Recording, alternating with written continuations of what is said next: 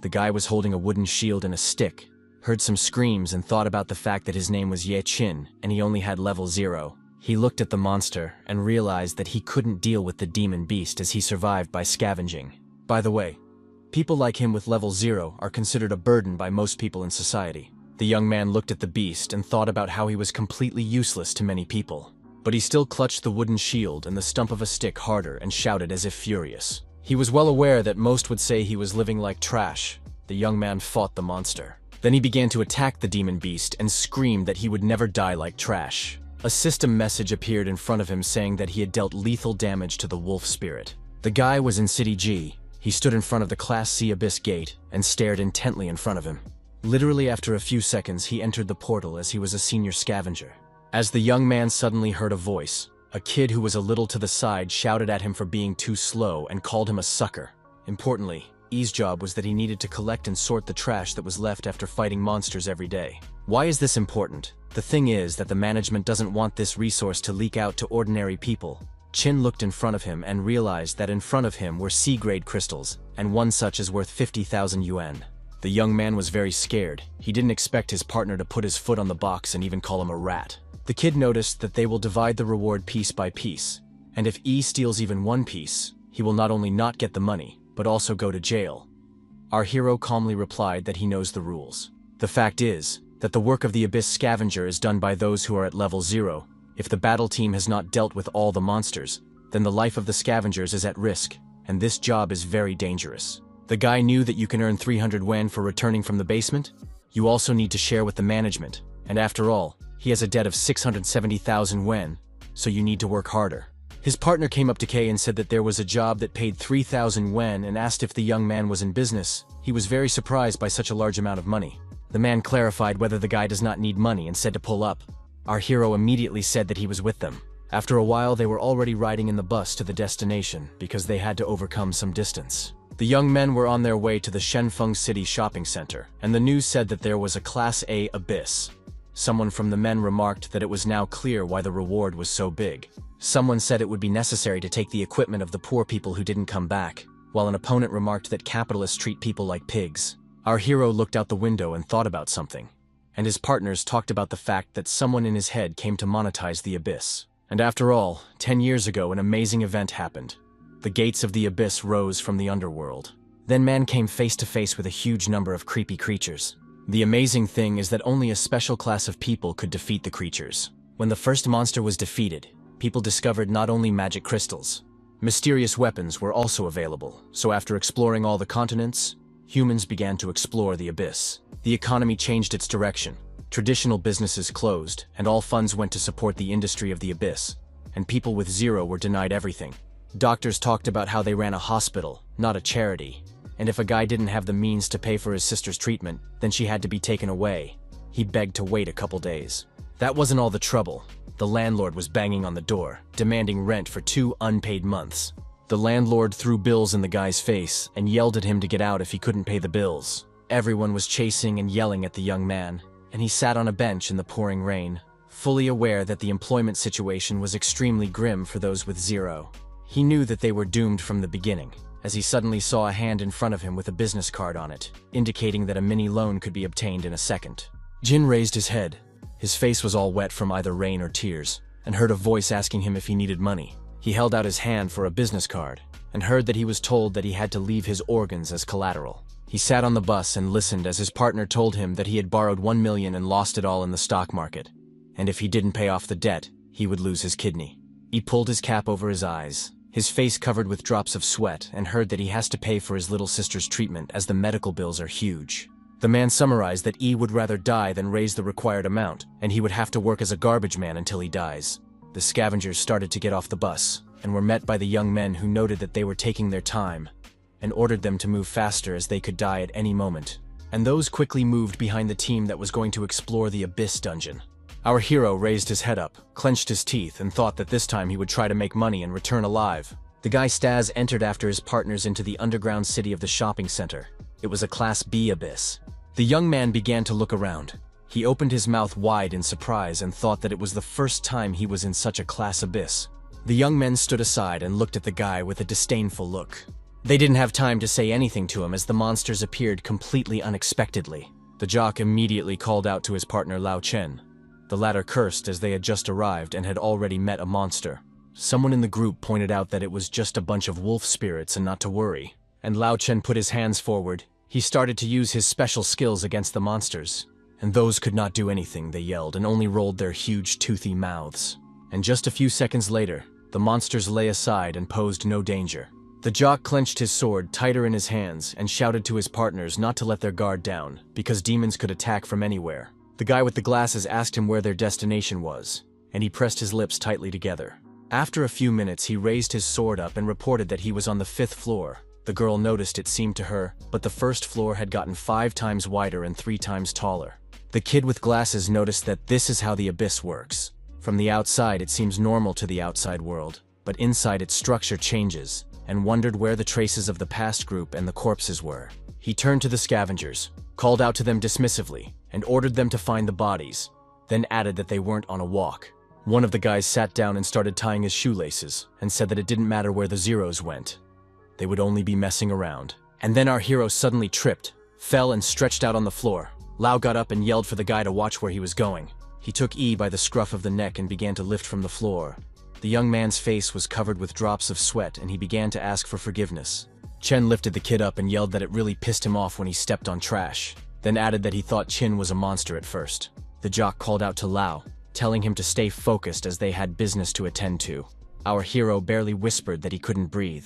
The guy let go of Yi. The guy fell down, and then stated to the young man, if he knows he's trash, he shouldn't go near him. Chin started to get up from the floor and thought about Chen being an arrogant jerk, and the guy in turn remarked that they had a dream team. Thought not of his partners, with whom he had traveled to the abyss to establish himself and his abilities. He was thinking about the scavengers he considered a burden, which was what he called everyone who was at level 0. Our hero squinted one eye, pressed his lips tightly together, and stared intently in front of him. He was thinking about something. A system message appeared in front of him saying that he had 99 points out of 100, and would soon move on to the next level, level 1. He stood there and reread it several times, as it was a huge surprise to the guy. Suddenly, people started shouting that a demon beast had appeared and they should run away, but Yef froze like a pillar. His face and neck were covered with drops of sweat. But the guy didn't realize that the kid from the battle group was such a coward. The monster's eyes lit up with anger, and a message appeared in front of the young man saying that the wolf spirit's health level was critical. The young man glanced at the monster with a drop of sweat appearing on his face. He saw a level 1 wooden shield in front of him, as well as a level 1 wooden stick. The young man looked at the wolf that was growling, opening its mouth wide and showing its fangs, and thought about the fact that the monster had a critical health level.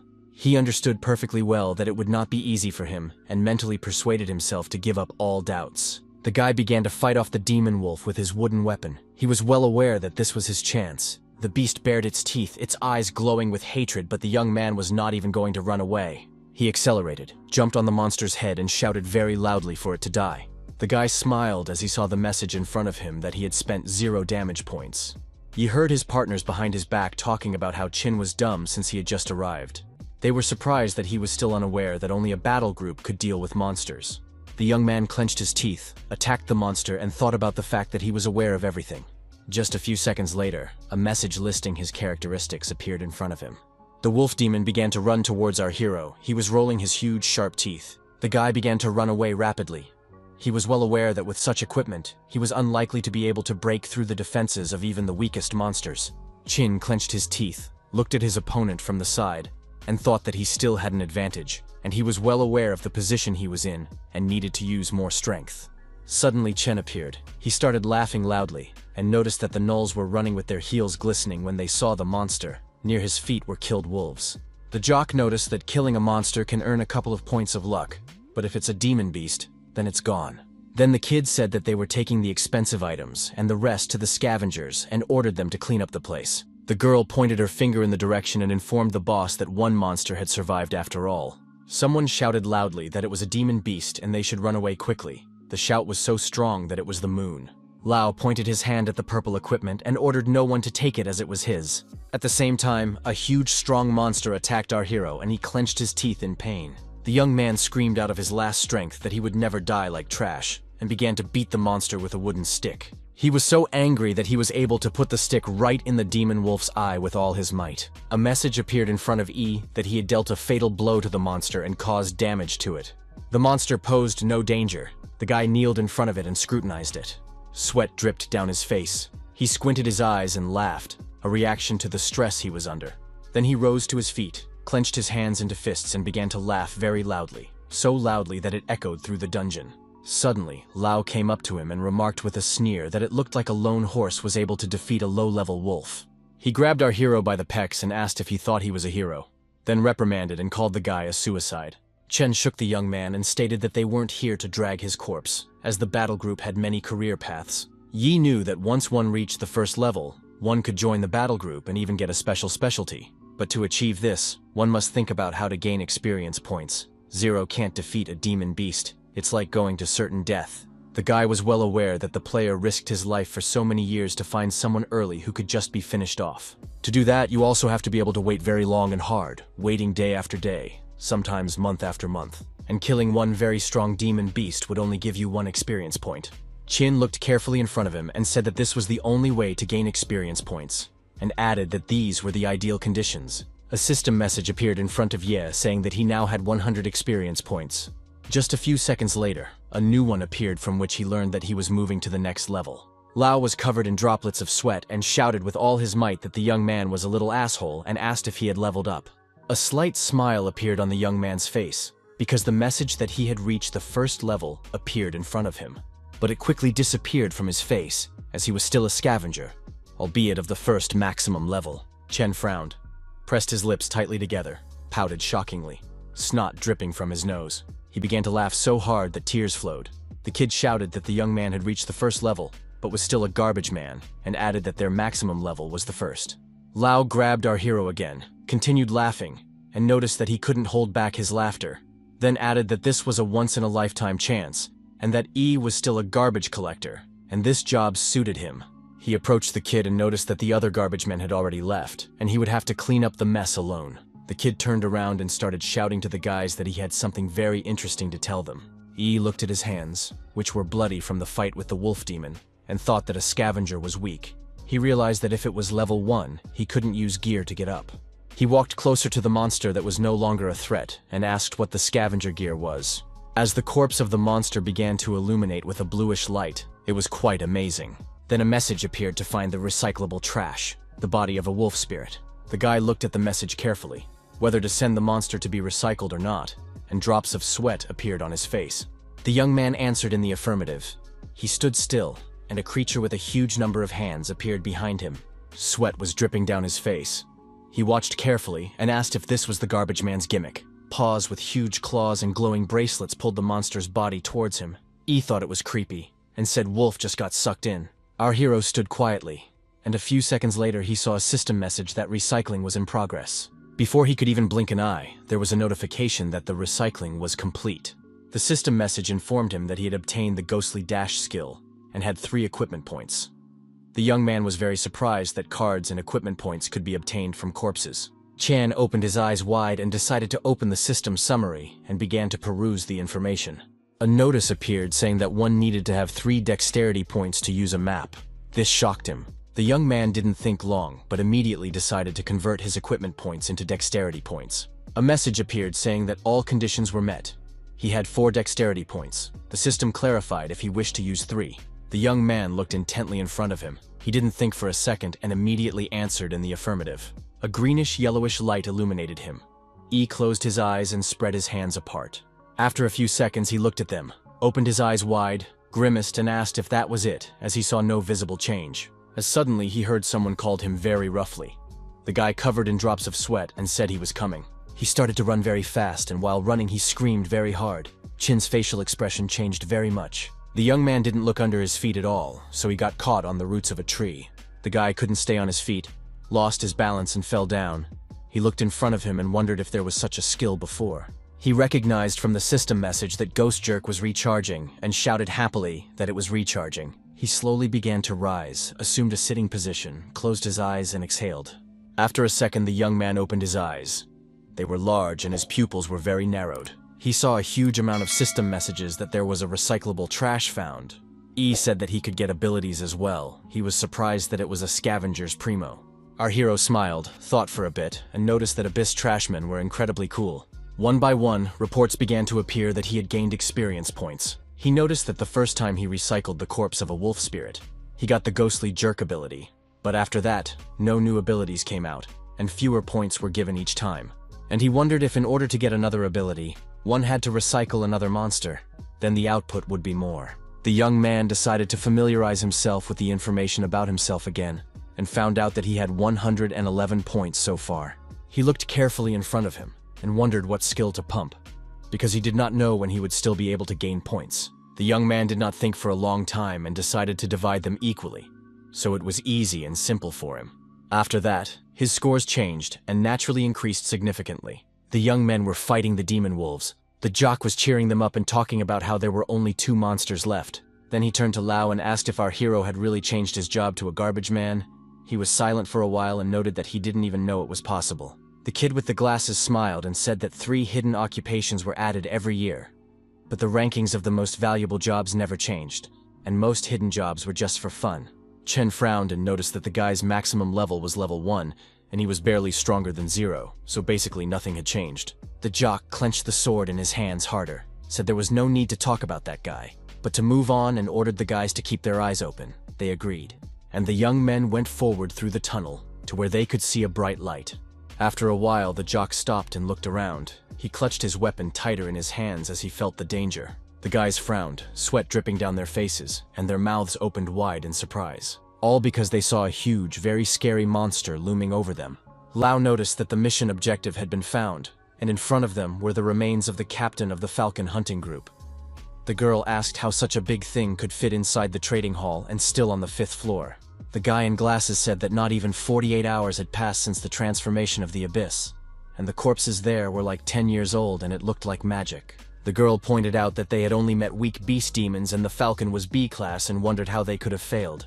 They looked under their feet and were very much surprised as the monsters started grabbing the young men's legs. Someone noticed that there were more than just beast demons here, and the news announced that a chasm had appeared in the mall, and also reported that 27 people had been reported missing. The jock frowned, drops of blood dripping down his face, and he shouted with all his might for everyone to get ready. The young men were well aware that this was an ambush. Some of them had noticed they were surrounded. Chen put his hands out in front of him, began to use some skill of his, and yelled loudly. He asked where the corpses were, and they were right there.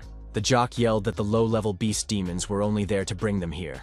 After a while, he started pointing his hands somewhere in the distance, and all the team members looked there. His pupils became like dots, and he whispered that the final boss of the Abyss was in front of them. From the system message, he found out that it was an Abyss carnivorous plant that was a Class A class. Lau had droplets of sweat dripping down his face in rivulets and shouted very loudly for the group members to look up.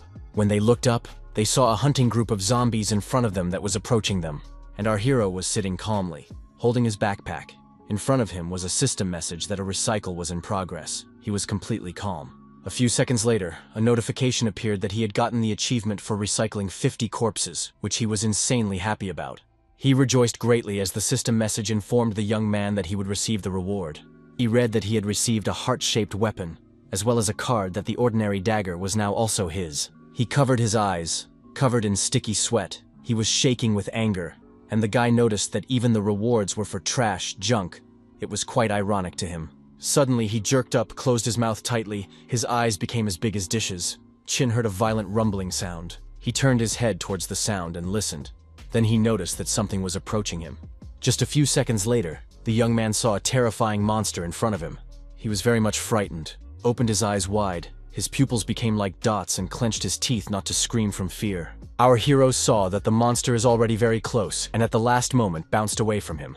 A system message appeared saying that he had activated the agility skill. Excellent evasion. The guy said that the monster scared him very much, and he was already thinking that he was already dead.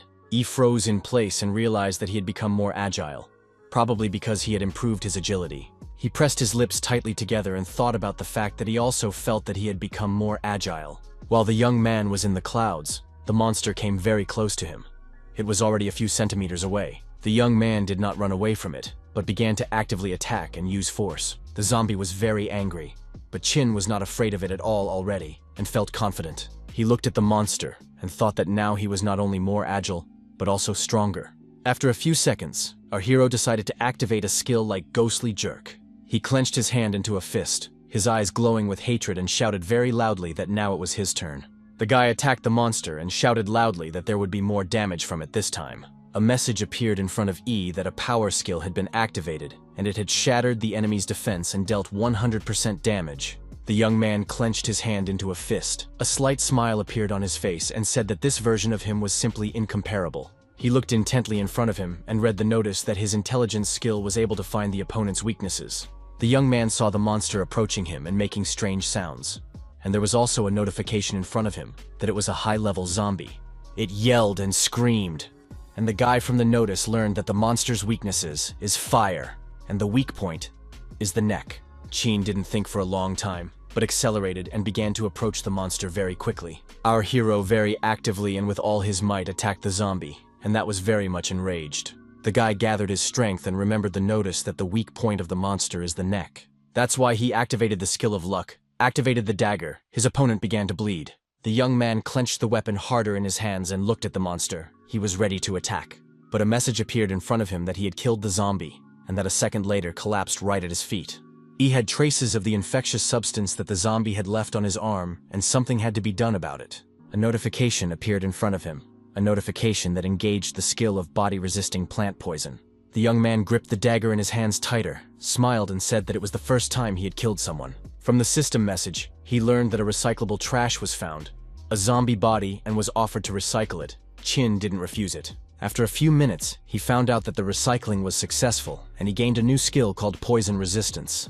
He looked at the card that appeared in front of him, and learned that the effects of poisoning were converted into beneficial effects. The young man wondered if he could now drink poisons like water and decided to use the card. A notification appeared that a new skill had been added, resistance to poisons, and that he had gained 5 points. A system notification appeared in front of our hero with his detailed characteristics. He summoned Decomposition, which was the name of a tainted poison that was very toxic and could not be consumed. The young man held a vial of poison in his hands and said that with poison resistance, all poisoning would be converted into beneficial effects. He began to drink slowly and remarked that he would see what would come of it all. A notification appeared that due to the resistance to poisons, the toxic effect was converted into a healing effect. E shouted that his wounds were as good as gone. The guy was notified that the duration of the effect was 10 minutes, and he shouted that this skill was so powerful that he felt a surge of strength. A sign appeared in front of him and he said that he remembered that the better pumped intelligence, the more weaknesses he can see in the opponent, so he made the decision to invest in it. And just a few minutes later, the characteristics of our hero changed. Intelligence was 10 points more than other indicators. The young man was looking carefully in front of him, when suddenly he heard some strange sounds behind his back. He slanted his eyes to the side and asked himself if he had missed the monster again. But when E turned around, he was speechless for a few seconds.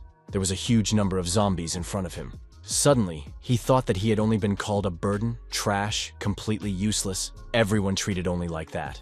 The young man held out his dagger in front of him and thought about what he was about to show everyone.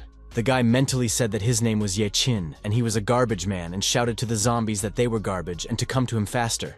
Meanwhile, the young men were fighting in the zombies and it used to be the Falcon group. The jock covered himself with his shield. It was very difficult for him. He clenched his teeth from the tension. He frowned, drops of sweat appeared on his face, and the kid was swearing and shouting that even though they were corpses, they were very strong. But the most discomfort came from the carnivorous plant that was also attacking the young men. And the kid thought of nothing else but to start retreating, which he shouted to his team. Lao flew forward at the speed of light. The appearance of the young men left much to be desired. Some had already been struck by zombies. The guy with the glasses couldn't be saved. The monster jumped on him and there was no turning back. The jock yelled that the zombies were right behind them. But Chen ran with his eyes wide open and thought about the fact that the monsters were so strong. He ran forward without recognizing anything in his path, and the blonde was still trying to fend off the attack. Lao clenched his teeth and thought about the fact that he had only come here for money and equipment, and to die here would be stupid. The jock turned his head towards the traitor and was very surprised to see him running away like a rat off the ship. He shouted to Chung what he was doing, since they were on the same team, and the zombies were coming closer and closer. Lao delayed just for a second, apologized, and told his partner that he would have to hold off the monsters. He started running even faster and yelled to his boss that he would definitely pay for his funeral. There were so many zombies and the jock didn't stand a chance, and he started calling Lao, who was already near the door, out of his last strength. His face was covered with drops of sweat, and the guy thought about the fact that he would lose nothing if he ran away. He also managed to collect a couple of items. He was tormented by the question of what excuse to come up with, that their team had died. He did not look around and bumped into our hero. From surprise, Chen fell, covered his mouth with his hands, and looked in front of him. The kid quickly came to his senses, since in front of him was a garbage man. He asked if it was true that Lao betrayed his captain to escape. The one answered nothing, only looked behind the back of our hero. Drops of sweat appeared on his face from fright. He got to his feet, began to look around, and asked the young man if he had done it all. Chen heard some shouting and thought about how he couldn't leave the guy behind, as he would definitely tell everything. He turned at Qing Yu and remarked that it was about time he got stronger, and added that he would feed him to those things right now. Lao wanted to hit the young man and had already put his foot in for a kick. But at the last moment, everything changed. A system message appeared saying that the use of physical force had been blocked, and the reception would be directed towards the attacker. Chen fell to the floor, cursed, and started yelling at Ye what he had done and started calling him names. The young man looked at his opponent with hatred and said that Lao was scum, and being a traitor was worse than being trash. And he immediately used his strength against the opponent. He swore and shouted like an eel. Our hero calmly stood and read the system message that the recycling process had begun. But just a few seconds later, a new notification appeared that the garbage was not recyclable. The garbage monster threw Lao to the floor, and E noticed that sometimes garbage should just be gotten rid of. A message appeared in front of the young man, saying that the trash recycling skill had been improved. Trash abilities could be recycled with the trash's consent.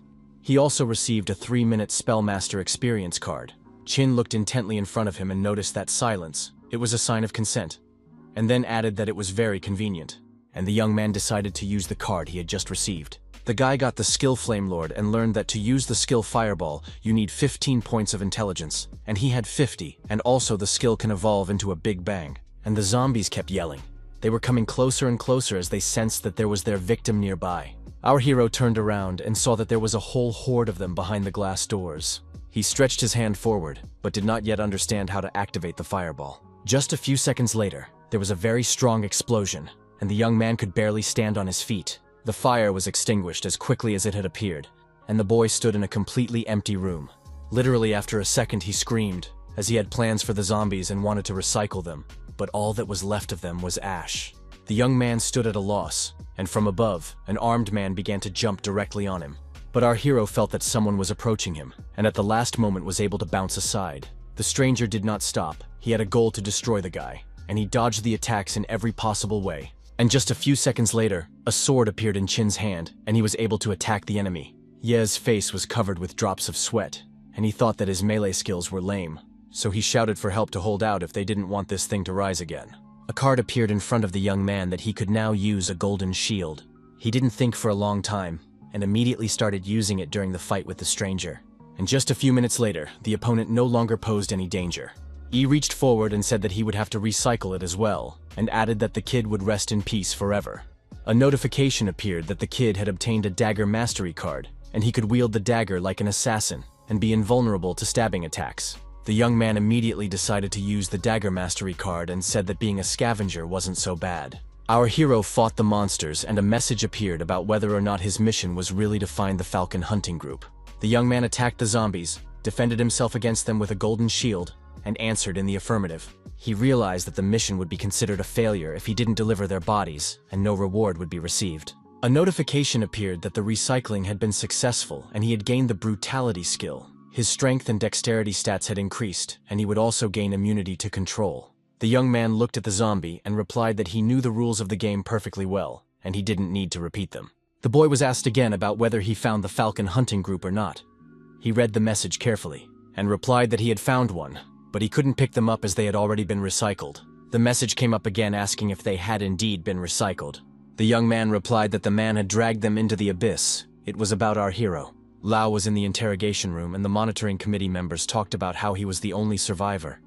And when they found him, his level had dropped to 1, and they had never seen such a thing before. Chen yelled that that man recycled his abilities. This is the proof, and that man is a scavenger. The members of the supervisory committee noticed that the guy's pollution level was high, and that's why he might be hallucinating. But he yelled that he was telling the truth. Our hero stood near the entrance to the B-class abyss, After the incident, he sold all the magic crystals on the black market, but he only got somewhere around 30%. The thing is that the business built on these crystals has always been a monopoly, so private transactions are considered illegal, so the black market set the tax rate at 70%. He thought about using his refining abilities in front of other people and worried about them not reporting something to the supervisory committee. He looked at his hand and realized that he had awakened to a hidden profession. They would immediately lock him up and start studying him. The young man thought about the fact that he had to make time to make some money while he was still out. The chief who had gathered everyone said that this abyss had just appeared, and it was still unknown until the end, so they would be rewarded double. And he said for those who can change professions to come up. Yi stepped forward and asked what the kid thought of him. He clarified Chin's level. The young man showed his hand and said that he was a level 1 garbage man. Someone in the crowd laughed loudly, and the head of the group asked where a sucker like our hero got so much courage. The kid from the group yelled that he should be among his own kind. The young man thought about the fact that if they thought he was weak, it would confuse them, and he would be somewhere in the Konev on the back of the group, and no one would notice if he started recycling corpses. Such was his brilliant plan. Someone shouted to the man in charge to let the guy go. Those present began to whisper that this was the daughter of a famous Liu family, and she had just awakened to her God-chosen profession. The girl told the young man to take the young man, as they didn't have enough people as it was. She was the rising star of the hunting group, the chosen one, and her name was Liu Xingjian. The head of the group called Ye a stooge, who is at level 1 and doesn't know how to do anything. But the blonde calmly replied that it didn't matter since they were only here for the numbers. The kid smiled and stated that they were only here to protect her, and she had the last word. And Chin was already thinking about being expelled again. And this wasn't the first time he had to play the role of a complete lowlife. He stared at the girl and thought about the fact that he had seen her somewhere before, and the name seemed familiar to him. The young man thought for a while and remembered that he had met Liu Xingjian 2 years ago. He was fighting a huge bear, and a message appeared in front of him saying that 1 point of death blow had been given. Just a few seconds later, the bear had already been killed and posed no danger. Liu looked at all this with amazement, and then asked if the guy was really a scavenger.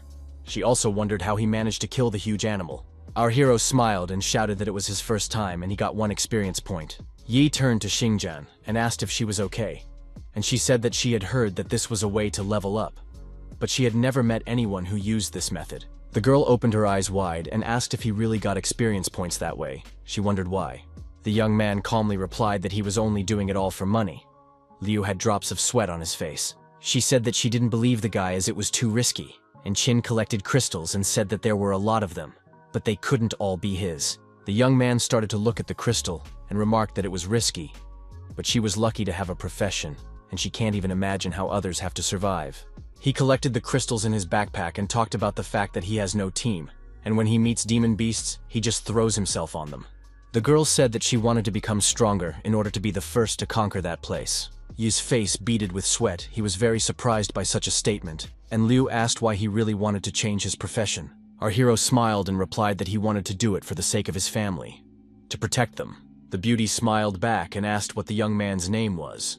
The man smiled back at her, looked intently in front of him and replied that his name was Ye Qin. The girl said that her name was Liu Xingjian, and she was sure that he would be able to change his profession one day, and when he did, she was ready to invite him to join the team and offered to conquer that place together.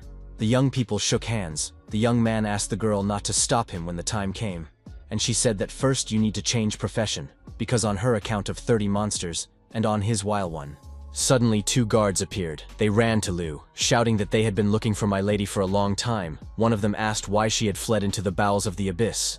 The second shouted at the garbage man to keep away from the beauty. The men grabbed Xingjian under their arms and talked about how their boss was furious and almost snapped their necks, while the girls screamed for them to let her go.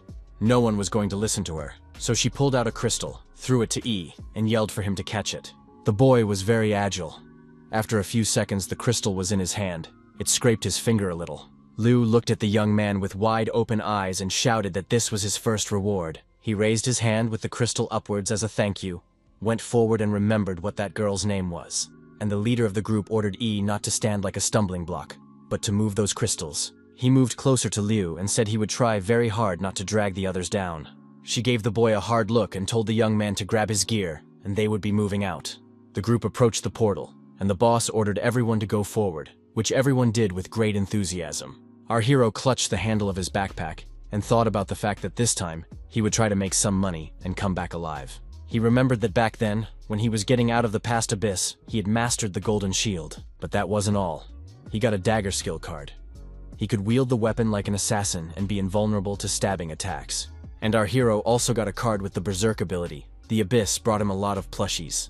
Sin remembered how he fought a huge number of zombies. It was a titanic labor. Back then, he had obtained the abyss boss ability, the super regeneration of a flesh-eating plant.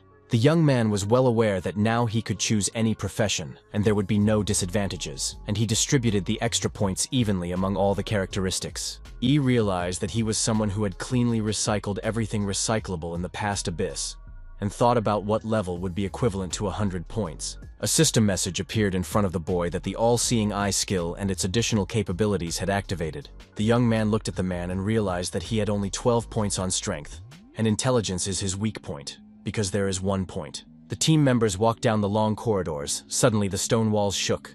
Everyone turned back, and the one in front asked if it was really an earthquake. Shin put the brick back in, laughed and said that this underground structure was somehow unstable. Suddenly, someone ahead shouted happily that they had found the chest, and our hero exhaled in relief. The boss reprimanded, and noticed that there were no dagger masters in their squad, and this chest was at least A-class.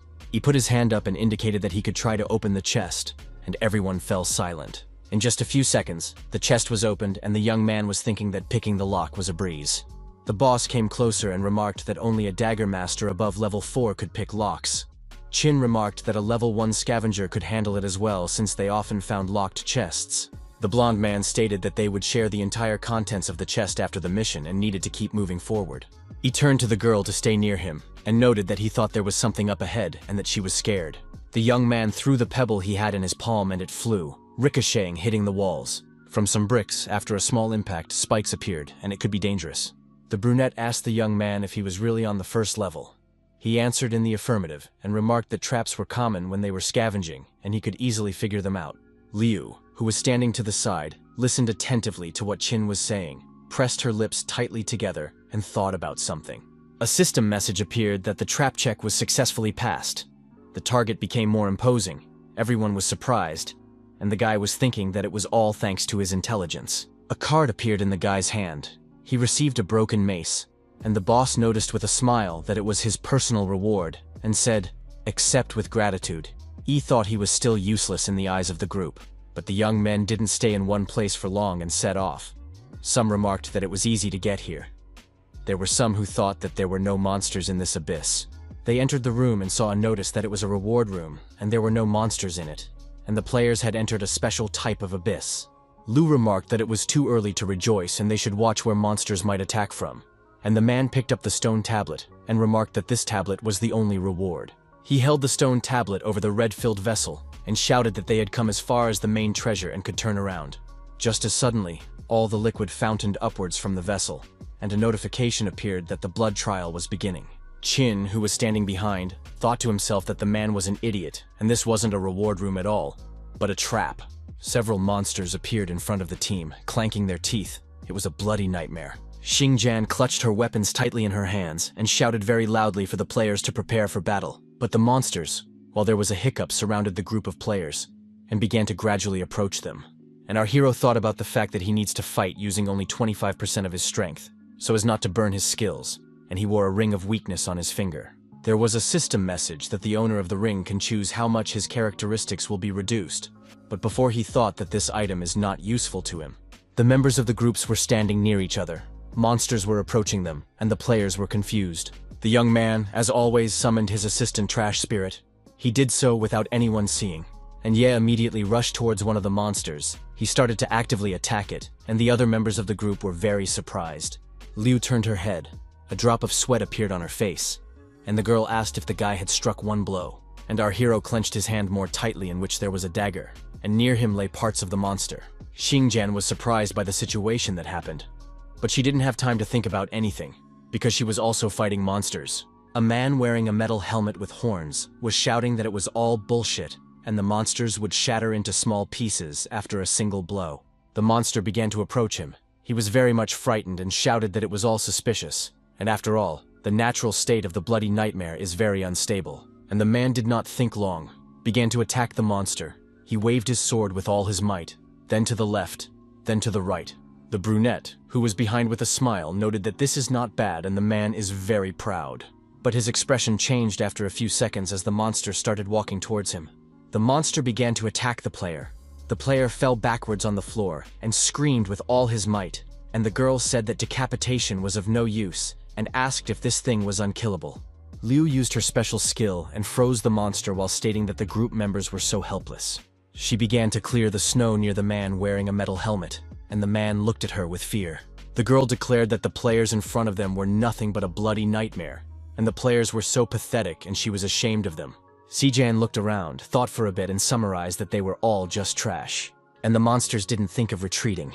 There were so many of them. They were coming closer and closer to the group members. The girl shouted that the monsters were very fast, and she didn't have time to read the spell. Kay frowned and remarked that since the sword was useless against them, we should finish them off on the spot.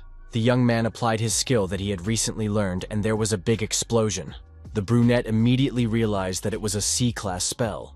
She was surprised that Chin was so quick to do everything. Our hero calmly looked in front of him, and someone from the group asked if maybe it was all a bug. After all, as a first-level player, he was capable of such a thing.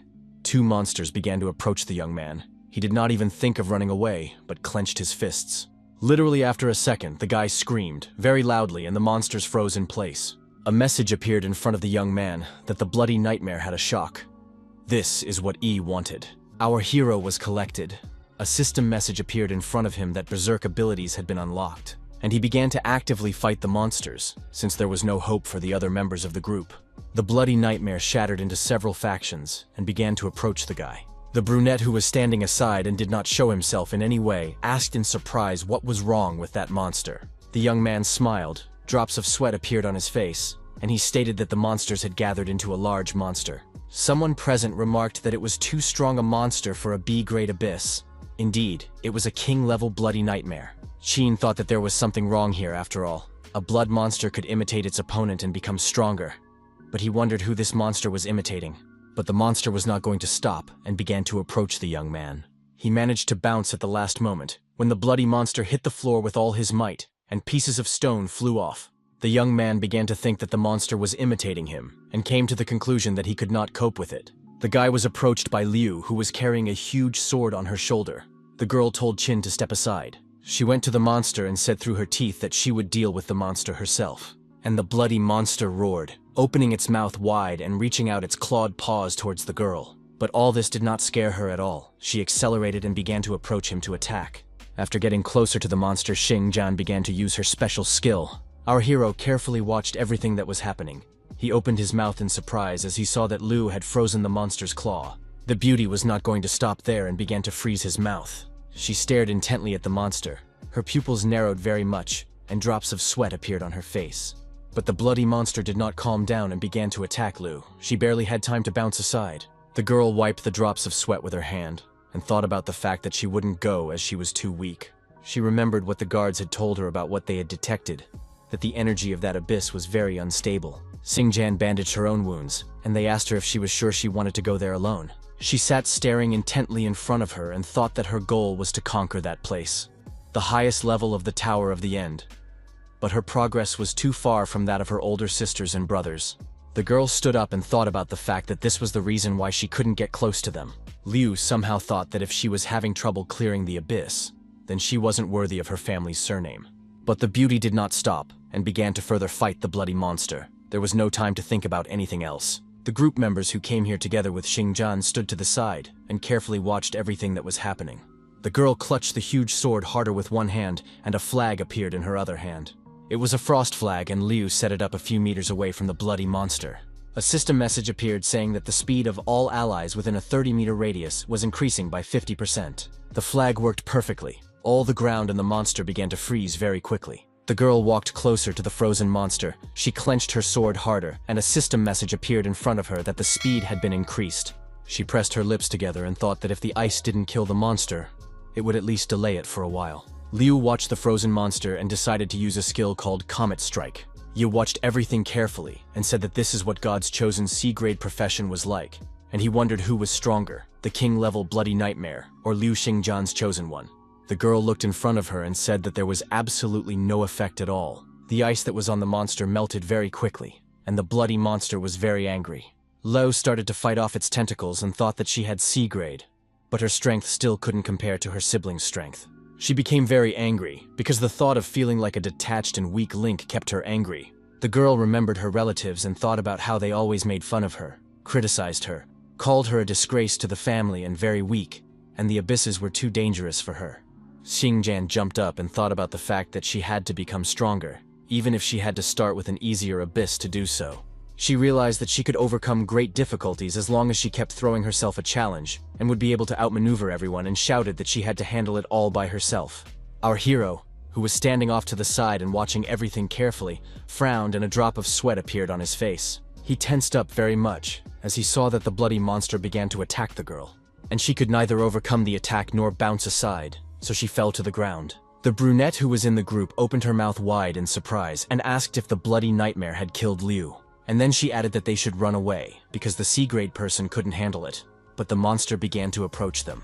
The young man didn't think for long. He clenched his teeth and started attacking the monster with his special skills. The other members of the group, instead of helping Ye, began to run away with their heels blazing. Xingjian slowly regained her senses and got to her feet. She clutched her weapon tightly in her hands. She opened her eyes wide with astonishment as she couldn't believe that a garbage man was fighting a monster. The boy attacked the monster as best he could, yet he managed to dodge its attacks. The young man activated his omniscient eye skill in order to weaknesses, and he thought to himself that this monster was a king-level monster, and it could survive under any circumstances, and its level was quite high. Qin clenched his hand into a fist and made the decision to activate all his characteristics to their fullest extent. The young man immediately afterwards began to attack the enemy again, but more intensely. The monster was burning, yelling, and wanted to attack our hero, but he began to run away from him very quickly. Liu stood aside and drank a health potion, and the girl who was standing nearby noticed that the young man is very fast. He was running away from the attacks, and thought that once he found the weak point of the bloody nightmare, they would all be saved. Qin ran up to the monster and started attacking it, and thought that no matter what part he blew up, it would still grow back, and he hadn't noticed the weak spots on its body yet. He pressed his lips together, and the thought hit him that it was as if the monster was being remotely controlled by someone. This thought shocked him, and the young man froze in place for a few seconds. And he shouted to the members of the group, who were sitting very far away, that the tablet had something to do with the bloody nightmare, and then told them to kick it quickly closer to him. The man in the metal helmet with horns began to slowly approach the stone. Although he was afraid, he still complied with the request of our hero, and the tablet flew. A notification appeared that the intelligence test had been passed, and now E could decipher the ancient writings. He needed to decipher the spell to break the blood curse. Chia tossed the tablet up and thought about the fact that the solution was in front of their eyes. And if only he knew, he would have used the all-seeing eye from the beginning. At this time, the stone tablet flew into the monster right into its huge toothy mouth. The monster froze in place, and a system message appeared stating that the invincible mode had been activated. Someone asked why the monster froze. The brunette said she was really scared, and the guy just whined. He turned his head to the side and calmly said about the bloody nightmare going into invincible mode. Liu approached the young man and asked if they had met before, and added that he seemed familiar to her. The boy was covered in drops of sweat, opened his eyes wide and asked if his girlfriend recognized him, and then said that they had met in the abyss 2 years ago. The young man said that he was a scavenger who earned experience points, and she witnessed him getting his first experience point in life, and Xingjian remembered that he was a scavenger, and then said that she remembered that the guy's name was Ye Xin. The young man had even more droplets on his face, and corrected that his name was Ye Qin. Ta smiled and remarked that she didn't know that the guy had also changed his profession. Ye folded his arms on his chest, smiled, and stated that he was now a level 1 garbage collector. Xingjian became sad and thought about the fact that the young man had risked his life and accumulated points time after time. She was surprised that the guy had become so strong and thought about why he was looking at her like that. And then she came to the conclusion that this scavenger was stronger than her. Liu gripped her weapon harder in her hands and said something about how that didn't sound cool anyway, and then pointed out that the tablet would circulate inside the bloody nightmare's body, and she could freeze it. That would stop it, and asked Qin to use the time to find the tablet. The young man tilted his head and smiled and remarked that 1 head, good, but 2, better. He turned his head to the girl and said that she could consider those half points as a reward, and offered to defeat that monster together and held out his fist. The girl smiled back, folded her hand into a fist and said, "Just don't get in the way." The team members came closer and asked what about them, and then added that although they weren't of much use, they were willing to fight to the end. Shin suggested that they should all go together and remarked that this way they would definitely get out alive. So the young men approached the monster and saw a tablet in its stomach area. Ye said that they had 5 seconds for the bloody nightmare to go into invincible mode. Otherwise the monster would go into a berserk state, and the slaughter would begin for the next 30 seconds. And he shouted for everyone to listen carefully, that 30 seconds was their last hope and they must return alive. A man in a metal helmet with horns started yelling that they had to come back alive. He yelled like a raging man, and our hero read a system message that the morale had risen. A notification also appeared in front of Liu, that the weakness had been reduced by 100%, and the regeneration rate had been increased by 15%. She stood back and watched as the group members shouted that they needed to return alive. The girl thought about not underestimating the scavenger and ordered the soldier to keep an eye on the monster's fury.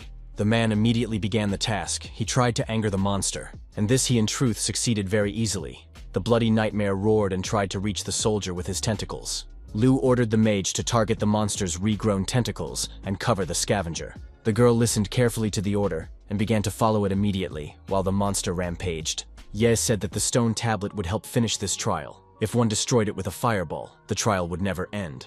Xingjian was very tense. Sweat drops appeared on her face from worry, and she asked what to do. Our hero replied that he was thinking about it, and then noted that he could carry the tablet with one hand.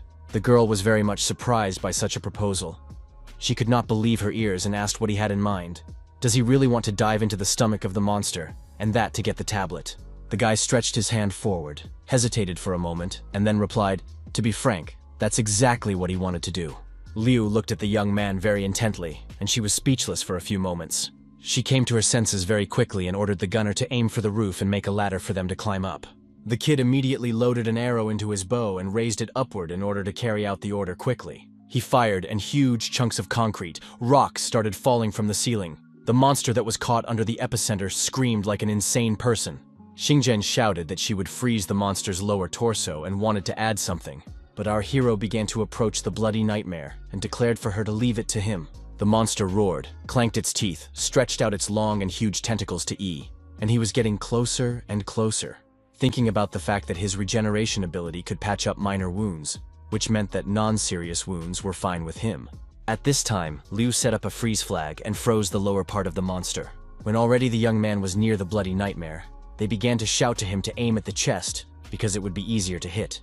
But the young man was bothered by the fact that he was not fast enough as he would have liked, so he added 20 points to his speed. This was because he activated the berserk state. Then he drank to activate the poison resistance skill. Because of that, his speed also increased. He thought about how he could finally use the potion cards he had picked up at the entrance to the abyss. From the system message, the guy learned that his defenses had increased by 15%. He became even faster and came closer and closer to the monster. E shouted that this was his finest hour. But the monster, although it was half frozen, the upper part of its body was perfectly in control. It swooped its tentacles from side to side. Qin didn't have time to dodge the attack, and the monster hit him several times and the guy screamed in pain. Liu, who was standing below and watching closely, opened her mouth wide in surprise. The bloody nightmare hit the young man very hard. He was flying from a great height. After a few seconds, the young man landed and said that this was his finest hour, but he screwed up, and then added that nothing else should be expected from a garbage man. But after all, he really thought it could work out. Our hero couldn't think of anything else to do but activate the recycling ability, but decided he would be the item. Just then, a huge purple monster with a huge number of clawed paws appeared. The bloody nightmare, who also saw it, opened its mouth wide in surprise. The players started asking each other what it was and where this monster came from. A message appeared in front of Qin saying that it was impossible to process a living organism, so the operation was cancelled. But he couldn't calm down and shouted, if it couldn't be processed, then it should be thrown away. He frowned, looked intently in front of him, pressed his lips together and added that he should throw it away with all his might. And the trash zombie understood his request very well and threw the young man towards the bloody nightmare. The one just from surprise opened its mouth wide, and in a few seconds E was already there. And after some more time, the young man along with the tablet in his hands shouted that the plan had worked. The monster collapsed to the ground with a huge rumble, and our hero clutched the stone tablet harder. He stepped aside and loudly, clearly recited the spell that was written on it. The monster began to crumble to dust, and a message appeared in front of the guy saying that he had passed the blood test. The team members who were standing aside began to swear. The mage girl couldn't understand what had just happened. Ah Liu opened her mouth and eyes wide, and then wondered if they had won. The young people started laughing, jumping up and down and shouting that they had won. There was a notification that the level had been raised. The raid participants were very happy as they received extra points to their characteristics. Xingjian was surprised that she had also increased her level. A solid amount of points had been added to her characteristics, and a message appeared in front of our hero that he had already reached the maximum level, and he only scratched his head, as suddenly a chest appeared, and the members of the group shouted that this was their real reward. One of the cards Qin managed to catch, by the way, a huge number of them appeared. The card depicted a sword and stated, "It deals damage, but the player must have level 10. The young man cringed and shouted that his maximum level was only level 1. A system message appeared and alerted him that the card could not be used at the current level. He looked at the gear that fell out and thought about it being his reward, but he couldn't use it. Yi almost cried. Lo remarked, since the guy was the one who defeated the bloody nightmare, he should decide how they would distribute the reward. And the young man was embarrassed at such words. He walked closer to the girl and whispered that he had something to tell her. Near the portal that served as the entrance to the abyss stood a huge number of people. The man ordered to contact the headquarters and prepare to send a rescue team. Suddenly, silhouettes appeared from the portal, and Xingjian calmly remarked that none of this was necessary. After a few seconds, it showed itself. The girl was collected and very serious. The mustachioed man was holding a walkie-talkie in his hands and was crying with joy, straight to the point of tears. He was very worried. He rushed to Liu, and the reporter who was standing not far away shouted that no other was expected from the Xingjian family, and the girl had already cleared the abyss. She was very proud and remarked that there was nothing she couldn't handle, and the team members quietly whispered in her back that it would all be their secret. And Liu noted that she was C-class after all. A young man approached the beauty and asked if it was true that their family was not poor. And he offered to sell her the cards, and also noted that he would make a discount on friendship, and it would all cost 500 crystals. And Xingjian agreed. And the young man told her that when she left this place, she should pretend as if he had never been here, and this abyss she had cleaned up herself. The girl opened her eyes wide in surprise. Drops of sweat appeared on her face, and she agreed to this proposal as well. Ye went back to the dungeons, and Liu said about her going with the other players, and he would pull up later. Xingjian lowered her head and thought about how this guy wanted her to stay in his debt. After a while, our hero sat beside the stone tablet and looked at it intently. He reached out his hand to it, used his skill, and a small worm appeared on the stone. Qin smiled and noticed that even a pathetic creature like him didn't want to be like trash and let others step on it. And he offered to become his power. The guy didn't listen to anything but activated his skill again. After a few seconds, a notification appeared that the bloody nightmare had been successfully recycled. From the second message, the young man learned that the body of the nightmare uses the life essence to summon a clone, and the one can imitate the host and deal damage. From the card, our hero learned that this ability can be improved, and the recharge time is 30 seconds. He got to his feet, applied the skill, and cheerfully said that it was all very splendid. The young man pressed his lips together and thought about how he couldn't wait to put this ability into action already. After a while, the young man sat in the cafe and watched the screen intently. He thought about the fact that he had given away all the equipment that Liu Xingjian's high level required, because a scavenger with a bunch of cool equipment would definitely not go unnoticed by the observers. Kay reflected on the fact that scavengers were so inconspicuous that no one would even notice if he started selling gear secretly. He closed his eyes, as he was well aware that no one would buy from a scavenger anyway. The boy accidentally touched the screen with his hand, and a message appeared saying that the gear was recycled, and he received 1 standard point. He was very surprised. A drop of sweat appeared on the young man's face, and he said that he had accidentally recycled it. Then a system message appeared.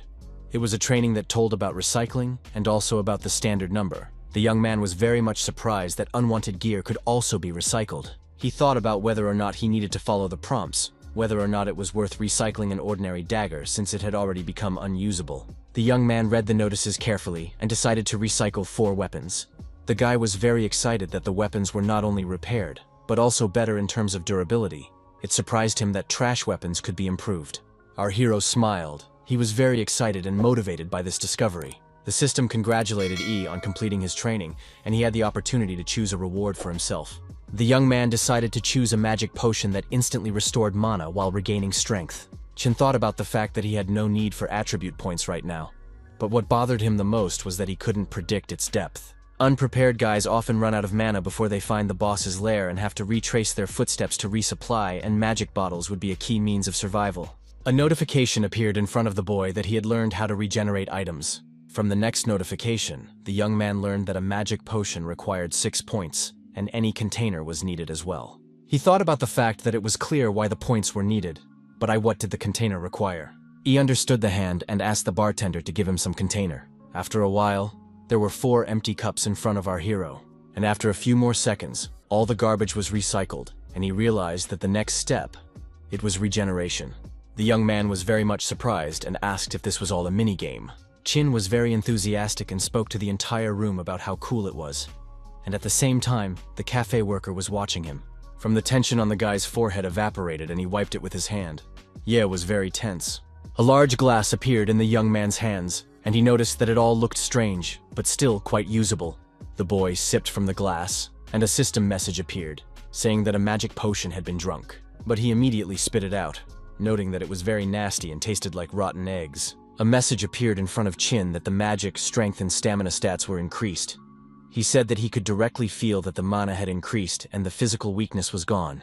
He began to leave the cafe and thought about the fact that today he would clear another abyss. No sooner had the young man stepped outside than he was accosted by a huge bald man who was smiling echitically. The young man stopped and stared at his opponent. He tensed up a little. The fat man laughed and noticed that only a few days had passed and E's behavior had changed noticeably. The bald man put his hand on the guy's shoulder and asked if he really hadn't found the crystals while he was rummaging through the garbage, and added that he had been looking for it for a long time and wanted to report it missing. Our hero calmly said that he had paid all his debts and asked to be left alone. The man put his arm around Chin and asked if he thought he was free, then added that he may have paid the money, but his contract was still in force, and asked him not to forget that he was a garbage man. His opponent frowned and added that E was making himself look so tough and clarified who he was trying to scam. He knocked the guy's glass out of his hands and remarked that he was really pathetic, then remarked that he'd been showing off and was probably guessing how this was all going to end. The men who came in with the bald guy laughed and said that the garbage man was always disgusting to look at. And according to the rules of overseeing Z job changers, the use of abilities outside the abyss was forbidden, the only exceptions being law enforcement officers and special armed personnel. So Ye looked at the camera and thought about the fact that he needed to find a blind spot to use his recycling regeneration skills. And the fat man said that the guy should eat the scattered pearls one by one, and then lick up everything he spilled clean. He began to laugh, calmed down a little, and added that he would help to collect the pearls, because they should help our lesser brothers. Our hero frowned, said that he agreed, kept quiet for a while, and then said that his opponent should first kiss his anus. The bald kid was very angry. He clenched his hand into a fist and yelled like a madman, but he quickly calmed down. All because he saw Rodrigo Caesar, the head of the Blood Oath Class C hunting group. The man grabbed the fat man by the tie and asked if they had gathered enough men. The man replied that they needed one more man. Caesar's eyes lit up with hatred. He frowned and asked where that last one was. The blonde saw that our hero was standing nearby and decided to call the young man. And then he noticed that the guy was hired. The bald man was speechless. His face was covered with drops of sweat. And he pointed at Ye, stammering, and said that this guy was a garbage man. Chin only looked at the men in surprise. The fat man said that Rodrigo would be fine with anyone who could fight, and he would go and find someone now. And the blonde man remarked that all the monsters under the blood moon at the entrance to the abyss would be very ferocious. Our hero frowned, pressed his lips tightly together, and thought about what this red moon was all about. Then he remembered that monsters would go into a berserk state during the red moon, but the rewards for killing them would be doubled, and the quality of crystals would increase. He pulled the hood off his head, smiled, and said to sign up for the trek as well. Caesar noticed that the guy was very bright, and the fat guy who was standing off to the side started to pour sweat. After a few seconds, the blonde waved his hand and told the guys to come closer to him. The young man stood there confused. He couldn't understand who Rodrigo was calling. The young man stood there confused, trying to cover his mouth with his hand and trying to cover his teeth with his mouth. It was Lao, and the young man immediately jumped on him, trying to cover his mouth with his hands and telling him through his teeth to shut up. Literally in a second, he took the kid behind the wall. He started wiping his face with his hand. Chen asked with hatred if he was awake, and he was really a garbage man, Chin remarked. If he didn't use the power of each of them then, they would all be dead, and thanks to him, the kid is still alive. Rodrigo approached them and asked if the young men knew each other. E smiled and replied that they didn't. The blonde turned around and remarked that he understood, because a man who killed members of his team could not have friends. Lao was shaking, and our hero asked him how he was able to get out of the dungeon. The kid said that the committee wanted to sentence him to 15 years in prison, but he paid a fine of 1.5 million and was released, and now he is bankrupt and has lost all levels. Then Chen said that Ye should reimburse him or else he would report to the committee. Chin interrupted him and said that if the kid said another word, he would recycle him like rotting garbage. After a while, the young men were already standing near the portal that led to the abyss. Zhou Tong, a level 3 bard, greeted them, noticed that they had joined the ranks of cannon fodder, and asked what their profession was. Our hero replied that his name was Ye Qin, and he was a level 1 scavenger. Lao Chen also introduced himself and added that he was a level 1 mage. Zhou put his hand on the young man's shoulder and said that all the rabble had gathered here and no one would make fun of him, and added that he himself had decided to trade his life for money, and there was nothing more humiliating than that. Yi thought that there was no way to fit in with this group, and the bard said that he wanted to introduce the other members of their suicide club, and then added that the team needed a leader, and he nominated himself. Lao Zhu, a level 2 healer, replied that they would comply since Zhou has the highest level. Lao Zhang, a level 3 warrior, reported that he had no objections. Caesar reported that in addition to the 6 main members of the Blood Oath, 5 temporary members would be joining. Someone in the crowd remarked that they shouldn't speak so highly of the cannon fodder.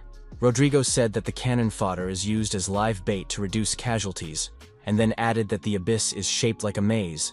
Each room has many traps, but you need to find the boss room. He clenched the key harder in his hand and noted that he had hopes for them, but if they met a monster, they should run away. The man was quiet for a while and informed if they wanted the money, at least one must stay alive. If one survived, then all the money would be his. He angrily asked why Lao Zhu was coughing and looked at the man who was covered in sweat. The man stammered and replied that he couldn't retreat as he had 4 daughters and had to feed them with something. Lao Zhang sighed heavily, sweat streaming down his face, and said he had to take the risk because his wife was dying. The bard didn't think for long and told all the players that it was already time to go into the abyss. The 2 brothers who were walking behind said that when someone dies in a cannon fodder squad, someone else always takes his place. It was all natural to them, but what was bothersome was that the new player's face looked too relaxed. The man remarked that it was the first time he had seen someone going to their death so calm. After a while, the young men stopped and looked around. The bard told Chen that everything was very strange. Since they didn't meet any monsters, the man got very angry. The brothers started talking about how it suddenly became very cold. It was most likely because the temperature had dropped. The bard tried to warm up, jumping from foot to foot and whining that he knew he should dress warmer, and E asked them to just keep walking. Just as something unpredictable started to happen, a huge clump fell in front of Joe. He couldn't understand what had happened and was informed that he was trapped. And our hero thought about how he had even managed to live to see this day. Toon whined that he was lucky and almost quacked. Chin rolled his eyes and thought the kid was too careless. The bard ran forward and suggested to forget about everything and just calmly move on. But he didn't run far as he saw some maggots. He opened his mouth and was covered in drops of sweat. The maggots were very big, and they were getting bigger and bigger by the second. The Lau brothers came closer, and one of them wondered if they were alive. Suddenly their shells began to burst and huge, sharp spikes appeared. The men screamed in fear. Level 5 demon spiders appeared in front of the players. They were screaming and baring their huge teeth. They were elite monsters that spat venom. Joe looked at the monsters and screamed as if furious. He hated spiders. Chen, who was watching from the side, immediately activated fire. But the result of his skill was exactly 0. The monsters only screamed. Everyone was very nervous. Some were swearing. Some wanted to immediately deal with the elite monsters. Oni of the players took out a weapon and began to attack the elite monsters, which squealed, "What is the power?" Our hero stopped beside an elite monster and scrutinized it. The monster grabbed the guy's leg and began to clench its huge teeth, but the damage done was 0. Just a second later, there was an explosion and the spider shattered into several pieces. Chen watched the young man from the side and asked why he was so arrogant. After all, he was just picking up trash. A system message appeared saying that raw materials for recycling had been found. Naturally, E confirmed the recycling. Thanks to this, he earned 1 attribute point. The guy also received a harness, a hardening poison. When the weapon hits the target, it is accompanied by a poisoning effect. A notice appeared that harnesses, an additional type of ability that can be used on items and equipment. Once used, once it disappears. The young man was very surprised that he could get not only skill cards but also arcana for recycling corpses, and he began to think about them enhancing equipment. One of the players was fighting monsters and shouted to E to stop dangling in the clouds, and if you can't help, you should retreat. Our hero had a sword in his hands and replied that he was on his way, and added that he wanted to try hardening poison on a regular blade. Meanwhile, the bard was running away from the monster and thought about the fact that he was the oldest in level, but he was very scared. The monster got very angry. It tried to attack the guy, but he dodged. He looked at his opponent and thought about the fact that his profession does not involve any fighting skills at all. He can only boo others. A microphone appeared in his hand. He raised it up. The kid was well aware that the situation was dangerous, but he knew what to do. Jo Tong brought the microphone to his mouth and began to sing cheerful songs. At the same time, he tensed up a lot. Our hero stared at him intently and couldn't understand what the bard was doing because it looked ridiculous. A system message appeared that the enemy had become stronger, and the monster began to yell very loudly. Ju had tears in his eyes. He started to run away and shouted that he had sung the wrong song, and the monster was very evil. It was jumping high up. The bard turned his head. He was very much frightened. The young man squinted his eyes, calmly watched everything that was happening, and then put his blade forward. Some of the players shouted very loudly that the monsters had gotten stronger, and those players rushed forward. The brothers were covered in drops of sweat, very scared, and started yelling to retreat. The mage tried to use his skills against the monsters, but he could not succeed, so he only swore. Our hero threw himself into the fight. He made the decision to fight the monsters no matter what. Spikes from the spiders flew in different directions. Chen, who was standing nearby and watched everything carefully from astonishment, wide open his mouth. Just a few minutes later, the monsters no longer posed any danger, and the young man clenched his weapon even more tightly and calmly walked forward. The brothers who were standing with their backs to what was happening couldn't understand who did this. Yi was thinking about the fact that spider demons were resistant to poisons, and it lessened the effect of the poisoning, while the men were discussing the bard's strength. Tun was covered in drops of sweat, didn't know what to answer, and thought about how he wanted to buster someone in the group. Qin looked at the monsters and thought about the fact that the monsters in this abyss had intelligence and wouldn't attack a target they couldn't see. His eyes glowed with purple fire, and he thought about the monsters that were left alive would turn around and leave. The monsters began to clack their teeth and make their own sounds, and the boy remarked to himself that it was all very predictable. The men who were standing nearby noticed that the monsters were retreating. Someone said that this was only the first location, but it was already so frightening. He calmly replied that there would be more, and added that he had recycled enough arcana, left one card just in case, and exchanged all the others for attribute points. A system message appeared in front of the young man saying that he had 54 attribute points. The bard said if the monsters retreated, then we should move on. The mage agreed to this suggestion. Toon held a torch and loudly announced that their mission was to go as far as possible, and they should be more careful from now on, and noted that no more traps were to be fallen into. Our hero listened carefully, rolled his eyes, and wondered if the bard was talking about himself. Suddenly, the young man saw a bluish glow near the columns. In the distance on the side, it interested him. A system message appeared in front of the lad saying that he had discovered a secret berserk zone. Yi thought about the fact that such zones appear because of the red moon. He wondered whether he should explore it, and our hero made a decision to choose a bloody nightmare that would help him. Literally seconds later, his absolute doppelganger appeared in front of him. Qin asked him to walk with the group for a while, and then he would pick him up. The bard turned his head and asked our hero's doppelganger with surprise where he was. The one only opened his mouth wide, and Toon remarked that he should keep up as he might die. At this time, the young man calmly began to enter the berserk zone he had recently discovered. As the hair on his head suddenly ruffled, he heard some suspicious sound. The young man turned his head to see who was behind him and clenched his teeth. He saw a monster, the kind they had already met with the whole team. The spider immediately began to attack E. The guy barely had time to bounce aside, and the monster yelled and clenched its huge teeth. Just a few seconds later, Qin had a dagger and began to attack the enemy with it, but he was very surprised as his attacks did not do any damage to the monster.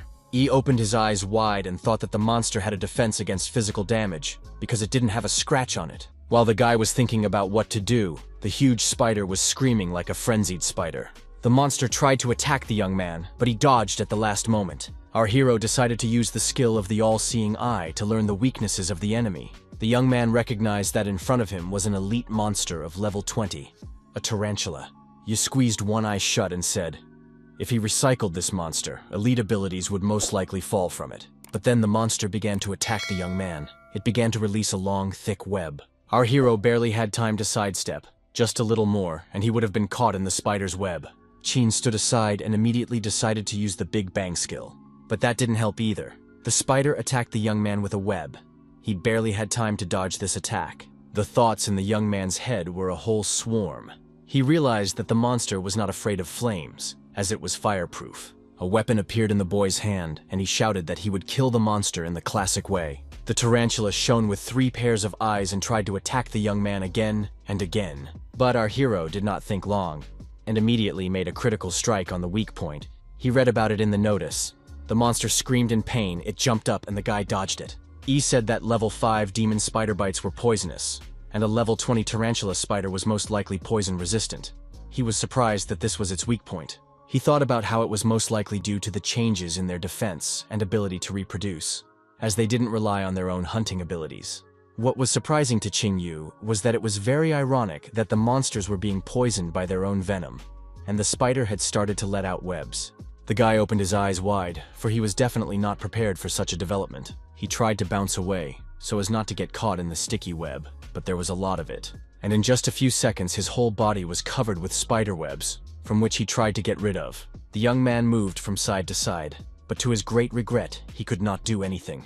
So he pressed his lips together and thought of nothing else than to activate the berserk state. Thus the guy managed to disentangle himself from the sticky, long spider web. He immediately approached the huge monster, which was no longer a threat. The young man attacked it with hatred, and the remains of the tarantula spider flew in different directions. A notification appeared in front of him that the berserk card could be improved.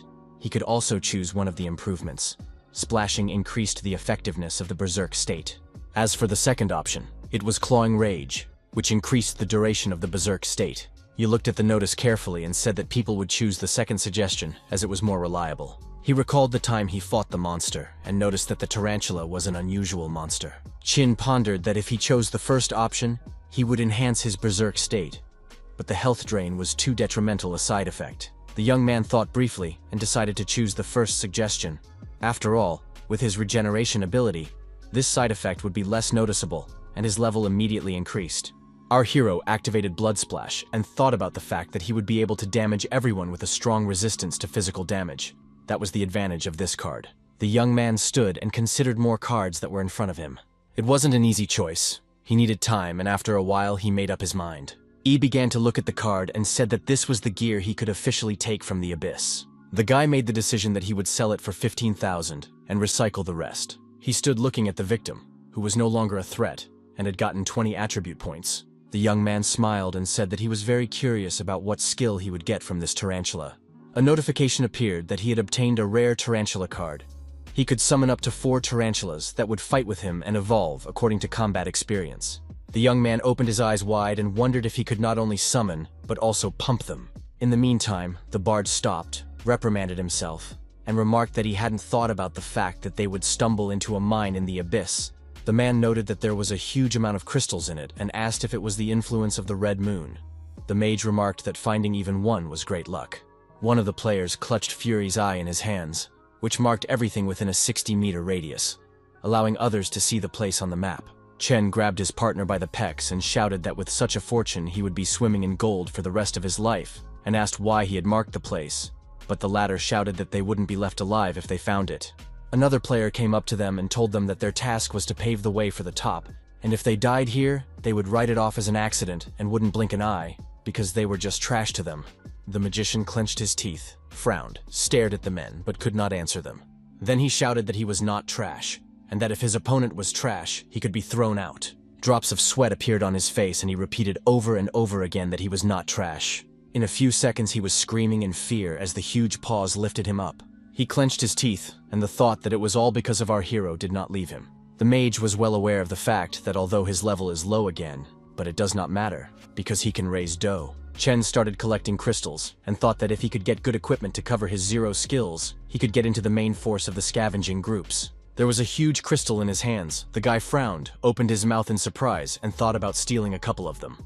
Suddenly, a notification appeared in front of the players that they were trapped. They were all very confused, and at this time, a red beam of light stopped on one of the team members' forehead. And in just a second he was lying on the ground and gave no signs of life. Chen only asked what it was. And in the meantime, our hero looked at the tarantula and admired this little creature.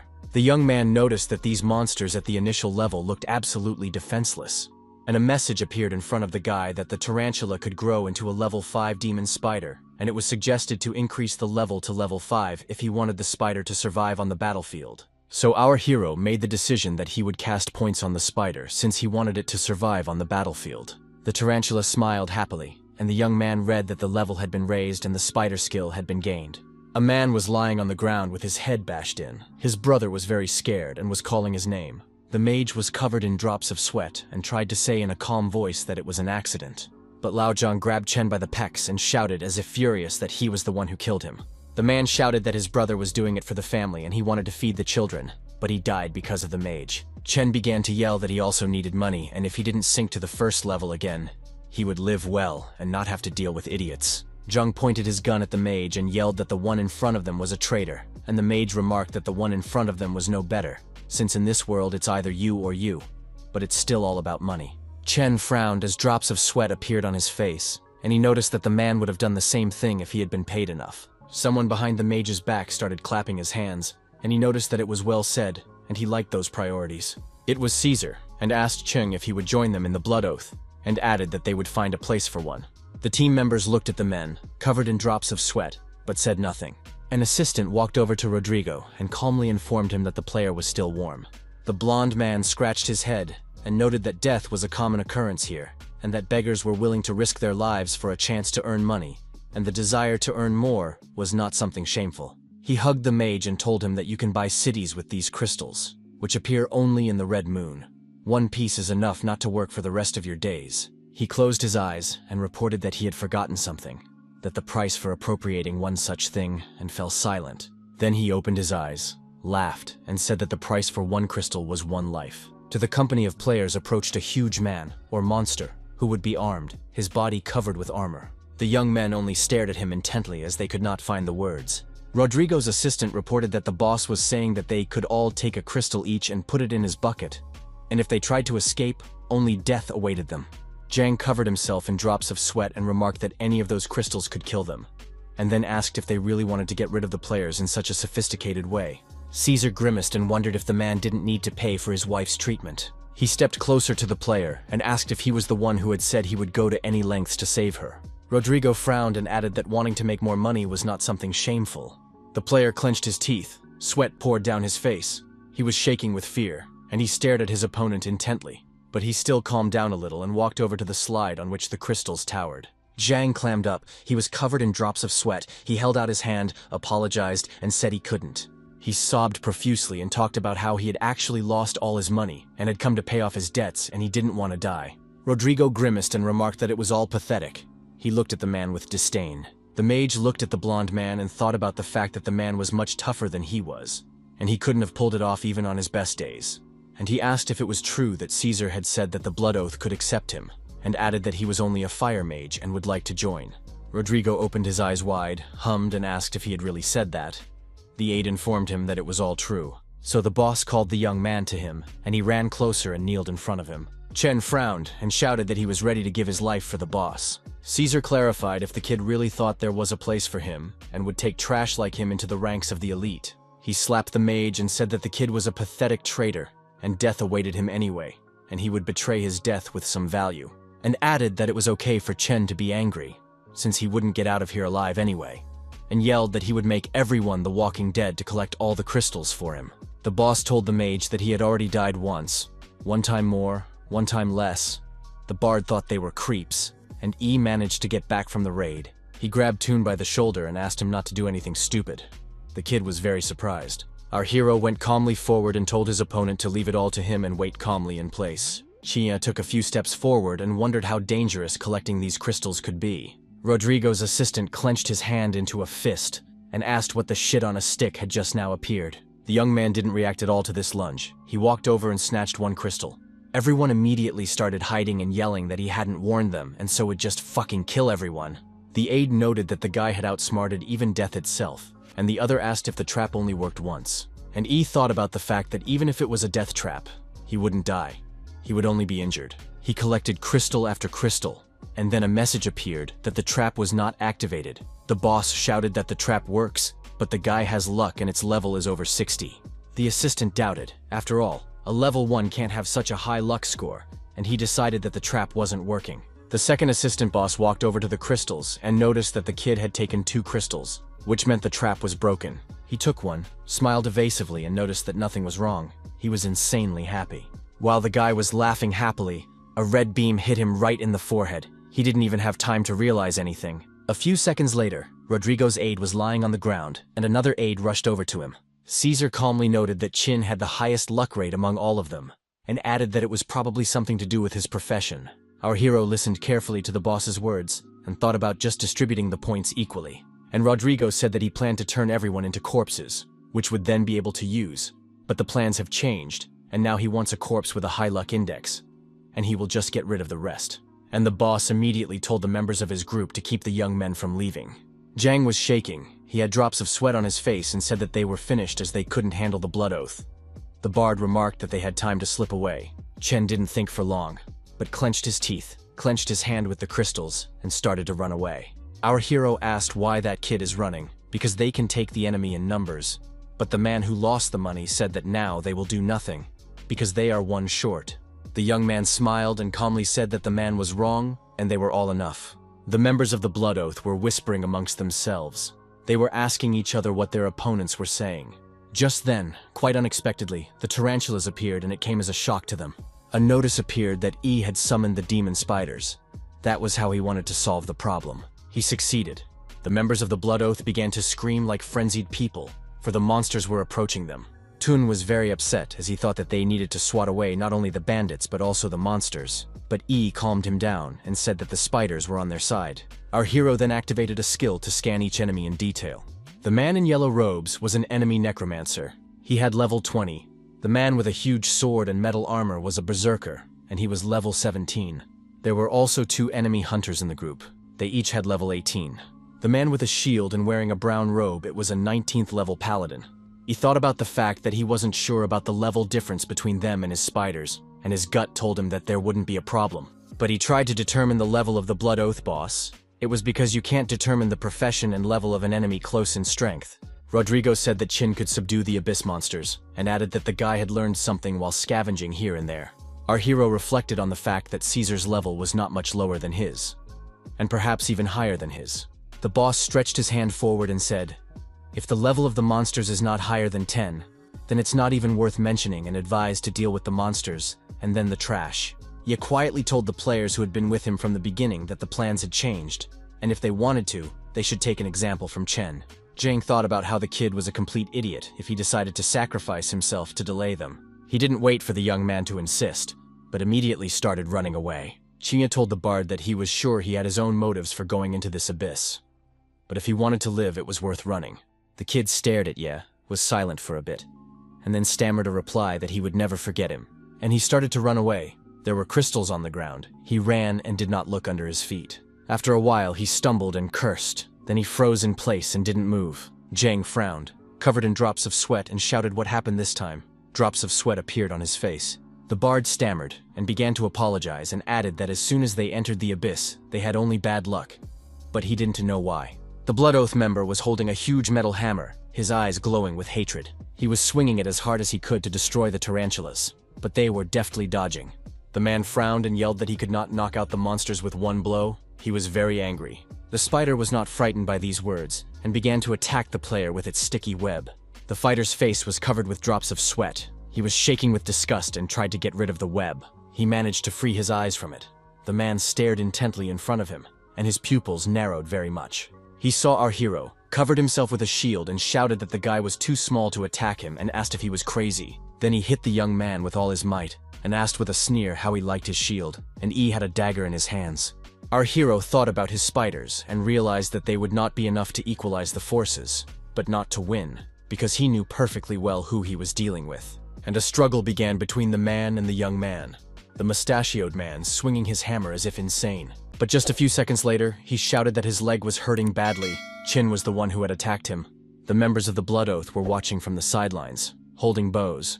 Then they fired arrows directly at our hero, but he managed to dodge at the very last moment. The boys were very much surprised and noticed that E could not dodge and decided to try again, because they thought that they missed. The shooter released an arrow, but the young man caught it on the fly and calmly snapped it. The Blood Oath member stared intently in front of him and couldn't believe what was happening.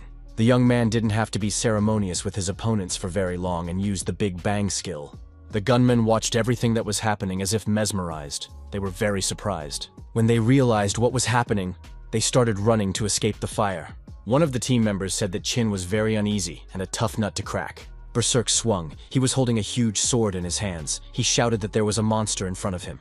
In one blow, he was able to deal with the tarantula spider. Its head flew aside and landed not far from the bard. The Blood Oath player rushed over to the kid, and the kid asked him not to get heated, because everything could be discussed. Berserk didn't want to hear anything. He waved his huge sword and shouted for the men to get out of his way. Jun shouted to Tung that they couldn't escape from this place because of him.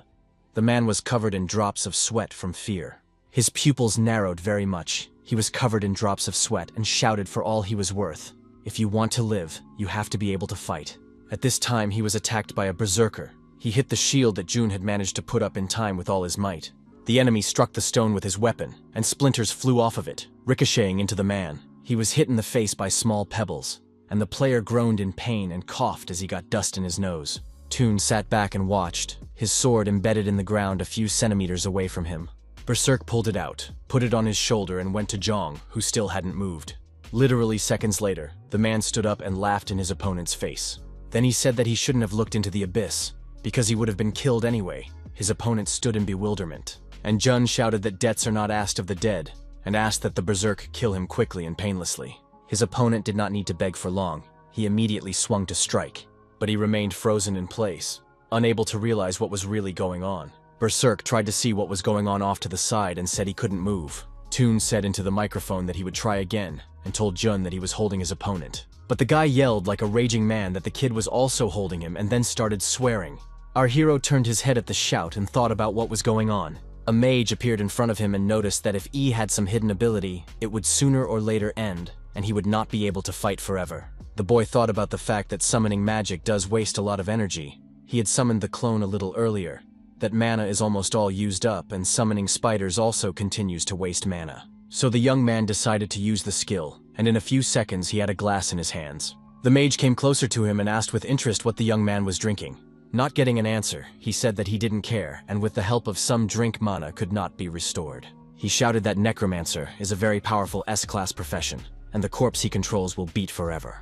The young man finished almost all of it from the glass. His pupils narrowed and he clarified, "Is it really corpse control?" He tossed the glass aside and said his mana was restored, and all the dead should rest in peace. The mage began to look around.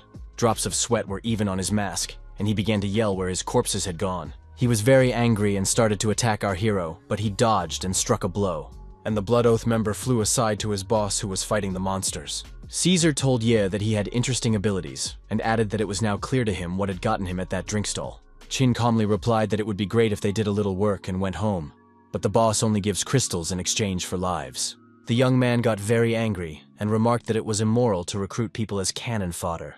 Rodrigo asked if the guy thought if he had potential he was no longer cannon fodder, and added that they were all his property, and then remarked that whoever is strongest has the power. That's how the world works, and E should remember that. The bard started yelling not to be killed, since he was just a handyman. The boss said that judging from the situation, they are cannon fodder and will not come out of this dungeon. Zhang, who couldn't move, shouted like a raging man that Tong shouldn't listen to anyone and kill the berserker. The man replied that he could only boo others and was incapable of killing a monster himself, much less a human. Rodrigo moved closer to Qin and said that one of their side would be destroyed. Our hero laughed and said that he understood what he was talking about, and then fell silent for a few seconds. He changed his face and remarked that everyone has the right to enter the abyss and get out alive. Caesar's eyes lit up with hatred. He folded his hand into a fist and called the guy naive. He didn't think for long, and with all his might, he hit the young man right in the stomach. He flew a few meters away. He thought about the fact that it was a very strong blow, and he had never met a stronger man. And in Rodrigo all the same that the demon became possessed, he began to laugh and looked completely insane.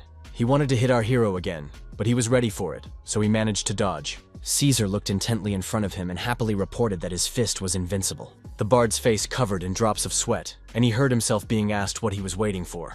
Berserk did not think long, and immediately began to attack the kid, and also called him a weakling. Zhou flew a few meters away and landed on the ground. He did not even try to fight, just looked at his opponent. Sheng rushed to the berserker and tried to hold him back. He realized that otherwise Tung would be finished. The man frowned and shouted to the bard to do something already. Naturally, the berserker heard everything, so he turned around to straighten up Zhang. His pupils narrowed very much. He was scared, and still yelled for Tun to do something. He talked about how the kid was strong. After all, there was a reason why he volunteered to be the leader back then. But Zhou remembered that situation and remarked that he was thinking about if he became the leader, he wouldn't have to kill with his own hands, and added that he wasn't strong. He fell to his knees in front of the berserker and informed him that he was just a nub and begged for mercy. He was asked if it was true that he couldn't do any damage, but could boo others. Tune heard it said about him that he couldn't pick the right target for a boost, and Rodrigo yelled for the guy to get the hell out of his team. So he went off to the side, but after a while the boss of Blood Oath came up to him and asked him what his job was. Tun looked at him intently and stammered and replied that he was a third-level bard. The boss invited him to come with him. In the meantime, our hero came to his senses, recovered a bit and decided to attack Caesar. But he was not a fragile 10 and immediately repelled the attack. He landed on sharp rocks. The head of the Blood Oath noticed that it was a martial arts technique that inflicted lasting physical damage at the point of impact, and if he tried to use magic, the wound would only worsen, and he would die. Rodrigo applied the skill, and informed him that this blast, an indicator of martial skills that would cripple even the strongest mage. Our hero clenched his teeth. Drops of sweat appeared on his face from worry, and he thought that it was too fast. He started to run away. The boss of the Blood Oath ran after him and shouted, "Does he really hope to dodge?" Sheen wondered if his opponent was losing blood when he used this skill. After all, that would be cool, as he suddenly became aware of something. He was running near Rodriguez and decided to call out to Tuna. The guy was very surprised. Caesar attacked Chinyes so hard that our hero flew away from him a few meters. The young man was lying on the ground and clutched his weapon tighter in his hands. The bard approached him. The young man told Toon that it was useless to hope that others would be merciful to him, because he was weak, and added that he had dreamed of it himself more than anyone else. He noticed that he, too, like the young man, was frustrated by his weakness. He remembered fighting the monster and reported that when he was weak, there was nothing he could do. Chin pointed out that there was no need to give up, and added that there was no need to be afraid of one's weakness. He was silent for a while, and reported that one should fear one's cowardice first. Our hero said that one should be afraid of falling in spirit. The bard was very much surprised by such words. He told about how he was scared then in the arms of the monster, but he supported himself, and still he was able to gather his thoughts and strength, and inflict critical damage on the monster. He told Toon that he succeeded when he gathered his will in a fist and made the first step. Our hero was able to get up. He sat down, wiped the sweat from his face, but he did not let the weapon out of his hands, and then said that he knew that he had been preparing to become a king all his life, and even when he was a weak scavenger. These words surprised the bard very much. He could not understand what the young man was talking about, but he clenched his sword and remarked that if he didn't get stronger, he would die. And compared to the taunts, it was better to just disguise himself and avoid fights. Toon looked intently in front of him and said that he wanted to get stronger and wanted to be strong in spirit. Berserk moved closer and remarked that the bard was talking nonsense. His level was no match for his 17th and he couldn't beat him, and added that he was very interested and would just stand there. And Toon picked up and tossed his weapon aside. Berserk was closely watching everything that was happening and was very much surprised. As suddenly the bard had a microphone in his hand, it honestly came as a shock to everyone present. And the kid brought the microphone to his mouth and shouted that now there would be poetry and lyrics. Berserk stared intently at the bard and couldn't understand what was really going on. The boss of the Blood Oath was very much surprised. He couldn't believe that Toon was behaving adequately. Our hero laughed merrily and announced that he had found the best booster in the world. A notice appeared that all damage dealt was increased by 15%. Defense, speed, and resistance also increased. And the young man summoned a bloody nightmare, which literally in a few seconds jumped on the berserker's back. And the latter stood in bewilderment and could not understand what was happening and what E was so excited about. And the bloody nightmare began to gradually consume the berserker while he was at a loss. When he pulled himself together at least a little, he began to scream to be let go. He was very scared. The bard, who was standing off to the side, was watching everything that was going on intently. To E jumped Rodrigo and began to attack him. He was a young man in the face and screamed to die. He punched our hero with all his might. He put all his hatred into his punch. Chin pressed his lips tightly together and thought about the fact that he had fast regeneration due to his strong magic. He looked closely in front of him, and was able to determine that the berserker's condition left much to be desired. The duel between him and the Blood Oath boss continued. E didn't think to back down. He attacked Caesar again, and the guy wondered what was happening to his armor, why the guy was able to wound him with a regular dagger. And the guy thought about how Bloodspatter didn't care about armor, but still Rodrigo's martial arts were making him sweat. The young man thought about the fact that this fight needed to be finished as soon as possible. Caesar frowned, his pupils becoming like dots, and he thought about the fact that this was all very interesting. He was fending off attacks, and the thought of having 20 years of practice kept him on his toes. He just couldn't lose to some garbage man. So he hit the young man with all his might and wondered if he could feel the difference in strength. Rodrigo hit one more time and noticed that those who had a martial arts skill could change their profession to King of Destruction, or Street Fighter. and the fight continued. Despite the fact that our hero was not easy, he steadfastly held the blow. The young man clenched his teeth and looked at his opponent with hatred. His pupils narrowed with anger. The boss of the Blood Oath said that he hated weakness, so he focused all his attention on strength. Yi didn't listen to him, but jumped up and used an instant heaven-shattering punch. The bard, who was standing to the side, watched everything that was happening with bewilderment. Caesar smiled wryly and remarked that it was stupid, and Qin wanted to meet his instant death blow face to face, and asked if the young man thought he would lose to him, such a brat in strength. The kid grabbed his clothes and said he wanted to add all the unallocated points to his strength. A system message appeared saying that 176 points had been added to the strength, and the young man tore at his hoodie. Rodrigo looked at the notification with bewilderment. He couldn't believe it. He thought about the fact that his strength increased instantly, and even his muscle mass gained. The boss of the Blood Oath laughed and caustically wondered what was the point of all this. The young man thought about the fact that he was still behind in martial arts techniques, but he clenched his hand into a fist harder. He realized that he now had enough strength to hit his opponent properly. The young man didn't think for long and attacked his opponent first. Caesar looked at his curved fingers and noticed that the blow was very intense. The bard, who was standing aside and watching everything carefully, thought about the fact that E was so strong. Our hero accelerated to deliver another blow to Rodrigo, who was just lying on the ground and had no intention of getting up.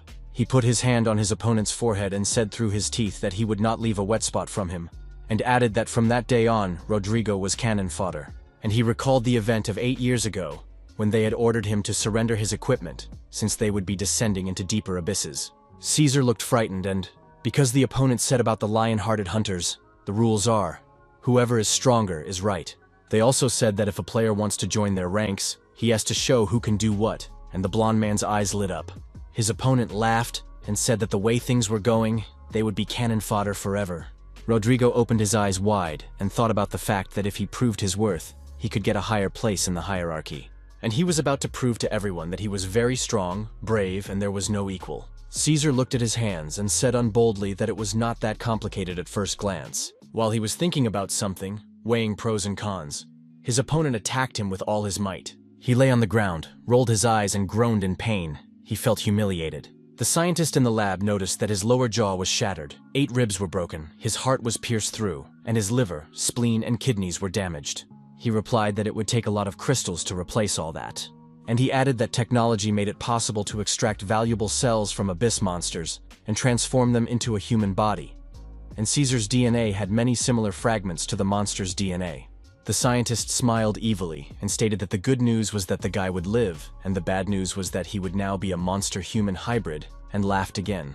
Rodrigo was informed that he had proven himself worthy to join the Lion and Heart as a full member. The monster told him to pick up the badge that lay on the floor and become his extra hand, his dog. The blonde began to stare at it, and then wondered where the others were. The monster's eyes lit up with hatred, and he replied that the useless rats were dead. Caesar was covered in drops of sweat, and his opponent declared that this world would swallow humans whole. He touched his nose and thought about the fact that if he couldn't show his worth, he was nothing more than trash. A notification appeared that the indestructible skill had been applied, and the defense, damage dealt, and speed were greatly increased. Our hero stared at his opponent and wondered if he had regained his strength, and he began to attack the young man with all his might. He hit him with hatred. Sparks and lightning flew from his hand. He said that the hallmark of magic crystals is rich energy and bubbling magical power, and during the blood moon they are especially strong. Rodrigo, who had a change in his face, reported that thanks to the transplanted monster organs, he could also be energized by the power of magic crystals. He showed his fearsome teeth and noted that he could briefly become stronger than the Abyss boss. A message appeared with a hint that the boss Rodrigo Caesar had been discovered. The next notification alerted that the berserk state had expired and the state of powerlessness would last 30 seconds. E asked what happened to the boss's body and added that it was bad timing. The bard asked if everything was all right. Rodrigo rushed forward. He clenched his hands into fists and shouted with all his might for Qin to surrender. But our hero answered nothing, only stared intently in front of him, and Toon was terrified. Caesar began to kick the rocks and shouted for Ye to let go of his human body and become an unkillable monster. Huge blocks flew towards Ye and the bard, who barely had time to dodge them. And the boss of the Blood Oath raised his hands up and shouted that he was accepting the price of this power. His eyes glowed with red fire, and he grew red horns on his head and laughed like a raging man. Tun opened his eyes wide. His pupils became like dots. The kid was shaking with fear and started swearing. He looked at Caesar and thought about how they couldn't handle high-level players. But Chin, who hid his strength, was much worse than his companions.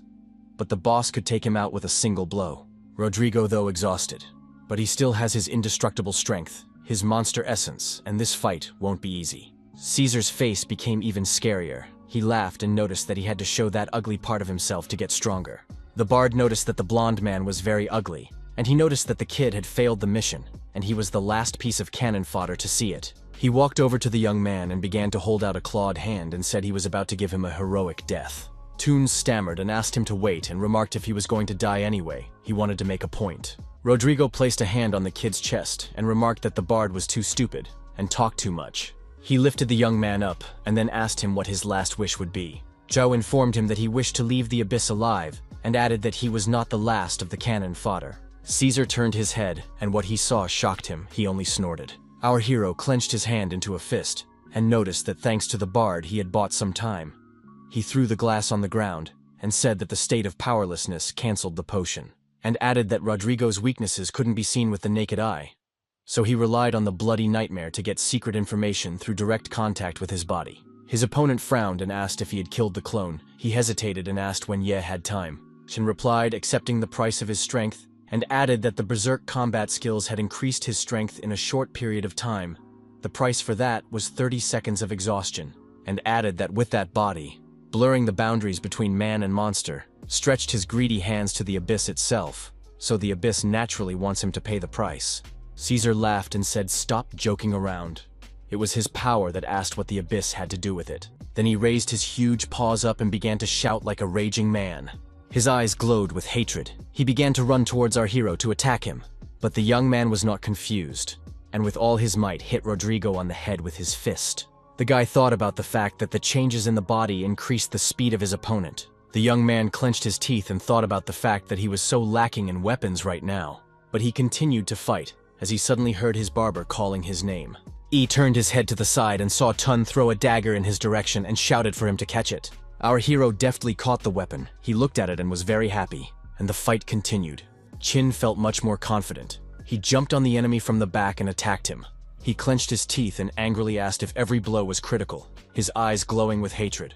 The boy said he was too much for him, but he had just added a few points of agility. Rodrigo shouted that the young man had angered him and added that he could not live now, because he would destroy him, as he was a superior being. He began to attack the young man, but he easily dodged his opponent's blow. The young man laughed, clenched his hand into a fist and laughed, then used his special skill. He attacked Caesar again and calmly noticed that the man was no more than a monster in his eyes. The entire back and head of the Blood Oath boss was ablaze with fire, and he screamed in fear and terror. This made him all very angry. Rodrigo was approaching our hero. He wanted to straighten him out once and for all. He calmly watched everything that was going on, and noticed that the monster had gotten hold of Caesar, and he could not be saved, as he was mutated. He calmly asked his opponent if he could hear the call of the abyss, but he remained silent. After a while, he shouted as if frantic for E to bend as he had shown his worth. He shouted that he should not die as he was not cannon fodder and began to run forward. Toon noticed that Rodrigo had gone off the rails, but be that as it may, this was still their chance. He spread his arms out to the sides, looked up somewhere, and continued to laugh like a raving lunatic. E approached the bard, called out to him. He turned his head and was very much surprised. A bloody nightmare was consuming his body. A message appeared in front of our hero that he could get a rare reward if he defeated Caesar without killing him. This surprised Chin very much. He thought about the fact that this madman won't come out of here alive, but if he accepts this challenge, he will get the reward, and decided to try after all. The young man disappeared and managed to tell the bard to divert Rodrigo's attention and added that 5 seconds would be enough. E thought for a while and said that Rodrigo could not be killed. He heard some screaming but did not pay attention to it. Our hero confidently stated that the monsters belonged to the abyss, and monsters could not leave it. The young man calmly summarized that the abyss will accept with open arms those who have given up their humanity. Caesar went somewhere, and the young man informed that such were the rules of the abyss. Chin spoke of hearing that monsters enter a berserk state during the blood moon. And Rodriguez went into the cave. He gradually moved away from the young men, not even thinking of attacking them. There was a man sitting above the chest who was talking about smelling fried. But if he survived, it was a huge fortune and time to grab it by the tail. He saw a lot of treasures. It was Magician Chen who shouted that he was rich and free. He had pumped up skills and a new life. And behind his back was the boss of the Blood Oath, who was coming closer and closer. He was so excited that he didn't even notice or hear anyone behind him, and that was Caesar. The guy was beating his bows in front of the young man and asked him to be his boss, and promised that from now on, he would always be with him. Ye covered himself in drops of sweat and replied that he couldn't be that cool. And Toon remarked that when he heard him say that Chin knew he had been preparing to be king all his life, he realized that he would follow him anywhere. Our hero remarked that he was just pretending to be cool at the time, and if you look at it now, it's total bullshit. The bard noticed that it wasn't bullshit, and only after listening to him he realized that he was worth it and had goals. The guy asked what Tung's goals were, and the guy said he was talking about how the bard was the best support for him. Ye was surprised to hear that he didn't remember such a thing. Joe, on the other hand, smiled, frowned, and said that he wanted to become the king of support. The young man stared at him intently, and thought about the fact that a guy with agility 2 and luck 1, and he would miraculously survive on the battlefield, and if he kept encouraging him, it could only hurt him. And the bard said to Chin, just imagine that he's the boss, on the front lines, and he's reinforcing him in an ambush and they have a team. But our hero interrupted him and remarked that he wouldn't want him to go further into the abysses. Toon opened his eyes wide, drops of sweat appeared on his face, and he asked, stammering, why he had made that decision. He thought about the fact that his opponent could strengthen others, but he himself still needed to be protected, and it was so supportive. And then said that he didn't want the young man to risk his life. The bard sat puzzled.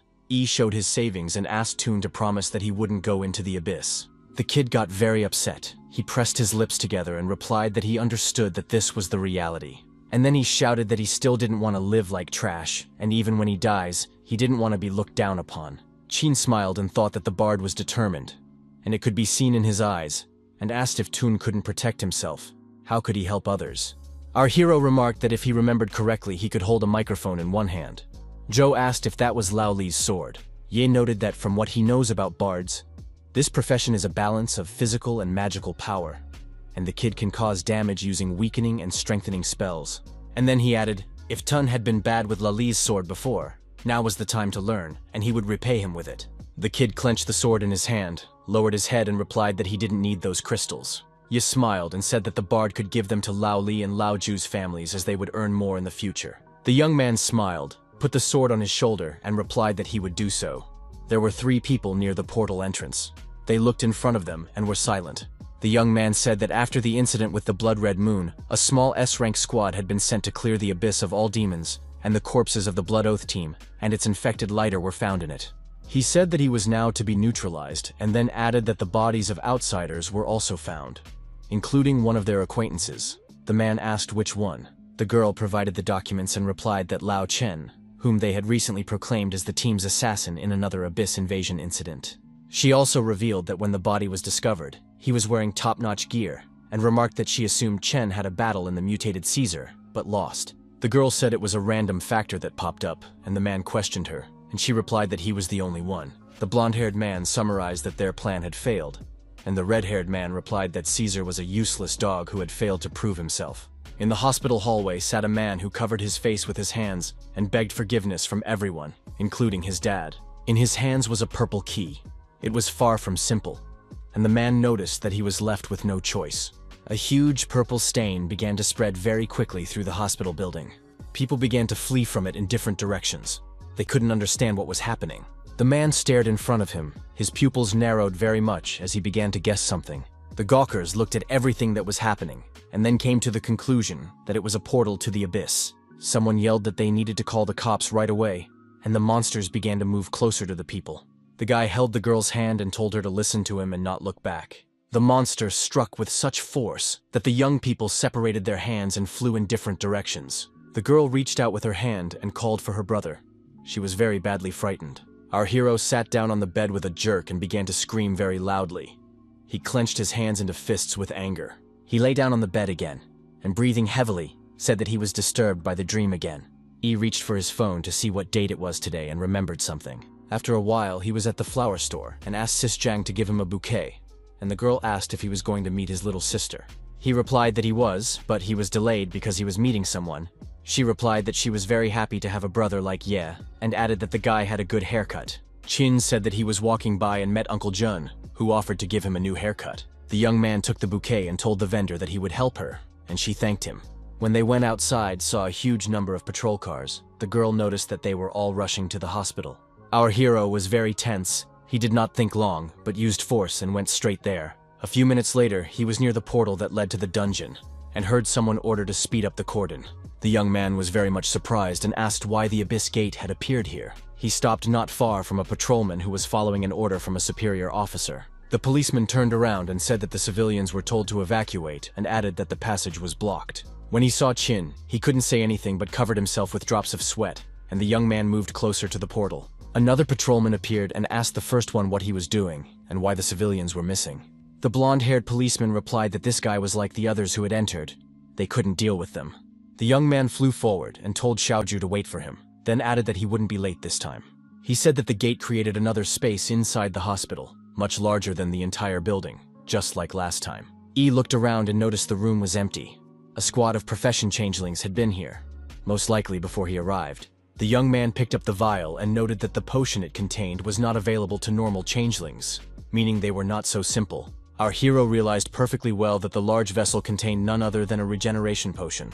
A notice appeared, saying that the magic regeneration potion instantly restored 85% of magic energy and got rid of the feeling of fatigue, reducing all mana consumption. Qin said that he would go alone to look for Xiaoju, so the consumption of magical energy would be huge, and one must be prepared for anything. After a while, the young man stopped near a fork. He didn't know where to go. That was why he decided to use such a skill as the Eye of Observation. A notification appeared that he would not be able to return once he chose a path, and he said he had to choose one direction as it was a one-way route, and he chose a different path than the one the rescue team had chosen. He noted that the abyss is vast, and he doesn't know how long it will take to get to the end. So the worst thing is to try to go through all the offshoots. He realized that there was no time to think about it, and ordinary people wouldn't last long here and needed to act fast. The young man ran forward and said that this clear red path meant he was the first one here. He turned back, his face covered with drops of sweat, and the guy said that the way back was swallowed by darkness, and there was no way for him to return. A certain object appeared in his hand, and East said that he had already seen the power of this object, and if he was in the maze, he would be able to mark the places he was already in. A notification appeared that he had used the Eye of Argos, and the young man asked to see the map. A system message alerted that it was impossible to display the map outside the area. Qin said that it was now clear why they were marking the road with the sword. The device didn't work in the abyss, and remarked that it was most likely the legendary rule abyss. He looked carefully in front of him. There was a maroon slurry spreading across the floor, and the boy assumed it was a trap room. The young man clutched the weapon in his hands and said that he didn't hear the sound of the mechanism, so it wasn't. A monster appeared behind his back, but our hero looked ahead and noticed that the abyss was very quiet, and the monster, which very quietly crept up, had already brought his huge weapon to strike. The young man sensed something wrong and managed to dodge at the very last moment. A system message appeared, advising that the young man was fighting the monster ineffectively. He clutched the dagger harder in his hands and wondered if it was physical immunity. The monster became very angry, its eyes glowing with hatred, and it roared. He pressed his lips together. A notification appeared in front of him that he had deafness status. He thought about the fact that perception was indeed greatly reduced. He looked at the monster and thought about the fact that he had underestimated the danger of this place. Qin squinted one eye and concluded that he had encountered a rule monster. This all reminded him of an event that happened to him back then, 3 years ago. He was young and naive, looking around, seeing silhouettes that made interesting sounds.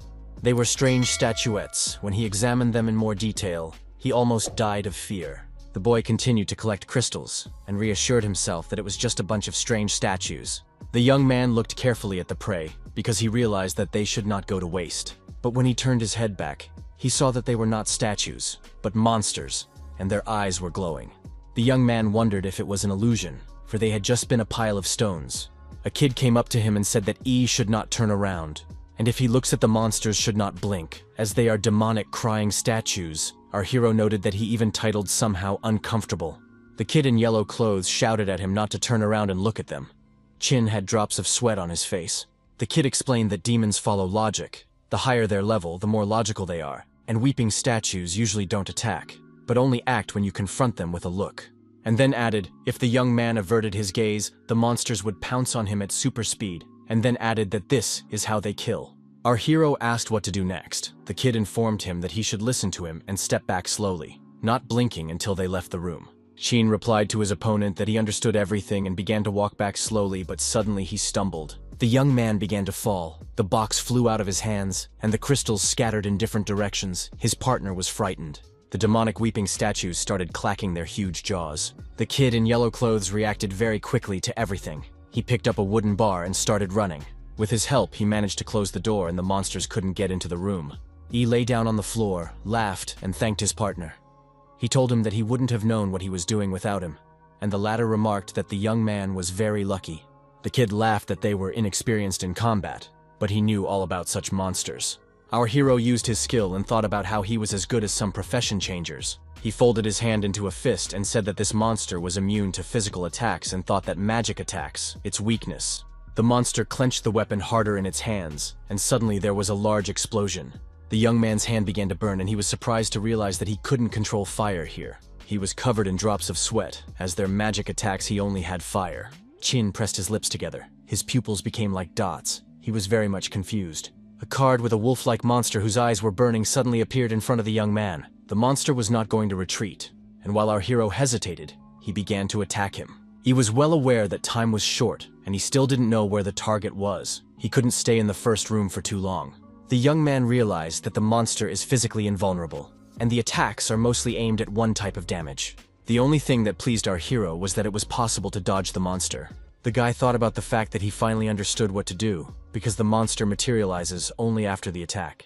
He understood that before the sickle is swung, the monster loses its defense against physical attacks. Our hero rejoiced because he realized that this was the monster's weakness. Suddenly the monster changed and E thought that this is his second form, and it is very interesting. He changed in his face, covered in drops of sweat, and thought about the fact that he only lost his hearing, and now he can't see normally either.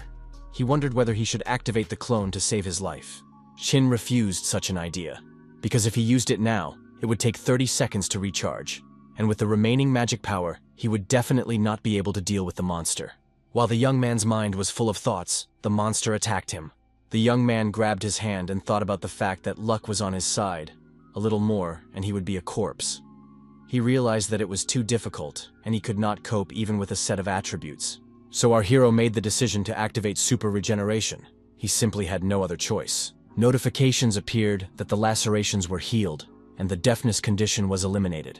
The monster was not ready for such a development, and he thought about the fact that he needed to regenerate HP to avoid dying. The guy said that the monster's second phase is afraid of light. Even weak light does not allow it to get close. The young man smiled as he realized something and decided to use his special skill. The monster, who stood to the side and watched everything carefully, laughed merrily. Our hero held on with his hand and lit up like a torch. His entire body was on fire. Chin clenched his teeth in pain, while the monster stood aside and watched everything happening. One by one, there were messages saying that the burning mode had been activated, and the guy said that he could at least see something now. As suddenly he rushed straight towards the monster, and the monster started to run away from the young man very fast. Kay frowned and said that the monster is afraid of flame, because darkness, his life force, only fire abilities are cursed, which makes them unusable. But this is for those who do not know how to spell. A card with a wolf-like monster appeared in front of our hero.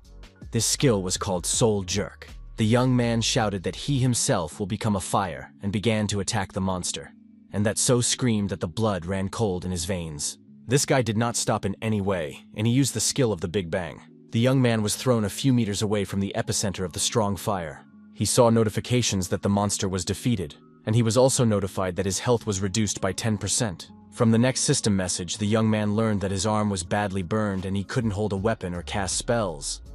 E said that the price of victory was high, and he needed to wait for HP to recover. He looked at the fire and shouted for it not to burn the monster completely as he wanted to dismantle its materials. But his monster helper didn't even think of listening to all of this, and Chin shouted for him to return everything.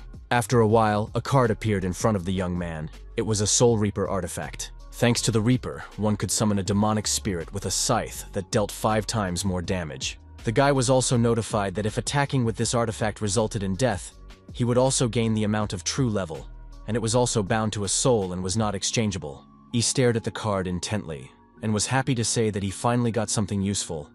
Oh, this was the first time he had seen an artifact card tied to a soul. The guy said that the Scythe of Souls seemed to be able to convert the killed target into health points and mana.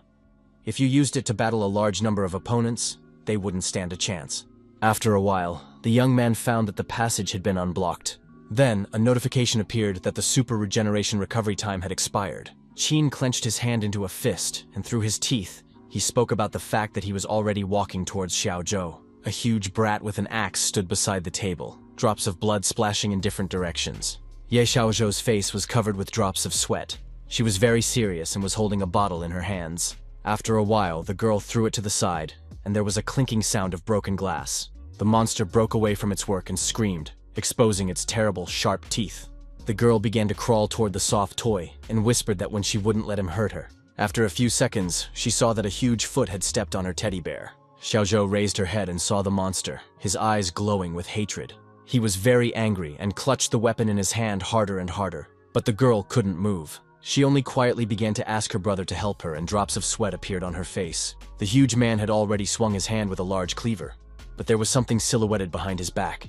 And just a few seconds later, the huge scary monster was not a threat. It was chopped into 2 pieces. The girl who was watching all this closely screamed with fear. In front of her stood a young man with a 2-handed sword. He clenched his teeth and stared intently in front of him. Xiaozhou, who was still lying in the same place, said that the hunter was in front of her. The kid put the huge sword on his shoulder, turned around and started walking away. The girl crawled up to him and begged the guy to get her out of here. He turned his head and said that the monster was gone and she could go, but if she went with him, she would surely die. She clenched her teeth and said she had to get out of here for her little brother. And it was all because of that promise. 7 years ago, the doctor said that the spinal nerves were badly damaged and Sister E would never be able to walk like she used to, maybe move her upper body. The boy stared at the doctor and asked if she would not be able to stand up in the future. He replied that it was a severe spinal nerve injury, and it was theoretically incurable. Qin folded his hands into fists and asked if there was any chance of recovery, and clarified if there was anything he could do. The doctor replied that theoretically science is already useless here, but he knows cases where blind people have seen in the abyss. It can cure diseases that in reality are incurable. The young man wondered if there was a cure for this disease in the abyss. He would be able to cure his sister. The doctor said that only those who change their profession can enter the abyss. And if the guy goes down, he will die, and suggested to think about something more real. And the cost of treatment requires a lot of money. Our hero got up from his seat and repeated like a mantra that he would find the money. The doctor escorted him into the hallway and told him he would try his best, but bills needed to be paid on time. E informed him that he would cover everything as soon as possible. He went forward, and the nurses began to whisper behind his back whether they were talking about him earlier. They were talking about how Qin's parents had died that day, and the girl had become disabled. The kid was all alone. The young man opened the door to the room and told the little sister that he had come to see her. Xiaozhou opened her eyes wide and was very surprised that her little brother had come to see her. The boy sat down on the bed and told her that he had gone to the doctor and added that he was going to a place called the Abyss. The sissy looked at her brother carefully and asked if the abyss was safe. The young man smiled broadly and replied that it was absolutely safe there. E informed that that place was very peaceful, and she would soon see that they would cure her. He got up from his sister's bed, stepped aside, and noticed that he had forgotten something. After a few seconds, a soft toy in the shape of a teddy bear appeared in Qin's hands, and noticed that he would protect it instead of his little brother. Xiaozhou shouted that she had him, all she had left, and added that she didn't want him to be in danger, and started begging him not to go where there were monsters. E said that he had found a job, and pretty soon he would make lots and lots of money, and then they would fix her leg, and she would be able to walk again. The girl said if he had to sacrifice himself, she would rather be in a wheelchair for the rest of her life, and again asked him not to go to dangerous places. It was then that our hero promised that he would never risk his life. Xiaozhou told the hunter if she stayed here, her brother would definitely go into the abyss after her, and she didn't want him to risk himself, and added that she shouldn't die. The guy was surprised by her zeal for life, and he lifted the girl up, began to put her on a wheelchair, and noticed that if monsters attacked, he would not protect her.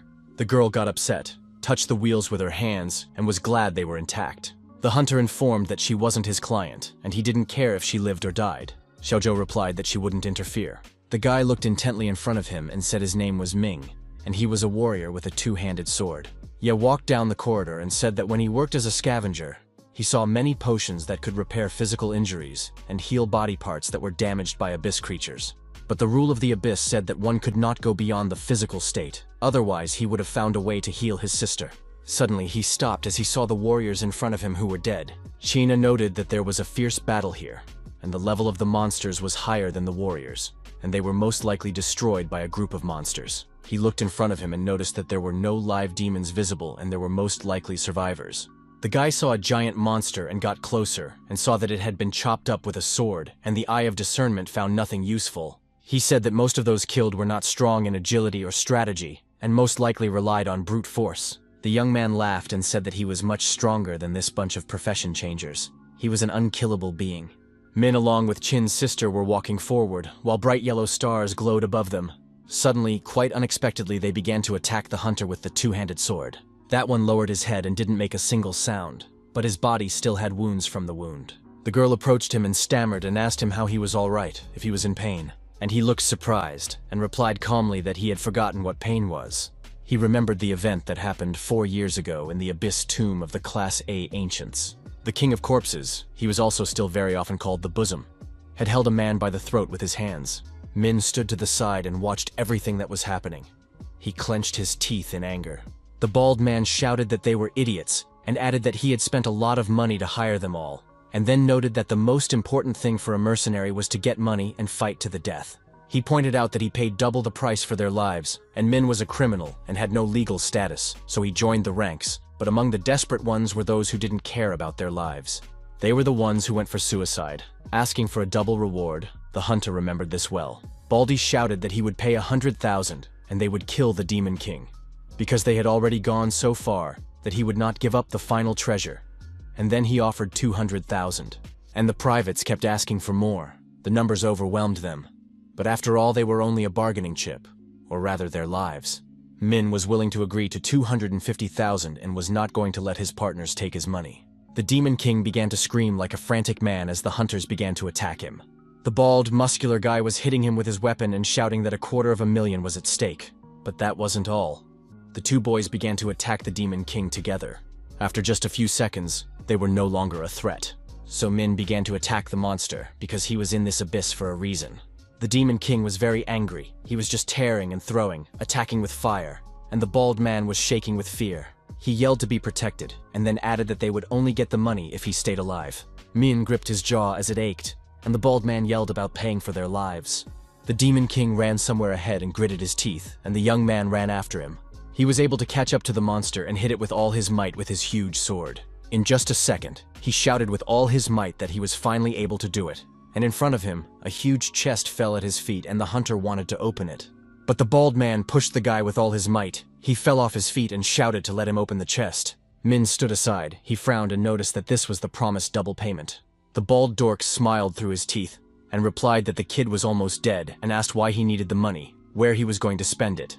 He laughed and said that he would get rich, and said that the information he had bought about the dungeon had paid off, and began to look in the chest. What was his surprise when he saw that it was empty? He asked why there was nothing there. He pouted.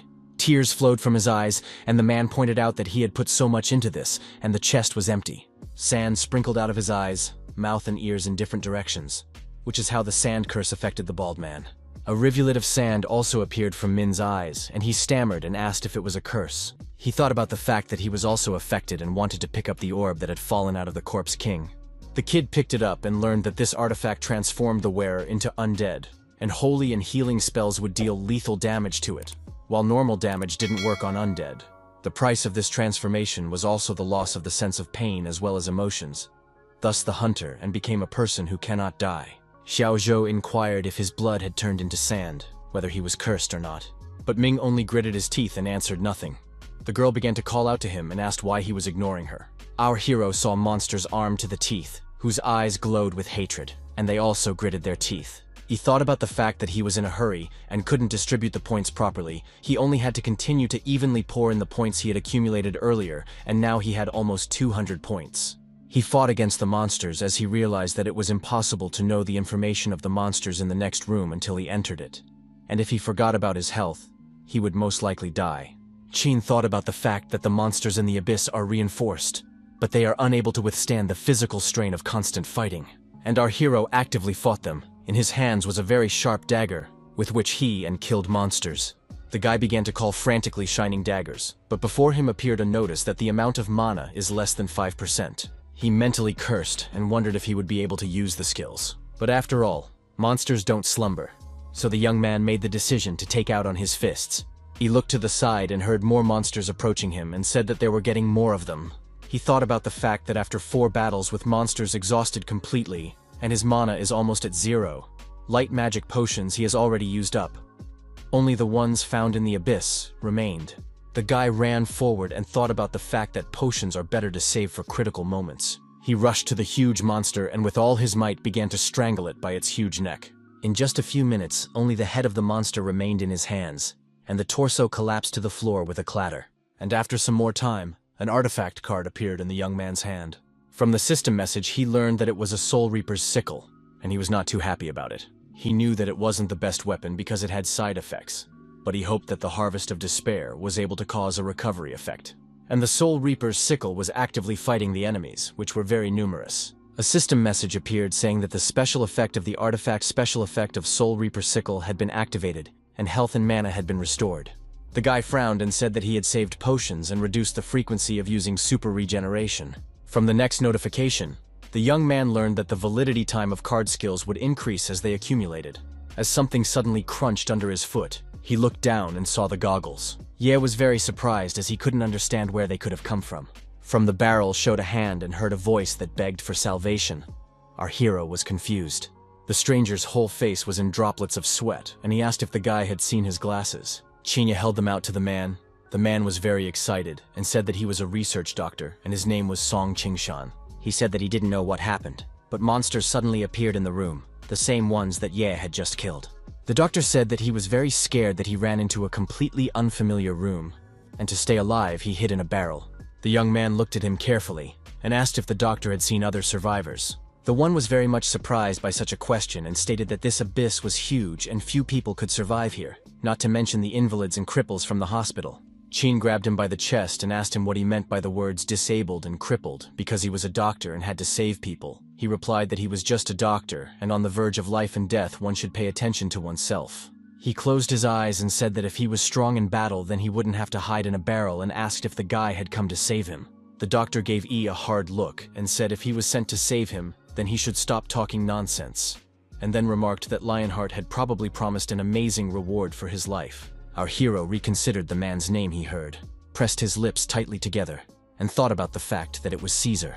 He remembered the badge and the system messages about defeating Caesar, and for doing so he would receive 150 characterization points. He remembered asking Tuna what it was, and if it was the same guy who dropped it. The bard replied that he had seen it before, and it was the emblem of the Lionheart hunting party. Qin then thought for a bit and replied that this squad belonged to the strongest clan. He covered himself with drops of sweat and said that the bar of these powerful hunting groups was too high. E went forward, and the doctor shouted if he had come to save him. He was interested in why the guy was leaving. The young man asked if the doctor had really come from the ward. The doctor asked why the young man should save the sick. They were all poor, and no money could be seen from them. Our hero apologized and said that he had to save his little sister, and looked at Sun. He was covered with drops of sweat, and noticed that the guy wasn't here to save him, and he wasn't a monster hunter. The young man replied that he was recycling trash, not saving it up, and looked at the doctor intently. Qingshan walked forward to the passage from which the purple light was scattering, and the doctor ran after him. Qingshan said that the place was a labyrinth, and if he went there, he would definitely run into a branching path and get lost. He added that he could show him the way, and offered to go together, find his sister, and then the young man would lead him out. E was silent, and the doctor summarized that silence was a sign of agreement, and offered to go forward, for he had come from that portal. He ran forward, and there was no trace of Sun, only a glimpse of his clothes. After a while, our hero also passed through a portal to another room. The doctor smiled and asked the young man which hunting guild he was from. The young man stared at his opponent and answered that he was not from any guild, as he was not a member. The doctor corrected his glasses, very much surprised, and clarified how he could do all this alone, and added that anyone with a little bit of power would change hunting groups. Yes, hunters there get high salaries, and unite to fight dangerous opponents. Yi replied that his sister's name is Xiaozhou, and if Song wants to come out, he should just shut up and stomp off. Qingshan was covered in drops of sweat as soon as he heard this name, and his face changed with fear. He remembered the documents and the voice that inquired about the experimental couple. The opponent asked if it was true that the girls were underage. The fat man laughed caustically and told the doctor not to worry because the girls' families don't care about them, then added Xiaozhou lives with his only brother. He said that the kid went to the garbage collectors to save money for treatment and she won't even know about it if she dies. And the other girl is Lin Shuyan. Her family went bankrupt when her father got out of prison. Sun asked the man how he convinced the girls to agree. This question surprised him a lot. He laughed and asked, didn't the family want to finally be free of the burden? After all, it was too troublesome to maintain and pay for the treatment, The fat man with a wry smile on his face remarked that the father had been visiting Lin Shuyan less often lately, and his daughter had probably become a burden to him. He pointed his finger at Xiao Zhou and remarked that her brother risked his life every day. The man said that her brother had to pay for treatment every day, and it was worth it to lighten his burden. The girl happened to overhear part of the conversation and became very upset. She agreed that her brother was not easy. The fat man laughed and asked how about the fact that they had a new treatment, and it would help them stop being a burden to their family and help them start making changes in their lives. He asked if they were willing to try it. The girls shouted out that they agreed. Xiao Zhou shouted out that she wanted to get back on her feet and stop burdening her brother. The man smiled, said they were good girls, and told them to sign the contract. Already in the laboratory, he informed the doctor that it was very easy to fool these naive ones, and the man replied that the fat man had done a good job. He remarked that the result of the research could help people gain strength and power, and Sun would benefit society. The doctor said that each cell of the abyss could be sold for hundreds of millions of dollars, and it could be a shortcut to becoming stronger. The lab technician prepared a syringe. A certain solution was dripped into the dropper, and the first test was started. The girl in the flask began to scream. Her body began to disintegrate into pieces. The lab technician was terrified. The doctor clenched his teeth, covered in drops of sweat, and asked what was going on.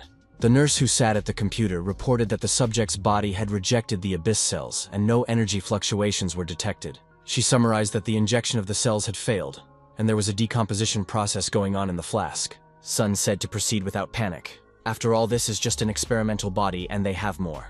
The nurse told him about someone making a commotion outside, and the doctor was very stressed about it. A man shouting where they had taken his daughter. It was the girl's father, Lin Shuyan, who came in. The doctor told the guards to bring the man into the lab. The fat man didn't mind. He told the guards that you can't beat up a patient in the hospital, and informed Lin's father that the doctor asked him to bring him to him.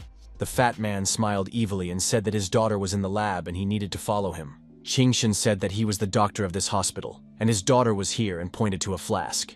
The man looked at it and then asked where Lin was. The doctor calmly said inside the flask. Sun said they were acting on an agreement, apologized, and added that something had gone wrong during the test, and promised to compensate according to the agreement.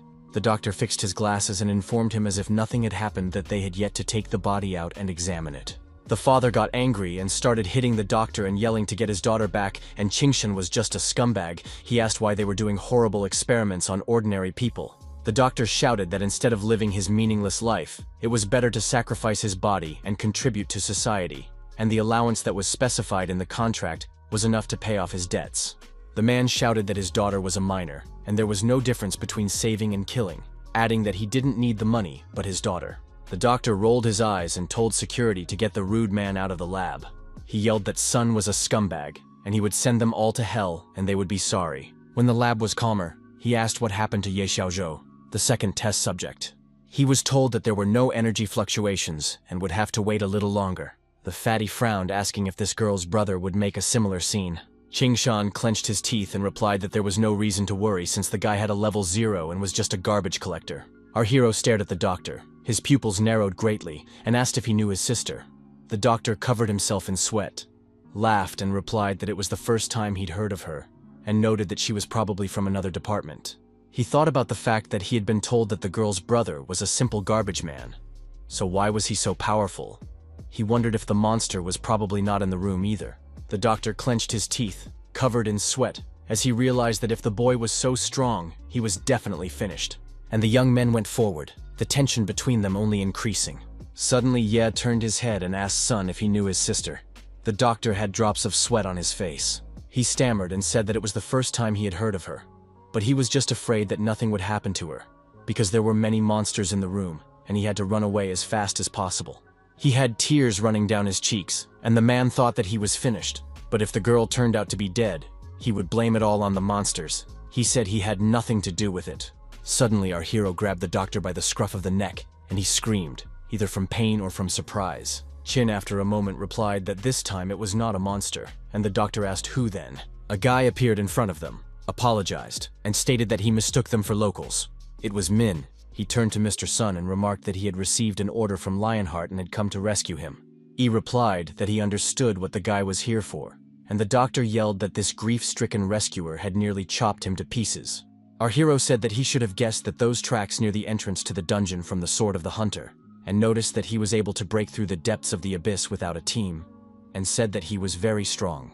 The kid said that his name is Min. He is a mercenary and works here for double pay, and he would kill a few teammates for money like nothing to do. The young man thought about seeing mercenaries with double pay. They are willing to sacrifice their lives for the reward, and Sun shouted that the hunter came to save him, so we need to get out of here quickly. Xia noted that the kid is not here for that. After all, his sword has a murderous aura. Qingshan adjusted his collar and noted that he didn't feel anything like that, and our hero said that he wasn't going to stop him from doing his errand, and added that Mr. Sun had promised that he would give him away to his sister. Meng was very much surprised by these words. He lowered his head, thought for a while, and said that he had seen a girl here. The young man had drops of sweat on his face. He began to ask where she was, and the doctor thought that now he was definitely finished. And the hunter threw a toy into the hands of our hero and told him to catch it. It was a soft teddy bear. Qin began to look at it, and then asked where Min took this toy. The kid closed his eyes, sighed heavily, and replied that it was very cute, and then added that it was a pity it didn't survive. Our hero looked intently at his opponent. His pupils became like dots, and drops of sweat appeared on his face. Sun was very much relieved by such news. He thought about the fact that he would definitely live. Min replied that he told the girl that if she was attacked, he wouldn't protect her and he didn't care if she survived or not.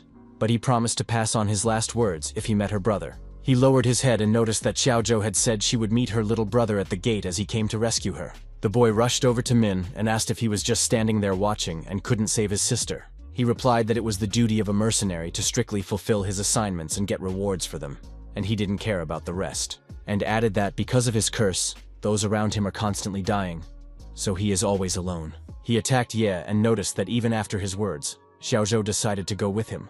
So to some extent, the girl herself was to blame. Qin rushed to his opponent and shouted with all his might to tell him where his sister was. Ming told our hero to leave Mr. Sun with him and he would tell everything, and Ye asked what would happen if he refused.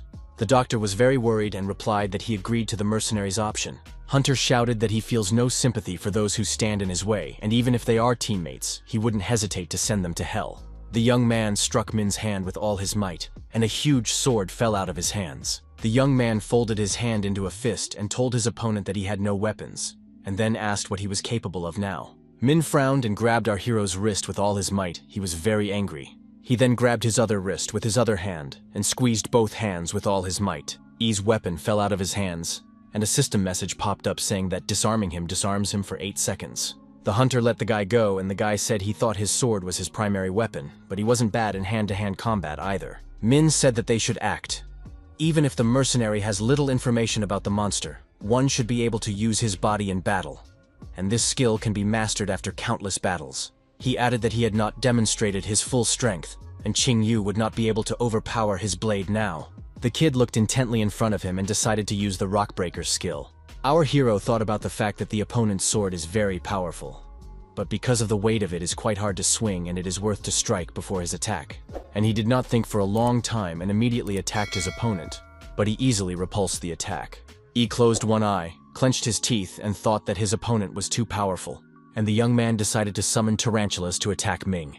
And the one through his teeth wondered if the guy knew how to summon monsters. He was not afraid. The spiders immediately began to attack the kid. They were very actively releasing their sticky, long web. Literally in a few seconds, the hunter was all in the web. He was blocked by it. Min took a full chest of air, screamed very loudly, and thus got rid of the spider's shackles. He looked up and asked if Ye was going to defeat him with a bunch of monsters, and then added that it was very funny. The hunter slumped to the floor and our hero decided to use a skill called Rock Destroyer. Min told the young man if he thought it would hold him back, he was very much underestimating him. He clenched his sword harder in his hands and said if it was charged with 100 points of strength, this strike might as well kill him. The hunter remarked that Yi was not one of those incompetent scavengers whose level was 0. He added that the young man's strength was much more powerful, and the latter replied that he was not inferior to him. Let him not doubt it, Qin said through gritted teeth, asking one last time where his little sister was. Xiaozhou pointed out that uncle is so strong and she doesn't know who is stronger, him or her brother. Ming was then very surprised, and the girl said that she has a brother. Although he is a garbage man and works hard every day to become stronger and change their lives, she added that she admires him and also wants to become strong. Hunter then remarked that all scavengers have 0 level and what kind of strength can the girl even talk about, but she shouted that she knows better. Xiaozhou said she had enough of his serious look to realize how strong he was. Then Min replied that he would like to see it, and she promised to introduce them. The hunter noted that this look could really only be that of someone who had gone through countless trials of life, and added that he respected Ye. Qin, on the other hand, thought about the fact that the last potions should only be used at a critical moment, but he should get out more information first. Right now, he knew that this guy was a two-handed swordsman. He understood that if he hit critical hits on weaknesses, he could defeat him in 3 exchanges.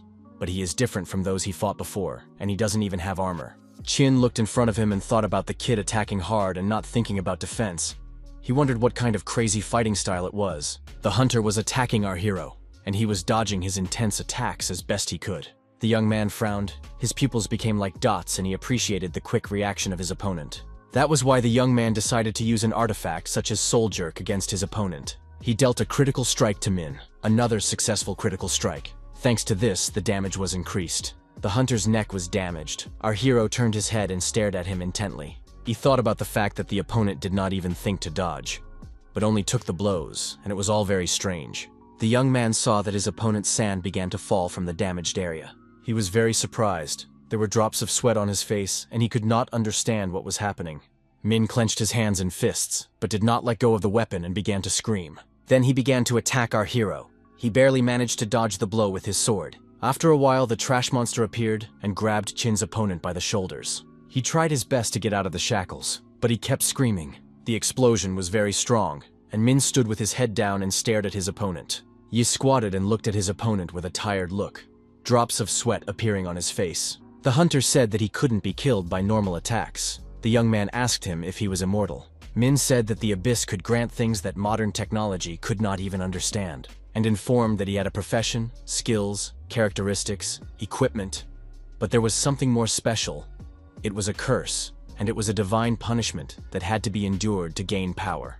The kid noticed that he had no fear of death, and after getting someone else's share, he vowed to take it all for himself, and the god suddenly saw him. He shouted that the god had given him the power for fun or wanted to laugh at fate and gave him the power he craved. The hunter's face changed and added that he had not been told that his most precious possession would be taken from him. Our hero covered himself with drops of sweat and stammered, asking his opponent if he had become a monster. He replied that the rumor that ordinary people in the abyss can become monsters is true. The undead have a superpowered feature as long as the energy is not exhausted. They can continue to resurrect. The young man listened to his opponent with his mouth open and didn't even notice a hand appearing from under the floor. Min said that in the moment before he died, he reached out his hand and touched eternity and was reborn alive. It was then said about him that he was a loner and would definitely slaughter all of his teammates, but there was no proof.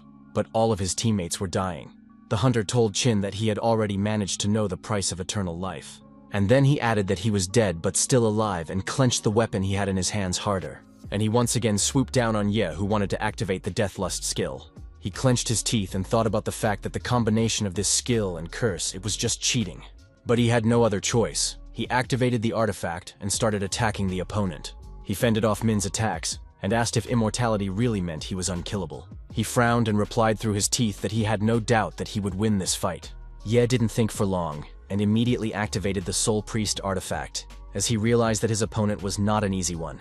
Ming raised his head, frowned, and was very surprised. He was not prepared for such a development. He fended off the attacks, and then noted that this was not a physical weapon, but a purely technical effect. Qin replied that if someone died from this skill, the Harvest of Despair would trigger, health and magic points would slowly regenerate, and since Ming's body was dead, the skill would trigger at the moment of each hit.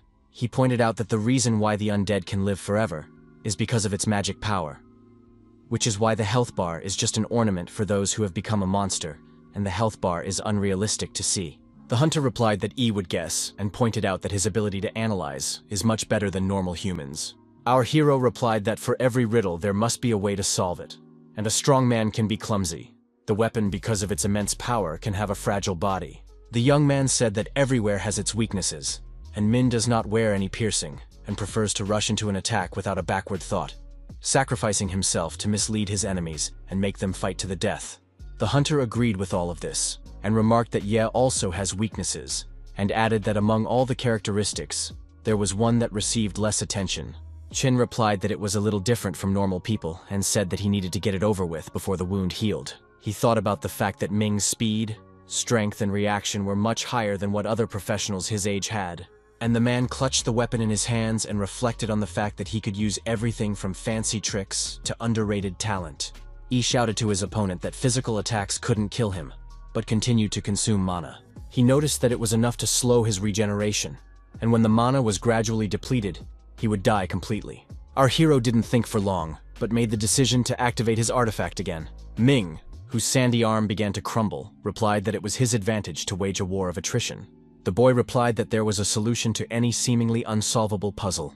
His opponent looked at him intently and said that his weakness was not in fighting, but somewhere outside of combat. Yi turned his head to the side, saw the soft bear, was very much surprised and asked who had left it here. While the young man was looking at the toy, his opponent didn't hesitate. He gathered his strength. In a few seconds, he was beside Qin, whom he immediately fell to the ground and pinned with his hands so that he couldn't move. Min said that he had no sympathy for those who stood in his way. He wouldn't hesitate to send them to hell, and then added that Ye was different. He pressed the guy harder and replied that our hero has the character of a living person, and added that even knowing that his customer is a complete scumbag, he still can't stop him.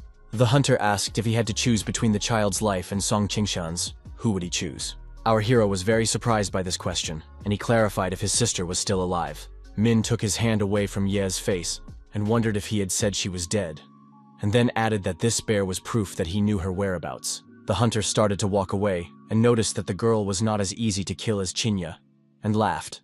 The young man's face was covered in drops of sweat, and he asked what Ming was carrying. And just a few hours ago, the hunter was fighting huge, very vicious monsters. Xiaozhou floated in the air and carefully watched everything that was happening on the battlefield, for she was being held by a monster. The girl sobbed and remembered Ming saying that he wouldn't protect her since she wasn't his client, and he didn't care if she survived or died. She also remembered Ye telling her that he had found a job and would now make a lot of money and it would be enough to heal her leg. Xiaozhou thought about how she didn't want to always be a hindrance and a burden to her brother, and begged to become stronger, if only for a moment. The monster had drops of sweat on its muzzle and started clacking its huge teeth. The girl became a huge bear, and a notification appeared that the transformer profession had been awakened. The bear grabbed the monster in an armful and threw it several meters forward, and it shattered into several particles. Min wasted no time and fought those monsters that attacked him. Parts of the monsters flew in different directions, and after a while, the kid dealt with all of them. He turned his head to the side and was very surprised to see that the girl was not there. Ordinary people who had successfully undergone induction by the Abyss cells were likely to awaken their professions, Min thought to himself. The girl was one of the victims that poor father was talking about. The guy clenched his sword harder and said that the changes induced by the Abyss cell caused the host to lose consciousness and become like a monster attacking everyone indiscriminately. The bear spoke in a woman's voice and asked what was wrong with him, if he had become taller and could walk, and then remarked that it was so strange. The hunter was very much surprised and asked if Xiaozhou was conscious, and asked for his name. The bear said the girl's name, and Min noticed that it was probably very much true. Monster ran over to the mirror and noticed that he had become a teddy bear, and the kid remarked that he didn't know whether to congratulate her or not. The girl cried, for she no longer looked like a human being. She didn't know what to do or how to show herself to her brother. Min replied that she didn't know, for it was her profession. He said if Xiaozhou doesn't want to go with him, it's okay, and he will continue his mission and finish it himself. The bear held out a toy bear, and the girl asked to give it to her brother, and told him that she would need time to mentally gather herself and prepare to meet him. Min took the toys and replied that if he met her brother, he would give it to her personally. He told Ye that if they kept fighting, his position would be disadvantageous, but he wanted to see his strength, and then added that they had no reason to fight. Dr. Sun came closer and asked if it was true that Xiaozhou was alive.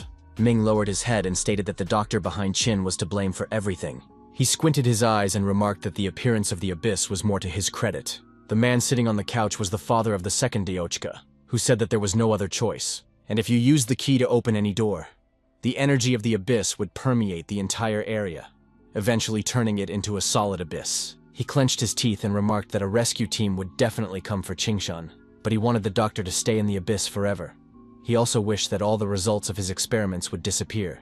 Min frowned and asked if the doctor knows the price he will have to pay for all this, and added that he doesn't care about money in this matter. Song asked if he was talking about Lin Shuyan, and replied that he had offered the father compensation, and had already sent it to her father, and then remarked that the girl was incurable, and it wasn't worth spending money on her treatment. Ye stared intently in front of him, and asked the doctor what he would say about Xiaozhou. He replied that the girl had gotten here by accident, and he couldn't help her in any way. and it was her personal desire to participate in the experiment, and then stated that he could make up for it. He started smiling and saying something incomprehensible, and Chin repeated the words after him. He was very angry. Then he repeated the doctor's phrases again and hit him in the face with his fist with all his might. Sun fell to the ground, and cowardly with fear, he didn't even think of confronting the young man. Drops of sweat appeared on his face, and he asked who would want an invalid who couldn't even walk. And he added that if he used the girl, it would be more beneficial to the society, and she would sacrifice for scientific research and contribute. He kept muttering something to himself, but he was grabbed by a huge trash monster. Chin said that his sister had been through so much, Sun would never understand it. He looked at the guy frightened and stammered and replied that he didn't mean it at all. The monster with all his might sealed the research doctor to the floor. Calmly watched everything, but absolutely nothing happened to the doctor. He stretched his head forward and stared in front of him. The young man grabbed him by the pecs and remarked that the one was not even needed in hell and he was useless trash. Min stood to the side and watched everything that was going on and didn't even think of interfering. The guy tossed the doctor in his direction and calmly informed him that he was his now. The hunter clenched his hand into a fist, but did not move to help the doctor. Min looked after our hero and asked if they had reached an agreement. Replied that he just wanted to make sure his sister was safe as soon as possible, and he didn't care about the rest. Min grabbed the doctor's head and informed him that the duty of a mercenary to fulfill the receipt, and the father of that girl wished that Sun died here, and he offered to pay double and asked what the old man promised him. The kid replied that he had one life and how he was going to give him double the price. He looked in the direction where our hero went and said that next time a grand battle awaited them. The young man walked calmly towards the portal. He not only didn't answer anything, but didn't even turn his head. After a while, he saw a huge bear appear from around the corner. He called a brother, and he immediately apologized for finding his little sister so late and stared intently in front of him. Xiaozhou replied that she was the one who should apologize and he always risked his life for her. Qin calmly replied that it was all nothing and remarked that the monsters were gone and she was safe. She apologized again and replied that the monsters were still here. Xiaozhou sobbed and remarked that she was a monster. Huge tears flowed down her cheeks. Mishka started wiping her tears and said that she had always relied on her brother, but she wanted to become like him. But even if she didn't become a hero, she would at least get up from her wheelchair and stop burdening him. She began to ask the young man for forgiveness again and again, but he only sighed heavily. He looked at the teddy bear and noted that many people look like people much more, but inside is worse than monsters, although she is so, but nice and good. Sis replied that it looked very scary and was very upset again. He noticed that his job is to fight monsters and he can perfectly distinguish them by their appearance. The guy told his little sister that he felt like she was much stronger than she was before, and pointed his hand in the direction, then asked if it was her. Xiaozhou replied that it was not her. Mishka approached the young man and said that she had no control over it. After all, she had only transformed, and the young man noted that her level was clearly not low. As here with the monster began to happen very interesting things, he stared intently at his hand. Just a moment later, the girl appeared as if the huge bear had disappeared. Xiaozhou looked at herself, yelped and asked what happened, then exclaimed happily that she was back. Shoyan noticed that transformation requires constant consumption of magic power. When one's mana is depleted, one transforms back. So this is Sis's ability. He noticed that Xiaozhou could transform into a bear and back again. He congratulated her that she had also gained abilities. You put her in a chair and her sister asked if she had become like him. He said no and remarked that he would not let her be in danger, and asked the girl if she had met a strange guy here. The girl said he looked a bit like Chin, and she noticed that he said that he wanted to meet her brother in person, and they had a lot to talk about, and added that he was as hard to kill as Ye. Our hero replied that he didn't think they would have anything to talk about, and took the girl to the portal. The young man was sleeping sweetly, as here very suddenly his cell phone rang. He picked up the phone, and at the other end of the line he was asked when he was last at work. The interlocutor remarked that he hadn't seen him since that assignment at the People's Mall, and then a rumor came to him that he had lost faith in himself and started working alone. Covered himself in drops of sweat, apologized, and replied that money was tight, so he had started looking for more lucrative work. He was asked if he was in the garbage collection business. He answered in the affirmative. The interlocutor yelled that the guy was a reckless fool and he was worried about his safety, and added that he needed to think about himself and his little sister. But Chin only thanked him for his concern. The cell phone rang again and the young man looked at it in surprise. He read the message that Liu Xingjian had transferred 2.4 million yuan to him. The young man noted that it was as he expected, very prompt. The guy opened the message, where the interlocutor asked him not to forget to thank him when he sold everything else. Our hero was very happy. He looked at the message and shouted that he had never seen so many zeros before. He said that he had put up for sale some resources and equipment that he had gotten during his recent visit to the Abyss on behalf of Liu Xingjian. After all, she was a celebrity. Last night, he showed the girl the equipment, weapons, and resources. She was very much surprised and asked what he had done to snatch so many good gizmos. Ye smiled and said that he had just been scavenging in the Abyss and found all this stuff, and Liu couldn't believe her ears. He smiled and said that he couldn't use these rare items right now. That's why he was asking her to help sell them. The girl asked if he was still a level 1 scavenger and laughed. After a second, she became serious and noticed that Ye's body had become much stronger. The young man laughed and replied that he had been through a lot, so he had gotten a little stronger. Xingjian frowned and replied that she thought that scavenger was just a profession that was not yet listed as a major profession, and added that it seemed like the level couldn't be improved with it. But he had somehow gotten stronger. Qin smiled and said that it was logical that even a garbage collector could become stronger. The girl asked if the young man had thought about going to the World Guild to get a hunter's license, since the treasures he gets in the Abyss need to be legally identified. The boy asked if he gets the license, he can only enter the Abyss as a hunter. Liu answered in the affirmative and added, if anyone finds out that he used to plunder the Abyss, he will be raked into jail. Xingjian revealed that the test would be to convince the examiner of his competence to be a level 1 hunter, and added that she had no doubts about his competence. She also pointed out that a recommendation was needed for the hunter's annual evaluation, and she would look into it to make sure everything went smoothly, and the guy asked if he could handle it. Liu turned to the guard to report that she had gotten all those items, and he agreed with what she said. The girl bit her lip and told Qin that he had helped her, and she would repay the favor. The young man covered himself with drops of sweat, scratched his head, and thought about how he felt indebted to Liu. As he walked, he caught his foot on a box and wondered what it was, if it was a delivery. Sis said his apartment didn't even have a kitchen, so she had to order food. The guy noticed that Xiaozhou was up very early. She replied that today was her first day out of the hospital, and she didn't want to spend it in bed. He started to eat, and asked how the girl's legs were. She replied that something had changed in her body since yesterday, and now she could walk a little. She got up from her wheelchair, smiled, and took a few steps forward. The young man was very much surprised, and asked if she had really done it overnight. She replied that she was afraid she would turn into a bear again and trash his apartment, so she concentrated all the magic in her feet. Qin remarked that there was no need to be in such a hurry since he was with her, and didn't need to force himself. Xiaozhou smiled and replied that she would practice gradually, and hoped to be walking soon, and added that she didn't force herself. The young man began to dress, and with his mouth full he remarked that it was impossible to get fat after one meal. The girl was very much surprised that the brother was leaving, and the one calmly replied that he had to go. The sister noticed that today was a day off. The young man smiled and replied that he doesn't rest on weekends. He always has work, and only work. Xiaozhou frowned and said that it all sounded somehow ambiguous, and remarked that maybe the brother had a girlfriend and went on a date. Our hero went outside and looked in front of him. He was standing on the bridge. He saw some young men standing off to the side and started to look at them. He covered himself with drops of sweat and wondered if all hunters looked like that now. He heard someone ask if he was here for a license and what guild he had his eye on.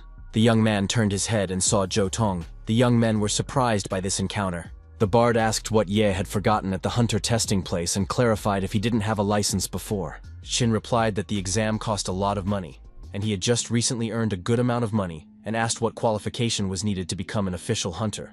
Our hero asked the kid how he was doing. The kid replied that he started practicing close combat, but now he has a license for auxiliary activities. Toon told the young man if he was applying for a license, he should only tag for the primary position, and the kid replied that he was still thinking. The jocks came up to them and started chasing the young man out of the way. They were unceremonious. The red-haired man took a puff and asked if they still had to stand in line. The pumped-up guys started chasing other people out of the way, saying that if the exam was delayed, they would be in trouble. Yi thought that this was the first time he had seen a god's chosen profession, and thought that Liu Xingjian was a god's chosen knight. He was silent for a while, and then announced that he would go right after the red-haired boss. The latter rushed inside and shouted to be let in for the exam quickly. He was very angry. The girl took a deep breath and asked him what license he wanted to apply for. The one replied that it was for the best one. He smiled echidically and added that it was for the almighty license. The people who were standing aside were very much surprised and asked if it was true that the type was applying for the almighty license. Someone said that he was God's chosen one, and it was easy for him to get it. The jocks who came with the boss asked why the guys were staring at them and added that their master was the best. A stranger came closer and asked if that man was the best, and he lingered and replied that he didn't expect to see such beauties here, and asked if she wanted to join them. The girl frowned and said that the man had better go and sleep it off and she would not go to anyone, and the man remarked that he had better not show his teeth, as he was God's chosen one. All these words made the stranger very angry. She clenched her teeth and snapped her fingers. The man caught fire and flew aside for a few meters. The jocks opened their mouths in surprise. The boss yelled and his assistants were surprised that not everyone here was new and started threatening the girl. He noted that it was an explosive flame technique and the stranger was no novice. The man clenched his teeth, and the players began to say that this was God's chosen one and he looked disgusting, and someone laughed at him. The boss was swearing and yelling that the girl had made a fool of him in front of everyone and she needed to be taught a lesson. Someone put a hand on his shoulder, but the redhead yelled out if he had had enough of life. He turned his head and saw the glowing eyes and became very scared. Drops of sweat appeared on his face. He noticed that there were cameras everywhere and he could get in trouble for his recklessness. The boss thought about the terrifying aura coming from the guy. The attendant remarked that using professional abilities in public places was forbidden. Chin replied that it was fine. It was just that the room was hot and stuffy. That's why everyone was angry. The girl approached the clerk and informed her that the red-haired man was out of line. But the clerk remarked if she broke any more rules, she would be arrested according to the law. She also clarified what the stranger's profession was and what license she was applying for. The woman replied that she was a fire elemental mage and needed a license to use spells. The listener replied that a background check was needed given her uncontrollable behavior. She gave the mage a huge crystal in her hands, the one who didn't mind the checks, so she squeezed it hard. A distinctive cracking sound was heard. The clerk remarked that it was an abnormal indicator of strength. She added that recently there were cases when unregistered hunters with high powers left traces of destruction in the abyss and invited the girl with her. She smiled and remarked that the detector was probably wrong and asked for another touch. The mage touched the crystal, and the servant asked what it was then because now the readings were normal. The girl got very excited, jumped up on the spot, and shouted that it worked. Chin watched from the sidelines and said it was strange how she had changed so drastically. The bard started to talk about something, but our hero put his finger to his lips to keep him from saying anything. The attendant asked who was next. Toon remarked that he wouldn't pass the crystal test with his power, but he replied that he wanted a license. The girl clarified which license the young man wanted to apply for. He replied that it was the Almighty One. She asked what the boy's profession was, since he had chosen the omnipotent license, and remarked that it was not for everyone. He started stuttering. He became uncomfortable, and informed her that he was a level 1 garbage man. Everyone nearby was very surprised. Some laughed and some insulted him. But Chin said he wanted to take the opportunity to get a specialty. The attendant replied that there was nothing wrong with the application. But did the young man know what the test for such a full license was? Our hero was very much surprised that there was also an examination, and the stranger asked if garbage collector was a new profession. He was answered that with a regular license, participants create a team to explore the abyss based on their chosen specialties. But E would do everything alone. The young man was informed that not even the easy difficulty would be advanced level, and most likely only death awaited him. Chin asked if he could mop up solo.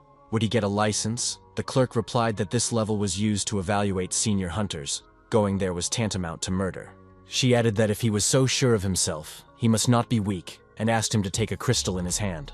Our hero took it, and the clerk grimaced and remarked that it looked like he had no strength at all. The gawkers started laughing. One of them remarked that the guy had no magic power, while the other kid shouted that he was disgracing the bard. Shiya took the key in his hands and asked if there was anything else he should know about the exam. The attendant replied that they wouldn't be responsible for his life, and added that they had a prop that would unlock the portal. He could use the key to make an emergency exit. But Ye replied that he definitely wouldn't need that. He didn't finish speaking as Tun started running towards him, asking if the guy was leaving or not. The young man looked away and calmly replied that he would return safely. Just then, the red-haired boss shouted. His concern was why this kind of scum could defy the abyss. He demanded that the clerk give him the key, and he would also go to the same abyss as Chin. The girl replied that there was only one key, and if he wanted, he could try another time. He grimaced and asked if he could go with the young man, but not as a team. The attendant asked if he wanted to go as a competitor, and remarked that there was no permission to do so in the rules, nor was it forbidden. She coughed and remarked that by competitor she meant that only one was allowed to get a token for defeating the boss, and only one could successfully pass the assessment. The attendant noted that the difficulty wouldn't be the same, because the more people there are, the harder the level of the abyss, which is why they only allow one at a time to enter the difficult level abyss. And added, even if the abyss is curated by the World Guild, updating the rules may lead to uncontrollable factors. For example, The structures of the abyss may undergo unpredictable changes. The girl clarified if they wished to go together after all that was said, but the men did not reply. Our hero thought about the fact that reinforcements can significantly increase the XP or strength of monsters, make them immune to some attacks. The man replied that he had better armor, and such a garbage abyss was not a problem for him, and began to increase strength and agility. Ye looked at them and thought that the equipment was really high-end and not simple. Even a beginner can increase their performance through equipment. The attendant asked what they decided. Chin replied that it didn't matter to him. He just needed a hunting license, and whether he would have a company or not, he didn't care. He thought if level enhancement would lead to rare monsters, then he could get more interesting rewards. The bard asked the young man to reconsider, because the boss could appear at random, or magic would be blocked, and even a spell could not remove such debuffs. But E asked him not to worry. The man said that they are competitors, and if the guy gets into trouble, he won't help. After all, only one can pass the test. Chin said that he can open the gate, maybe he will get them a good deal. The redhead smiled caustically and noticed that the young man knew his place after all. He thrust his keyed hand forward and shouted for his god hand to lead them forward. System messages appeared stating that the difficulty level of the abyss was difficult, and other data. Our hero looked up and read that monster damage was plus 70%. This was not all the notifications. The debuffs that appeared in the abyss increased by 300%, and the players were also informed about the spread of spoils. The man opened his mouth wide in surprise and asked what these debuffs were. He said that he had specially prepared potions and planned to drink them to pass the test. And he thought about the fact that not only had the potions gotten weakened, but also, the passive health regeneration was reduced. The young man was well aware that what was more frightening was the effect of severe blood loss, so it was worth being careful. And the redhead shouted that he had bought the biggest backpack to hold all the potions, and now he would have to go light. But he put on the gear anyway and said that he could crush all the monsters with it. And the boss shouted that he would go first. He accelerated and ran forward swiftly. A message appeared that a second participant was joining the challenge, and the difficulty was raised to hellish. From the next notification, the players learned that this was a legendary challenge, and a legendary monster would appear in the abyss. If they handled it, they would receive legendary rewards. The attendant was very surprised and asked what the guy's luck level was, and decided to tell her superiors about it. Each player stood near their entrance to the abyss, with fans near each of them. Toon was near the simple level gate. He raised his weapon up and shouted that they should succeed too. Drops of sweat appeared on the bard's face, and he said that he hoped that E could return safely. The red-haired man hummed and remarked that the door, when opened, would take you straight into a super spacious room, and added that it was just like the one in his mansion. He couldn't keep his mouth shut and asked what this stupid ruin was, and noted that no one was there. Chin calmly said that it was the boss's chambers. The man was very surprised, and asked if the young man wanted to say that they went straight to him exactly after opening the gate. A notice appeared that players were waiting for immortal, extremely fast attacks, constantly causing bleeding, and they are incredibly strong. Our hero thought about the fact that they had gotten 4 attributes. Here came a nightmare-level dungeon, and these guys would be hard to deal with. He wanted to summon a spider to distract and attack from the back. He swung and thought that the Knights of Chastity have a lot of armor in the front, and their weak points are in the back, so he can't use Berserk right now. He needs to attack the vulnerable points. But he didn't have time to do anything.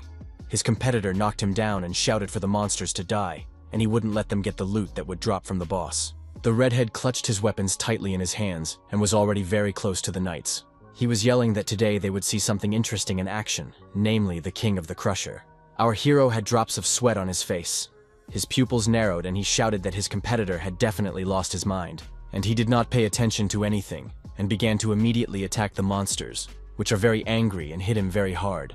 The man fell with his back on the floor and shouted, "Where is it customary to hit so violently from the beginning?" Chin looked at everything carefully and thought about the fact that his armor withstood the blow, and it was a miracle that it did not break. He turned his head and saw one of the Knights of Purity approaching him. He shouted that they were now starting to focus on him and added that his plan was over. But the young man tried to avoid the attacks of the huge monsters. He dodged the blows. He failed and fell to the ground and said that the attacks of the Knight of Purity cause constant blood loss. In other words, even the slightest damage would be fatal in this abyss. The rival shouted that the knight was tricking Chin, and then asked why they were also beating him. Our hero shouted that the knight didn't care about that, and if he was hurt, it was better to hide in a corner. The man got angry and asked if the guy was implying that he was ballast and remarked that he just slipped. He saw a system message that the Knight of Valor was shrouded in protective armor. He was immobile and had destructive power. The young man thought about the enemy easily overcoming defenses and thought about the fact that it was designed to fight tanks. That was why he made the decision to use an artifact such as Spirit Dash. The redhead rushed forward again and shouted that the young man was of no use, and he would do everything himself. Yi thought about the fact that his competitor wasn't completely hopeless. After all, he was reducing the tension of the battle, and since there were two bosses here, they should fight as a team, collectively. But Qin's rival didn't succeed. The knight attacked him and he flew back a few meters. The young man thought that a tank with a broken defense would be useless, and the monster got even more angry. The man moaned that he was in a lot of pain, and the guy thought that the guy was really born to take damage. The Knight of Valor had two huge cleavers in his paws. He got very angry and went towards the players. A notice appeared saying that the target of using the taunt skill could only deal damage to the caster, and the target spell would be forcibly redirected to the performer. He told the redhead that they couldn't focus on one monster, but should try to defeat another knight that was even bigger. The monster screamed and ran to meet him with such force that dust and stones flew from under his feet. The notification reminded him that the monster's ironclad armor and defense reduced all damage by 95%. Qin gritted his teeth and noticed that attacking with a dagger against a knight would have no effect. His competitor wondered why the monster was different from the ones he had fought before, and noticed that everywhere else, monsters died in 1 or 2 strikes. Another knight clutched a huge sword in his hands and rushed towards the young men. He was very angry. Ye stared at him intently and thought that it was a curse, as he also decided to join the fight. He shouted to the man that he had spent all his defense points and now there was 0 damage from him at all, and asked how he managed to level up without attacking. The redhead shouted that it was because he had spent, and added that he had leveled up solely on his strength. He wanted to say something else, but our hero yelled for the man to not be an idiot and not get distracted in the middle of a fight. The man turned his head, saw a huge evil monster near him, and started running at the speed of light. He ran and didn't look under his feet. After a few seconds, he got caught on a huge rock and collapsed. Xinya noticed that his agile fighting style was at odds with his heavy armor, which was why his movements were limited. While the young men were talking, the monster struck the floor with a huge sword just a few centimeters away from them. They barely had time to bounce back. Yi shouted that the abyss was never a place for fun. This was where people made their living through sweat and blood. He ran forward and noticed that he would have to resort to the most primitive method, brute force, since normal strikes didn't work. So he very quickly ran towards the monster, who stood in confusion and did not raise his weapon.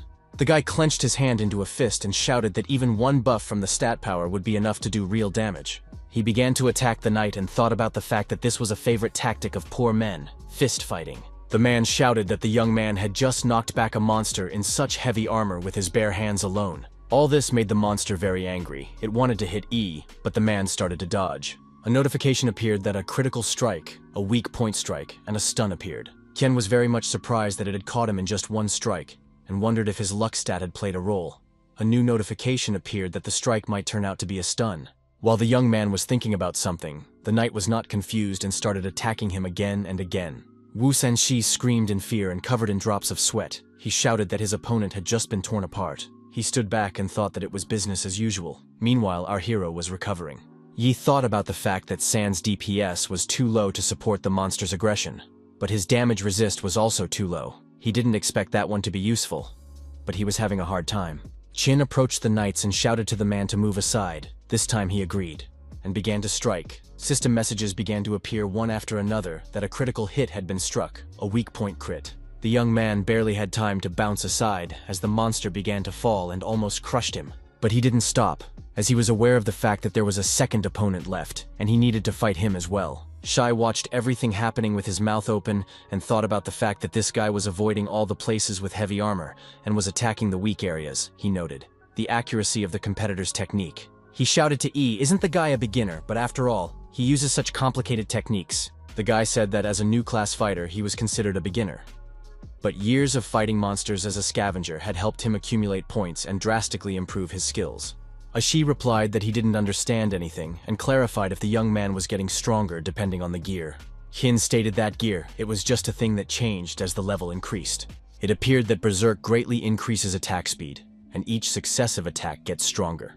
Our hero said that his main equipment, it's just his body that keeps getting stronger. They saw another mechanical monster. The young man looked in front of him and noted that they could only counter the spikes with ranged attacks. Ji smiled widely and stated that it was his turn to shine and added, lest the kid think he was limited to just swords, he could use magic as well, especially against ranged monsters. The man shouted that he could cast an awesome spell like a lightning arrow. He shouted for the young man to watch and learn, and shouted for the knight to taste his lightning arrow. This time our hero didn't count on his rival's support at all, so he applied his skill. The monster from a great height plummeted directly to the ground, and E thought about the fact that when activating the spikes, the resistance of enemies to all elements decreases, so it is easy to inflict crits. He attacked the monster again, and shouted that a flash of great flame was on its way. The monster's head landed a few meters away from Wu San. The latter was greatly admired by Qin. The redhead shouted that it was impossible, that melee fighters usually couldn't learn item magic, and asked how the guy did it. But our hero didn't answer his rival's question as the fight wasn't over yet. He had to fight another monster, and he was not going to put the battle off. The monster was very angry. It immediately began to attack the young man. A system message appeared in front of the young man saying that spikes had been applied. A few seconds later, a new notification appeared saying that all the damage had been reflected. The man shouted that the guy was using the spikes to counterattack, and noted that he hadn't expected such a thing. The monster was holding a huge cleaver and already wanted to strike. The young man started to run away. He clenched his teeth and swore as the spiritual tug was still on cooldown. Qin put his shield in front of him and made the decision to just take the blow, and gritted his teeth. The monster started attacking the guy with all its might. It was very angry and wasn't going to retreat. E thought about the fact that the knight's attacks were unpredictable, and its strength was superior to any elite monster he had faced before. He realized that without enough attributes he wouldn't have survived. He looked at the monster and thought about the fact that the speed of the attacks would increase, only to slow down after a successful hit. The young man was well aware that the more one dodged, the easier it was to get hit, and he just needed to bitch about the hit, and it would most likely justify the hellish nightmare level.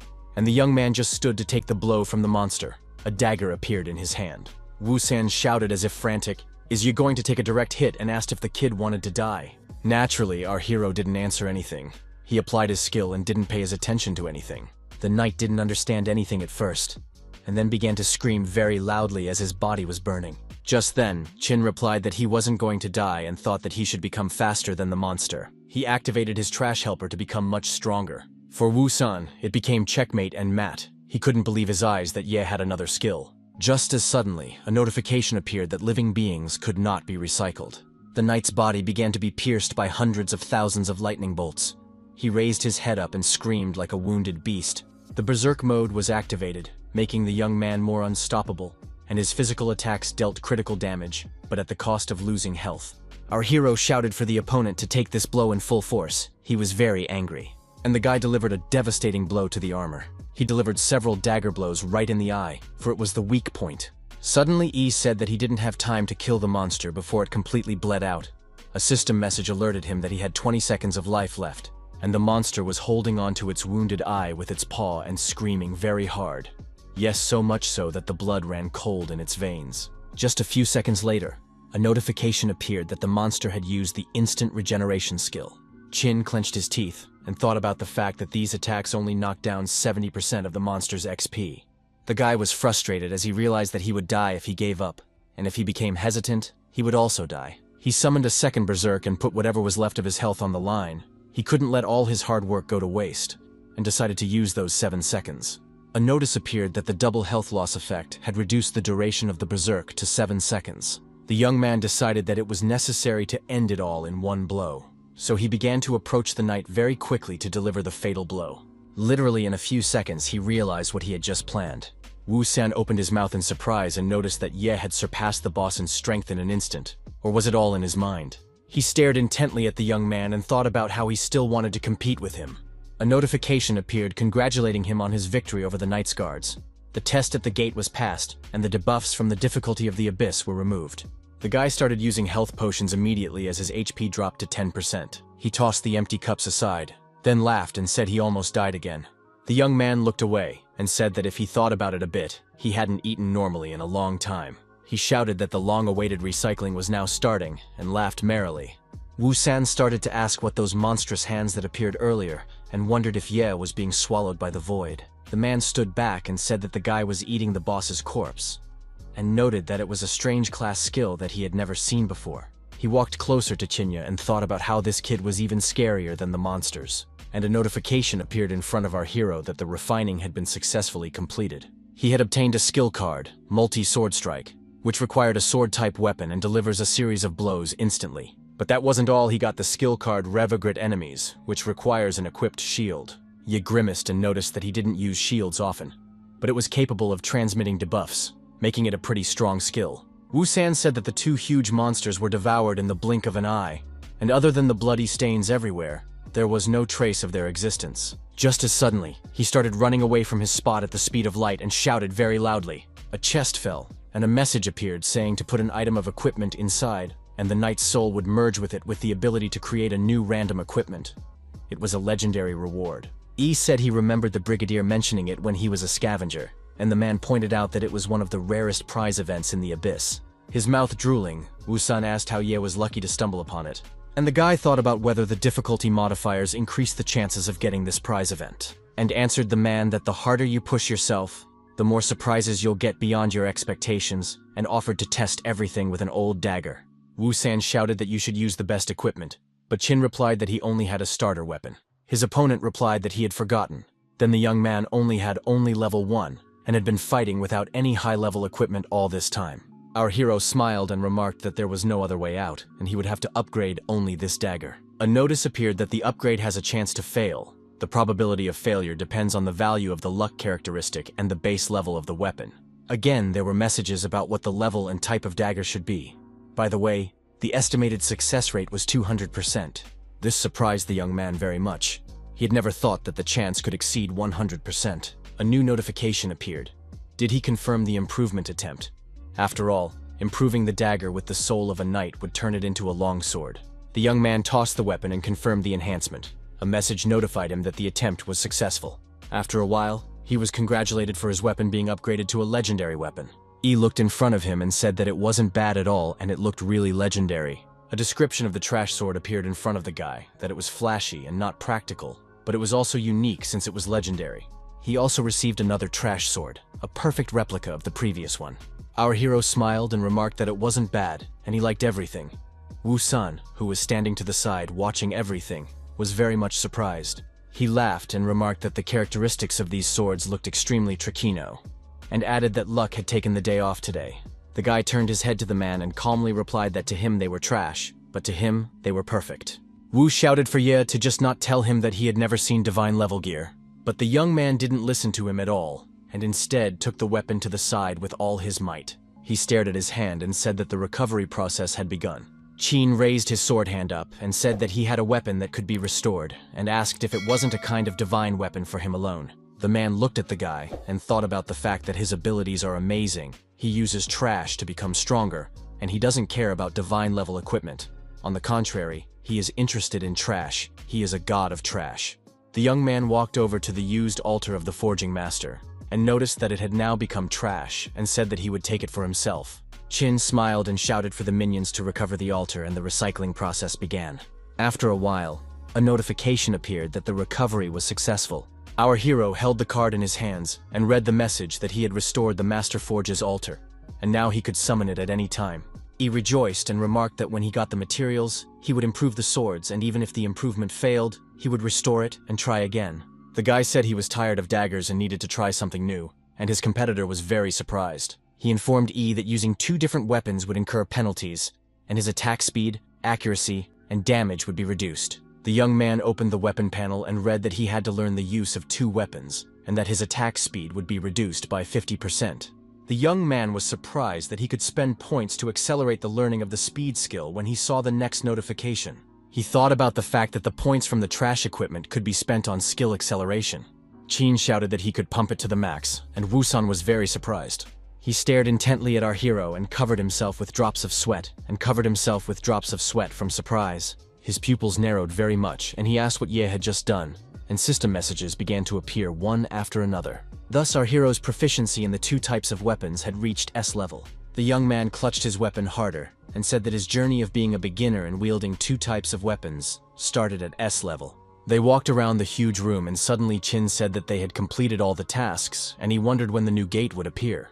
Wu Sanxi stammered and announced that he had made a decision that he was giving up.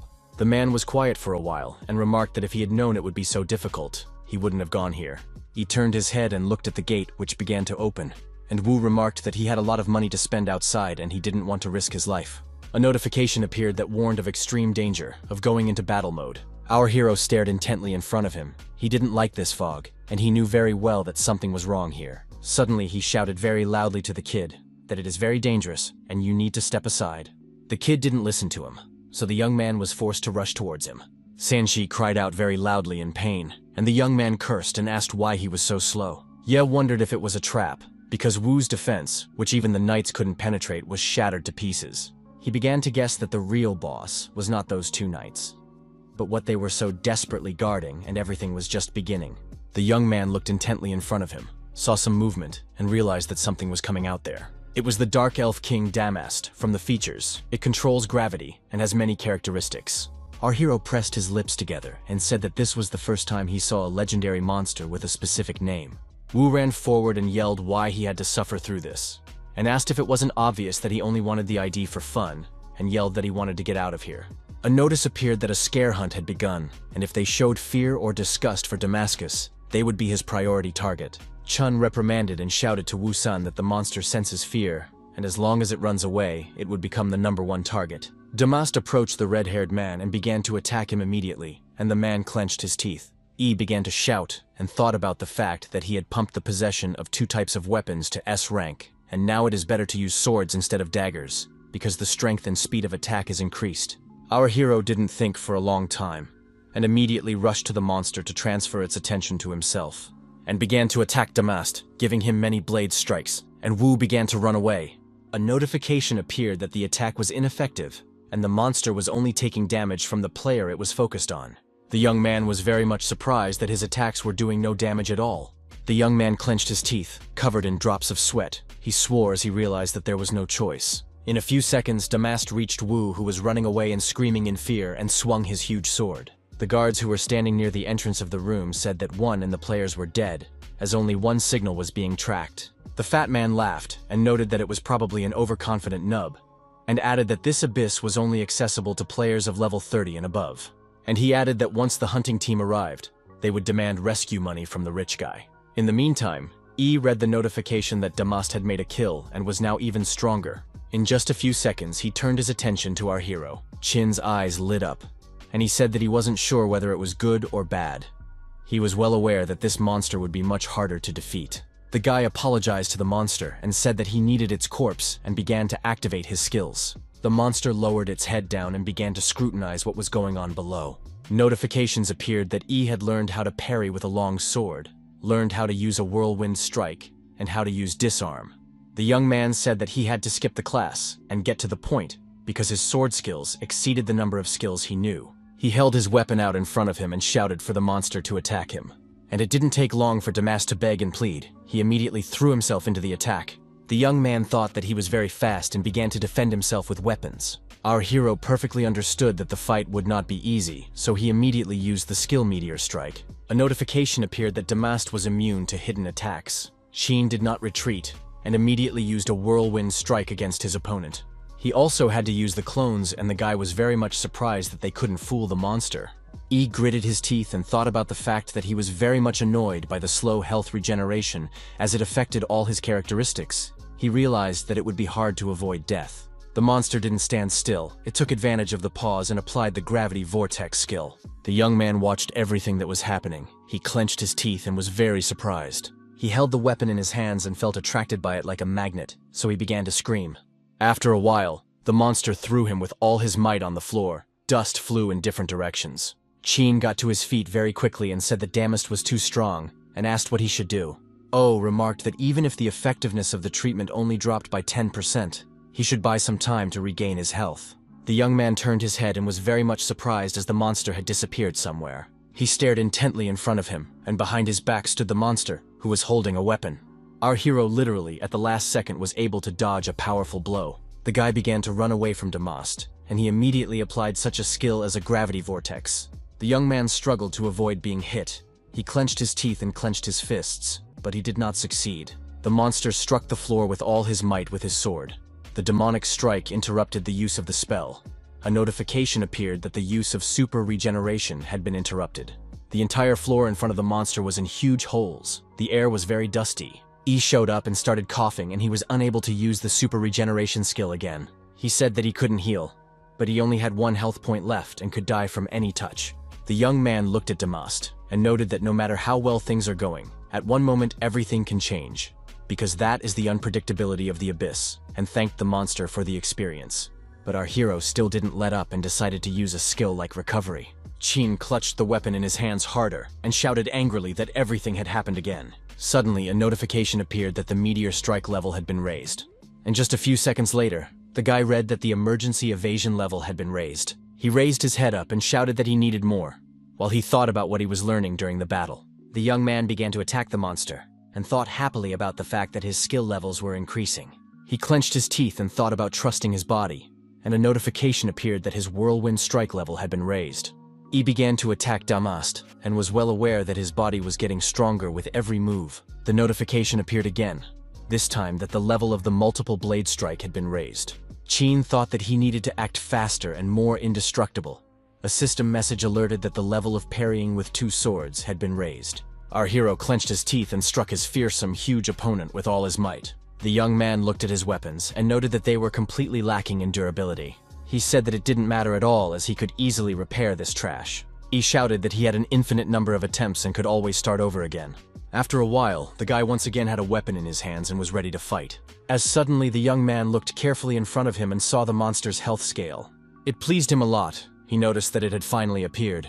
Qin smiled and said that he had nothing to fear now. He looked intently at his opponent. As he did so, he was alerted to the fact that Damast's rage had grown very strong. And the monster, without thinking for a long time, with all his might struck the floor with a huge sword, and pebbles, dust, and dirt flew to the sides. Out of the portal came a team, which consisted of a bard, a good acquaintance of our hero. The kid told Toon that thanks to him, the final scattering spell had hit its target, but he praised the girl who had done 90% of the damage alone.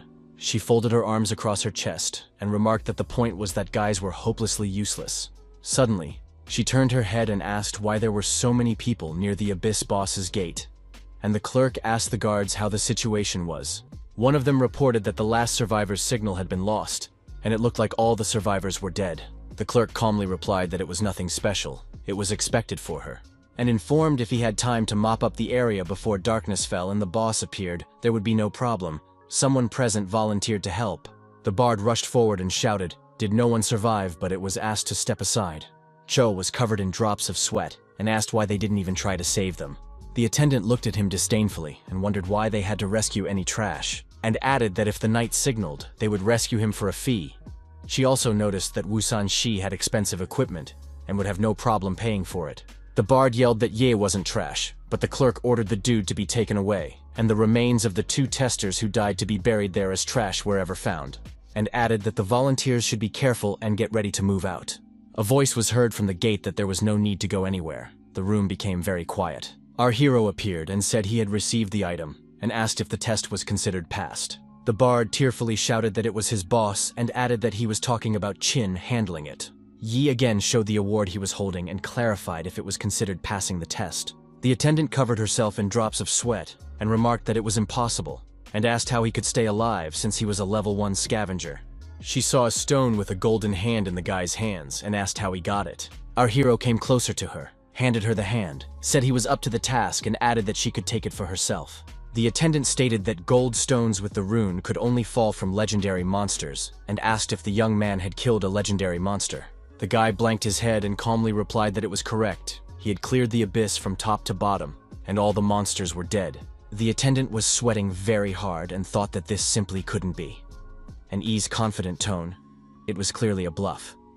She wondered if a lower order monster had appeared in the abyss. She said that there was no way he was a level 1 profession changer could overpower such a monster. The attendant shouted that Qin was a team killer, and he had stolen the rune from a hunter with a god-chosen profession and appropriated the victory over a legendary monster. She was shaking with anger and yelled that the young man should be found guilty of team killing. The bard was greatly angered by these words and yelled that the young man had handled everything with his own strength. The attendant laughed and said that the garbage man couldn't have such strength, and he reached the end and then betrayed Wusan Shi. She had no other explanation. Toon said that they could find out for themselves, and if they didn't see any traces of the man's weapon on the body of the god's chosen one, it was worth dropping these accusations. Our hero stared ahead and calmly spoke about how they would not be able to find Wusan Shi's corpse. The guards stammered and remarked that the young man was right. The notifications at the beginning reported that the abyss was empty and there were no remains. The attendant covered herself in drops of sweat and asked if that was true, then noted that it might be a bug of some sort. E remarked that there was nothing left and no evidence to prove anything either. He clarified what they wanted, and remarked that the other participants were not his concern, and the rules were set by the organizers, and asked why he was being accused of killing teams. The girl started to shake with anger and began to stammer and then agreed that there was no evidence. Our hero smiled and wondered if he had met the test set before him. The attendant smiled wryly and congratulated the guy for passing the World Guild's evaluation as a hunter, and added that according to the evaluation, he was entitled to an almighty license, and added that Chin was now eligible to join normal hunter groups, and asked if he was satisfied. Liu repeated the clerk's question, and noted that she felt that it wasn't over yet, and clarified whether she was right or wrong. The guards were covered with drops of sweat from worry. They said that the heiress of Liu Xingjian's family was here. They started running to the girl and greeted her, then asked what she was doing here, and said that such an important person should not be here. And she said that those who had received the golden rune could apply for a separate group of hunters, and the clerk agreed with her, and noted that Ye didn't need to join anywhere. He could have his own group. Liu turned to the boy and asked if he had reported from her when he came here. He said no. The young man covered himself in sweat drops and stated that he forgot. Xingjian got angry and clarified if he was a fool. She was very angry and pointed out that it was the registration day of the World Guild Hunter groups, and the World Rune owner could apply to form a team, and added that the clerk was silent on purpose. She replied that she didn't intend anything and said that she was going to give the golden rune to a stronger person. The bard got very angry after saying that and asked how they could have taken the rune by force. Toon noticed that the organizers created the rules and were cheating. Someone in the crowd remarked that there was nothing fair about the evaluation, and his words were picked up by others. The attendant got very angry and yelled for everyone to shut up and remarked if they gave the award to them, everyone would think it was stolen, and informed them that a leader to create a group needed a rank of B or higher. She approached E and noticed that his power before going into the abyss was only D, and added that the crystal didn't lie, and said that if he showed the rune to the elders, they would laugh him out of the room. The guard noticed that the energy crystal was registering huge spikes in attributes and added that the reading was near the upper limit. The attendant turned her head to the side. She was covered in drops of sweat and asked what was going on. She looked fearfully at Chin and asked what was wrong and remarked that she shouldn't approach so suddenly. The guard said he didn't know what was going on. No one had touched the young man, but the readings were going up, and added that it was probably a malfunction. E remarked that everyone thinks he's trash, and they have their reasons, but he's heard enough of them, and he's not going to argue anymore, and he passed his evaluation today and doesn't want any more trouble. The attendant thought about feeling a tremendous pressure from the lower depths of the abyss, and asked what the young man was up to, decided to attack the organizers. The young man looked intently in front of him and said that he wanted to take his rightful possession, and our hero applied his skill with the help of which he easily took away the golden rune from the employee. The guard said that the device was malfunctioning when it showed the results and suggested using the energy crystal, and informed E that the crystal for measurements is not stable, as if ready to explode. The young man was getting very annoyed by all this, so he decided to show what he could do. One of the guards shouted, and the other noticed that the crystal had exploded, but before it did, it showed an S+ rating. The guy said that they needed to find a better way to measure it or they'd be in a puddle even more. The attendant looked away and remarked that she shouldn't tell her that the tester was hiding his power, because that couldn't be true. Liu laughed and said that she knew that this test would be a cakewalk for him, and added that if he had said that from naught, they wouldn't have dared to be so annoying. The girl noted that the organizers would have greeted him more respectfully in the outfit as well. Yi asked how he could use her name and remarked that convincing them that they were good acquaintances would be harder than resolving things by brute force, and Xingjian agreed. Tong said that he was honored to meet Liu here, and Qin introduced him to the girl. The bard informed that he also came to take the test. The girl said that they had seen each other before. The kid said that he participated in her birthday party as one of the performing artists. Liu remembered that banquet catastrophe that came out a total fiasco because of the terrible rap performance, Tong cried. Xingjian shouted that they should celebrate Ye's success with passing the hunter's test, and offered to throw a party at his house. The young man was surprised. He turned his head, looked at the girl and shouted very loudly, "Why throw a party at his house?" Qin sat on the floor and thought he was renting a first-floor apartment, and Liu would laugh from the cramped space, while Tong suffered that his rap performance was terrible. The girl couldn't understand what was happening to them. The guy was shaking, but he remarked that he was fine. The young man was breathing heavily. He rolled his eyes and thought about the fact that Liu shouldn't find out what conditions he was living in. The guy said that they were sure to have a great performance and program waiting for them. He would be very happy if she came over to hang out, and Zhou Tong agreed with him. The bard asked why they were so tense and then clarified if they would see each other tomorrow night. Ye said no problem, and Liu said she was looking forward to tomorrow and would be sure to bring gifts. She looked at our hero again and said that they would see each other tomorrow and said goodbye. The young man had drops of sweat on his face and thought that he needed to urgently change his appearance. When Qin came home, he was greeted by his sister and immediately asked if he had gone on a date. He began to undress and noticed that it could be called that, and Xiao Zhou clarified whether it was with goblins or ogres, and the meeting place was the abyss. The girl screamed that her brother lied to her again and went to the abyss. He calmly replied that he was now safe and sound and his arms and legs were in place. He calmly said he only had a couple scratches, but his sister said he was badly scarred and needed to go to the hospital right away. A few seconds later, the boy stood under the shower and washed off the traces of dirt and blood. The young man thought about how by sheer luck Xiao Zhou hadn't noticed that there wasn't a living spot on him. He realized that it would take a few months of rest for everything to come back in one piece, and began to familiarize himself with the system. A reincarnation notification appeared. The guy thought about how that was what he had noticed when he defeated the Dark Elf King Damast. When the monster posed no threat, a few cards appeared. Then from the system notification, he learned that he had defeated the Dark Elf King Damast. The young man was overjoyed that he had succeeded in doing so, and he activated the recycle. A new notification appeared and alerted Qin that he had received a gravity vortex. He laughed and said that it was Damast's signature ability, and he got the jackpot this time. On top of that, he got PG points of attributes, and he had 140. He didn't think of anything new, but distributed them equally as he usually did. He looked at the system screen and said plus sign turned gray when all his attributes reached 512 points. He read from the system message that the attributes had reached the limit and more could not be added. He read from the notification that the reincarnation conditions had been reached. This feature was opened by the system. After confirming, the level would be reset to 0, and he would be able to undergo a second awakening and level up to the 5th. The boy looked very carefully in front of him and asked if it was really necessary to reset the level to 0 to cross the growth threshold. The young man was well aware that there were risks of resetting in the abyss and had not paid attention to the message in the abyss. But now in a safe place he decided to try reincarnation. He remembered the insults from the clerk when he took his license test. He remarked that he had shed a lot of blood and sweat to become stronger, live a more dignified life, and not let his family get hurt, and he was still so far from his goal. He said that he can't afford height restrictions yet, and this is an obstacle that needs to be overcome. Qin remarked that he can't afford height restrictions yet, and this obstacle needs to be overcome.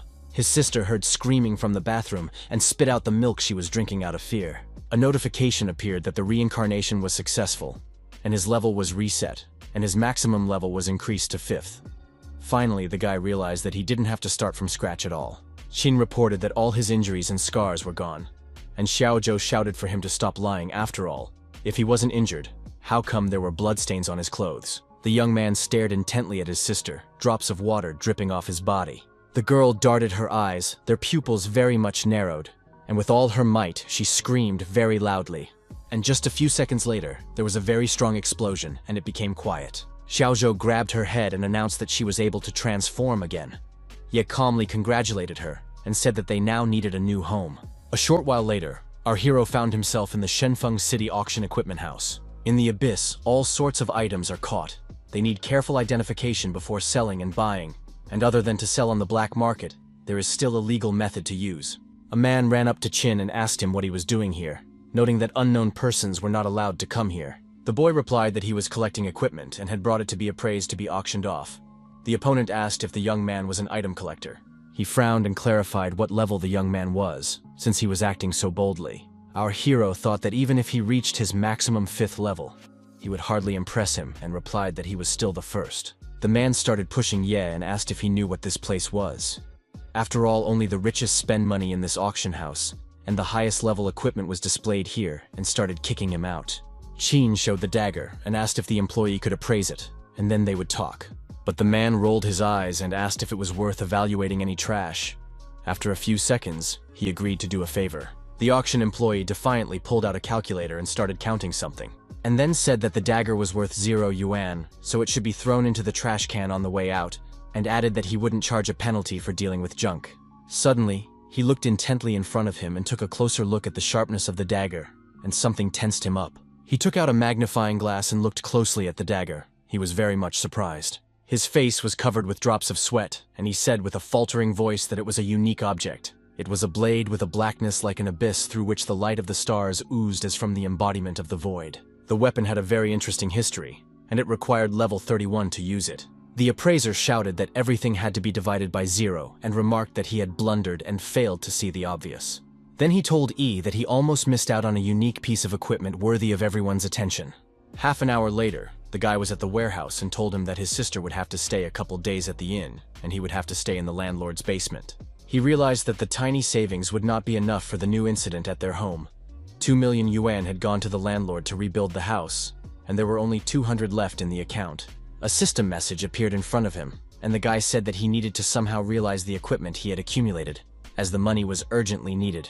The young man said that he was sure that the market is full of such high quality, but not the best equipment, and most people, having changed their profession, buy a set of equipment and then take something new once in a while. He was well aware of the fact that in the eyes of the rich, such items are all the same as junk, and asked for them is not great, the application is not much, and it is hard to sell. Suddenly he saw the icon of reforging in front of him, and he was very happy. He smiled and asked if the stations from the abyss could be used in the outside world. The altar of reforging appeared in front of him.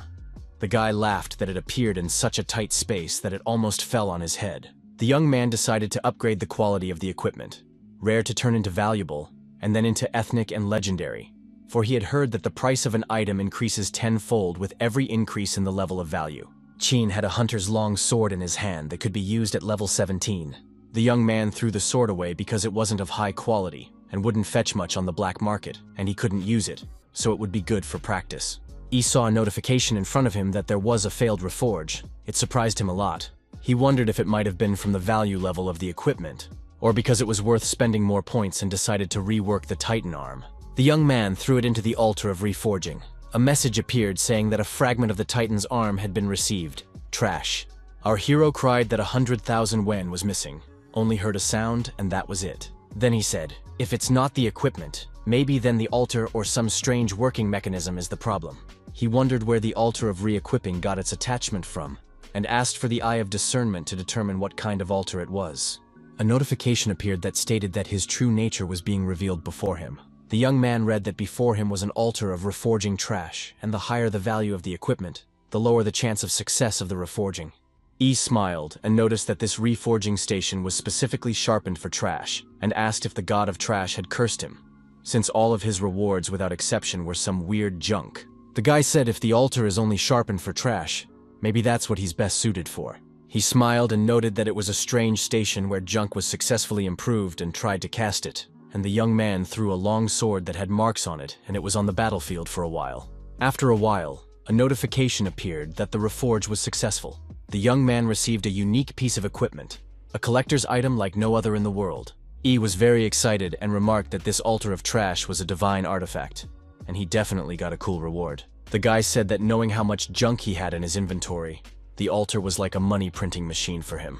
Our hero smiled and happily said that it was worth getting down to business as soon as possible. Another reforging was successful. He got a unique longbow with a bowstring as soft as silk. Again, the notification came up that the next reforging was successful, resulting in a unique staff.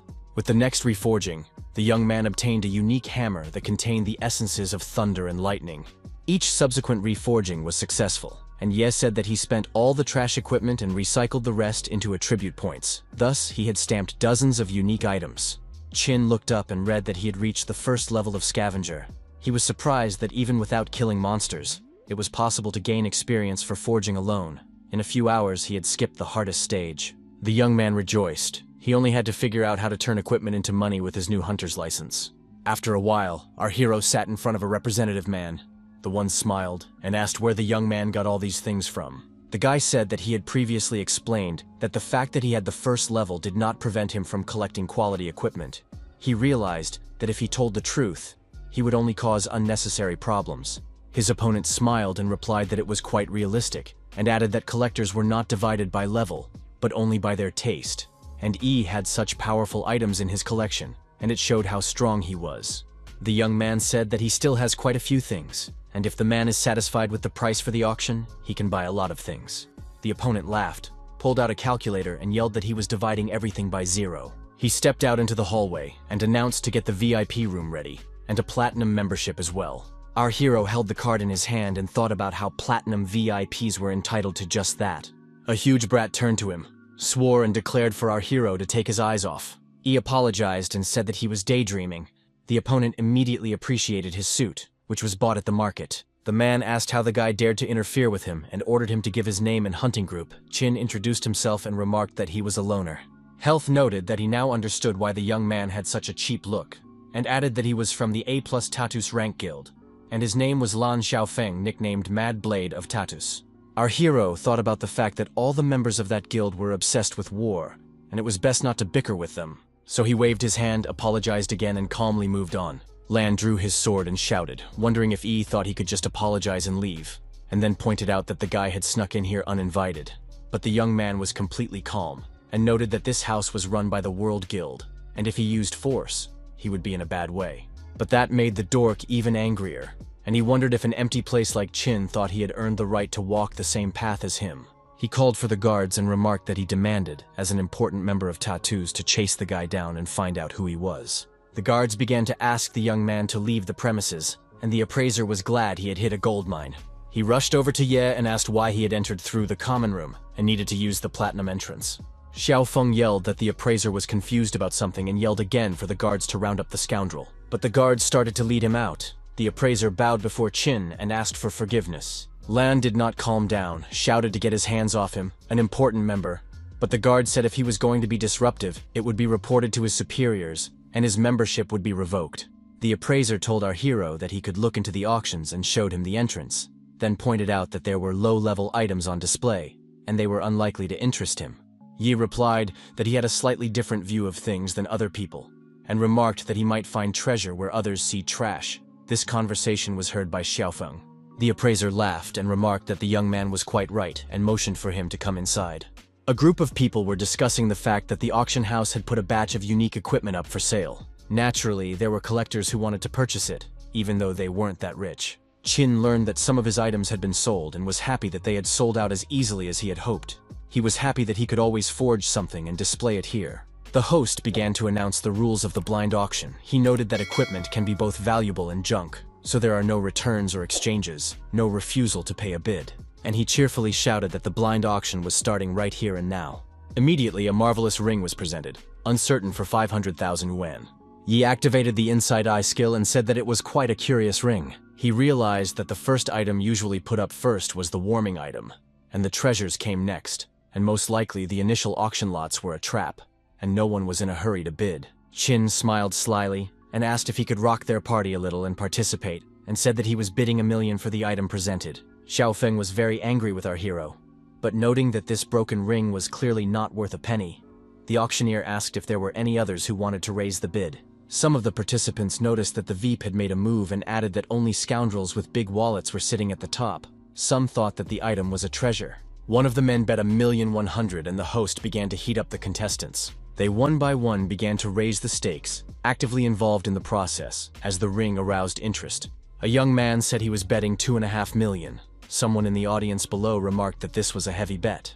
One of the men shouted that the Platinum VIP raised his hand again and noted that it was definitely a treasure. Xiaofeng said he shouldn't stand by either.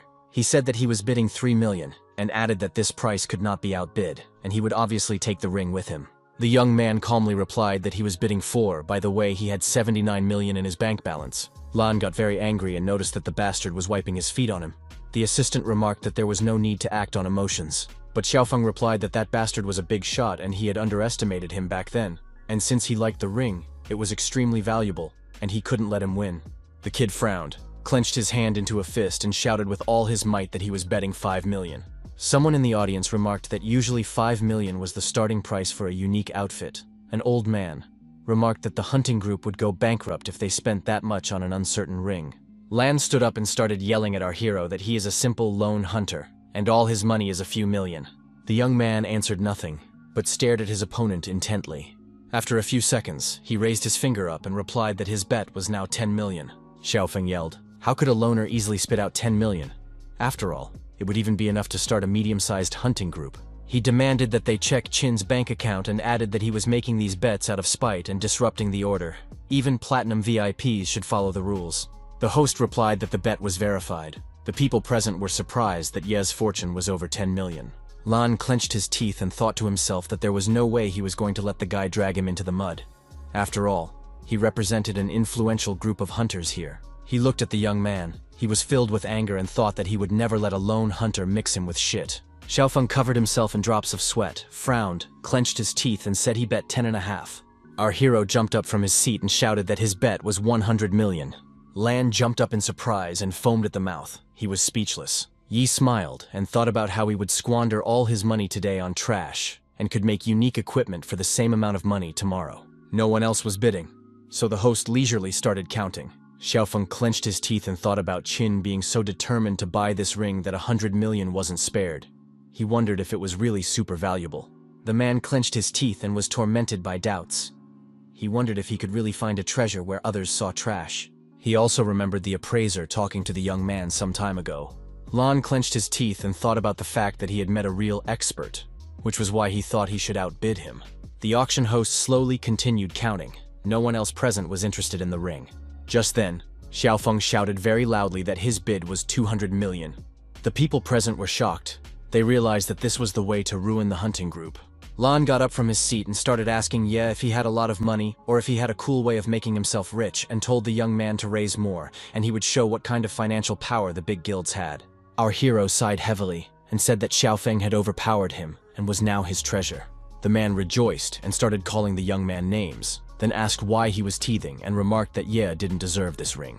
The aide told Lan that they had come to buy equipment at the auction for their brothers in arms, and he had spent 200 million on the ring, and asked how they would explain all this to the boss, but he was pleased with himself. The host of the auction congratulated Xiaofeng and remarked that the ring would go to him and asked the audience to applaud. Yi smiled and said that the uncertain equipment had a chance to be legendary, but the ring looked like trash. Just like that, there was a report that the iron ring from the patterns was trash that gave 1 point to the attack. Qin smiled and said that the eye of discernment would not deceive him, and he knew ahead of time how much the item was roughly worth. Lan, on the other hand, shouted for the ring to become a divine item for him and let everyone see what they had put down. A few seconds later, the appraisal of the item began. The room became very quiet and everyone held their breath. A notice appeared that it was an ordinary-looking iron ring. Those present were shocked. Xiaofeng raised his hand up, repeated the word iron. He was definitely not prepared for this. The brat's face was covered in drops of sweat, and he once again asked again, "Is it really an iron ring?" Lan yelled that it was all because of Yi. It was his fault for saying stupid things. That's why he was demanding a refund. He told the auction host that he was talking nonsense when he bid 200 million and asked that everything be considered a mistake, but the latter replied that they were acting according to the rules, and if he and his guild did not pay the full price, he and his guild would receive severe punishment from the World Guild. The guards grabbed Xiaofeng under his arms, and the host said that they would find someone to bring him to the association and get all the money. Lan shouted that Ye was a bastard, and everything that happened was only his misfortune. He broke free from the guard's grip. The people present noted that Qin had leveled an entire guild without spilling a drop of blood. After all, for a platinum vipe, it was all just a small thing.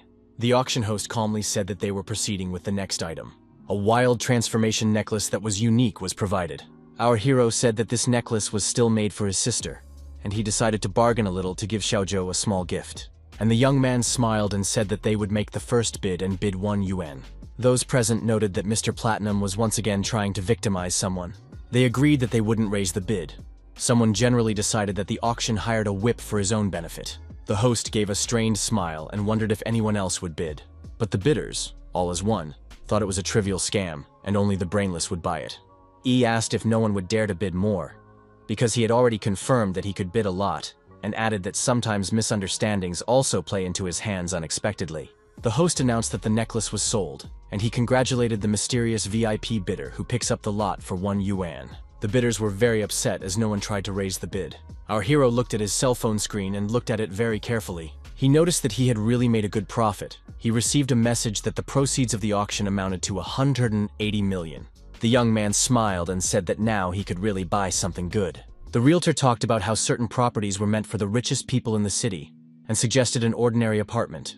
He interrupted her, noting that there was no need to pick up any further as he had made the decision to take this penthouse.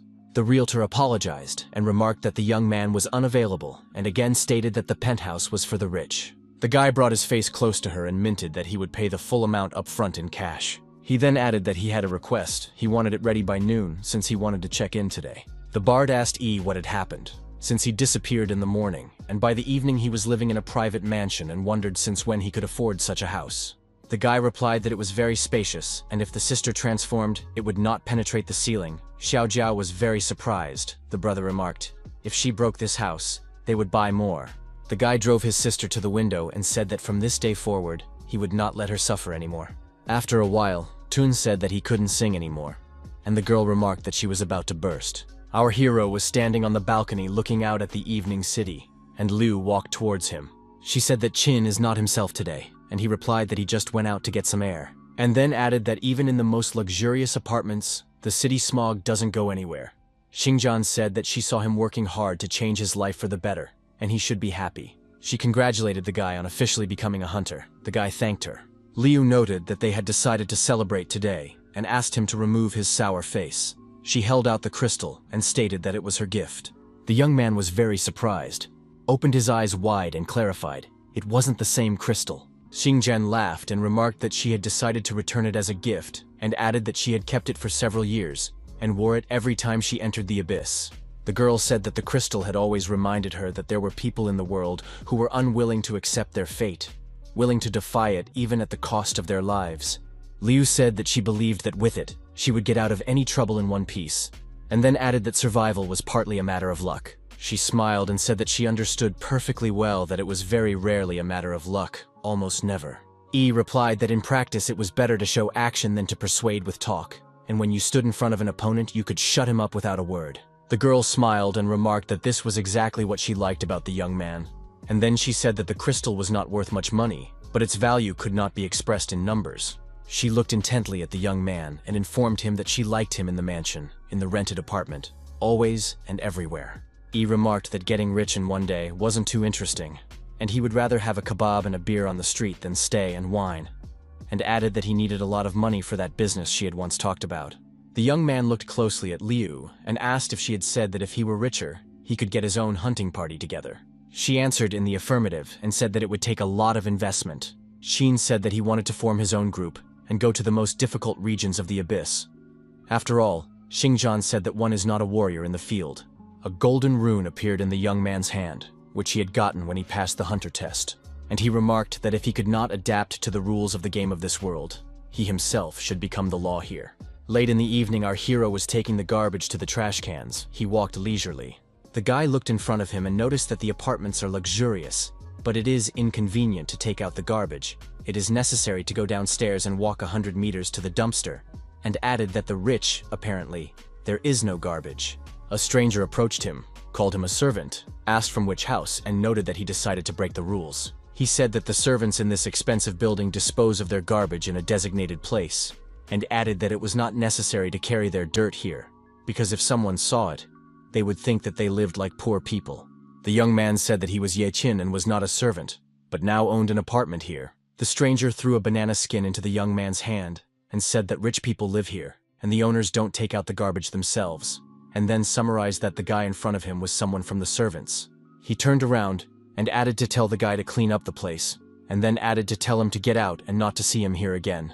Our hero applied his skill, his opponent swore, and then yelled out what was going on here. He stared at the man and retorted that it was only his trash here, and told him to pick it up nicely. The stranger fell to the ground and asked what was going on, and how could a servant do this to him. A notice appeared in front of Qin that the victim had been demobilized by brute force and had no combat skills available to him. So he repeated his request again, mouthed for the man to pick up the trash. The man clenched his teeth and stated that when he picked it up, the young man would lie down and asked how dare he treat him like that. And E learned from the alert that the target had used the Titan's power and his strength had increased. A few seconds later, a system message appeared saying that the Titan's power did not allow the effects of the legendary body control skill to be removed. The stranger continued to lie on the floor. He asked how such an idiot got a legendary control skill. Qin calmly replied that he inherited the gravity vortex from a legendary monster, and it was inherently stronger than what was learned in the pro hunter academies. The man thought that the kid didn't look like a strong man, and he said that the servant was taking out the trash and suddenly attacked at point-blank range, also from the back. So he blew it. The young man lowered his head and told the stranger to quickly pick up the garbage. He raised his head and shouted very loudly that he would pick up the trash. Our hero began to walk away and calmly said that even in rich neighborhoods, trouble is everywhere. Just as suddenly, he remembered quite casually that he had a case at his old house. Ye inhaled heavily and noted that the older the crystal, the more expensive it was. So it was the same with the house. The older it was, the more comfortable it was. The man stated that he could no longer rent the house to him, as a big shot had bought it out along with the land, and paid a sum like 50 years' rent. Our hero smiled and replied that it was him, and then added that the land would now be his as well. At the World Guild headquarters, there was talk of a buyer who had built tattoos for 200 million, but everything was discounted to Lan Xiaofeng, and the group withdrew. The dark-skinned man pointed out that they were financially invested in the guild, and their problems were now disadvantageous to them, and then asked if it was known who the second buyer was. The opponent replied that he had shown up once at the hunter evaluation and had gotten a full license there. He then stated that they had older information that he was involved with the Blood Oath group, but it no longer exists. The man stated that the crystal had detected fluctuations in the young man's energy. Then he added that at the place where Caesar had died, and in the testing room, the traces of magic were incredibly similar. The dark-skinned man opened his eyes wide, stared at the system message, and noticed that the young man had a special profession. His opponent noticed that this special profession, it was not displayed in the list, would easily destroy the current hierarchy. Soon enough, chaos could break out in the rules they had created. The man frowned and told him not to worry as the boy would obey the rules. He looked in front of him and thought about the fact that they are a god in this era, and according to the rules of a god, everyone has to play their role. Qin walked into one building, showed his rune, and remarked that it was his reward, and he wanted to form a hunting group. The girl asked if he knew the requirements to set up a hunting group and remarked that you need to pay the World Guild 50 million yuan of registered capital. She added that you also need to get qualified. It's like a hunter needs a license, and added that you can only enter the abyss areas that the researcher will allow. He replied that there was no problem with money. The clerk said that there were many people in the hunter hall getting ready to apply to join, and the guy could look for new members there, and added that he needed 4. Immediately, there was an announcement that the House of Scavenger was recruiting new members for the team. The people who were in the audience discussed the name of the group. Some thought that there was no point in joining small teams at the start. Qin asked why the group had an E rank, and the girl said that was how the system distributed it, and he would be able to recycle lower-level resources. Our hero said that he had gone through so much and he would have to scavenge again. The man he met near the garbage can laughed and remarked that the last time they met, the kid was taking out the garbage and now he would be picking it up. He added that today, Qin would find out how much that spitting in his face for imaginary pleasure would cost him. The young man didn't reply anything, but he heard other people talking about how that man had gathered his hunting guild thanks to his father. The players also noticed that those who stood in Fa Tanglin's way had ended badly. They believed that the new group would be disbanded as soon as they were created. He said that he had come here to look for people for himself, and suggested that he would not settle personal grudges here. The same replied that the young man does not put him in anything, and they will not solve anything so easily, and noted that if the guy falls at his feet and promises to recycle garbage for him, he will give a chance to find people. Our hero replied that the man himself and recycling was not worth it. A fight almost broke out, but Fa was taken aside. He was calmed down and told that there was no need to get so wound up, and offered to just watch the guy disband the team without recruiting people. Just as suddenly, the young man heard some guy declare that he wanted to join his hunting group. It was Zhou Tong. Some man said about him that he couldn't buff at all and added that he was just a garbage team member. Ye told the bard about taking the exam himself and asked if he was still afraid of not finding a group. The man replied that he had a reputation for being so bad, and the normal groups didn't want to accept him. He smiled and said if Qin would take him, he would be willing to go into fire and water for him. Our hero was surprised and asked if he had gone through all the groups, and there were no hunters willing to take him in. But Toon said that he realized that the guy would have a hard time with the development of the group, so he made such a decision. The young man smiled and said that rank wasn't important at all, and the scavenging job would definitely suit them. The bard smiled and said that the young man had a trump card up his sleeve, and that he had gotten rich. He remarked that not all problems are solved with money, and only strength is respected always and everywhere. Fa, who was standing to the side, confirmed these words and added that today he would take 10 people of the best, and the rest should not even show their noses. Men began to come up to him, asking to join his team, voicing their professions and ranks. The bard noticed that the old farts were just trying to suck up to Cyan's father, for he was in charge of the hunter groups here. Fa accepted the sycophants and said that they had a head on their shoulders, not like the trash. A girl entered the room and the guild slain Cyan called out to him. The attendant was telling her that there were only 2 hunting groups to choose from today, and Lin had recently become a hunter, but already had a high opinion of herself. She asked what kind of scavenger house was this. She wondered who had created the group on the last day. Toon noticed the stunning sorceress in front of them, who had also passed the hunter evaluation. The bard said that he had done a little work with the girl, and she had brought them an easy victory as she was very strong, and he offered to poach her to join their group. Chin was fine with that and agreed to the suggestion. Joe assured him that it was a done deal. No sooner had he approached the girl than Fa stood beside her, who had his own plans for the mage. He stated that he was the leader of the Heart of the Hunt, and invited to become their dear member. Since the House of the Scavenger, it is a complete suck. Toon was covered in drops of sweat as he realized that they had already missed their chance. But the girl interrupted Cyan and calmly informed him that everything was fine, but she had already chosen her group. Fa was confused. He couldn't understand why Lin would go to the trash and added that with such a trash team he would waste his talent. Yai walked up to Ye and held out her hand and said that his band had a pretty good name. Toon asked if she remembered it. The girl asked to take her in. She informed him that her name was Yi Ling, and she was a fire-type mage. The guys introduced themselves. Our hero welcomed her to the group and added that everyone was welcome. The young man gave the girl his hand and she got a little embarrassed but didn't pull it away. The guy offered a snack while they waited and she grimaced and replied that she wasn't hungry. The young man pretended not to hear the answer and asked the clerk if they could order food here. They were brought a menu and Lin immediately declared that she wanted everything on it, while Chin was very surprised by the prices. Fa clenched his teeth and couldn't understand why the girl refused, and his assistant noticed that there was something wrong with the woman and added that they had enough mages as it was. Cyan was very angry. He intended to go somewhere and told the members of his group to let him pass. Just as everyone turned their heads to the side, Tun recognized the person who had entered the room. It was Wu Ming. Fa immediately started shouting like a frenzy. He was demanding a priest. He urgently needed communion. People began to whisper that this kid had killed all the members of the groups he had worked with. They noted that the guy was bringing bad luck. Our hero stared intently in front of him and thought that Min really brings bad luck.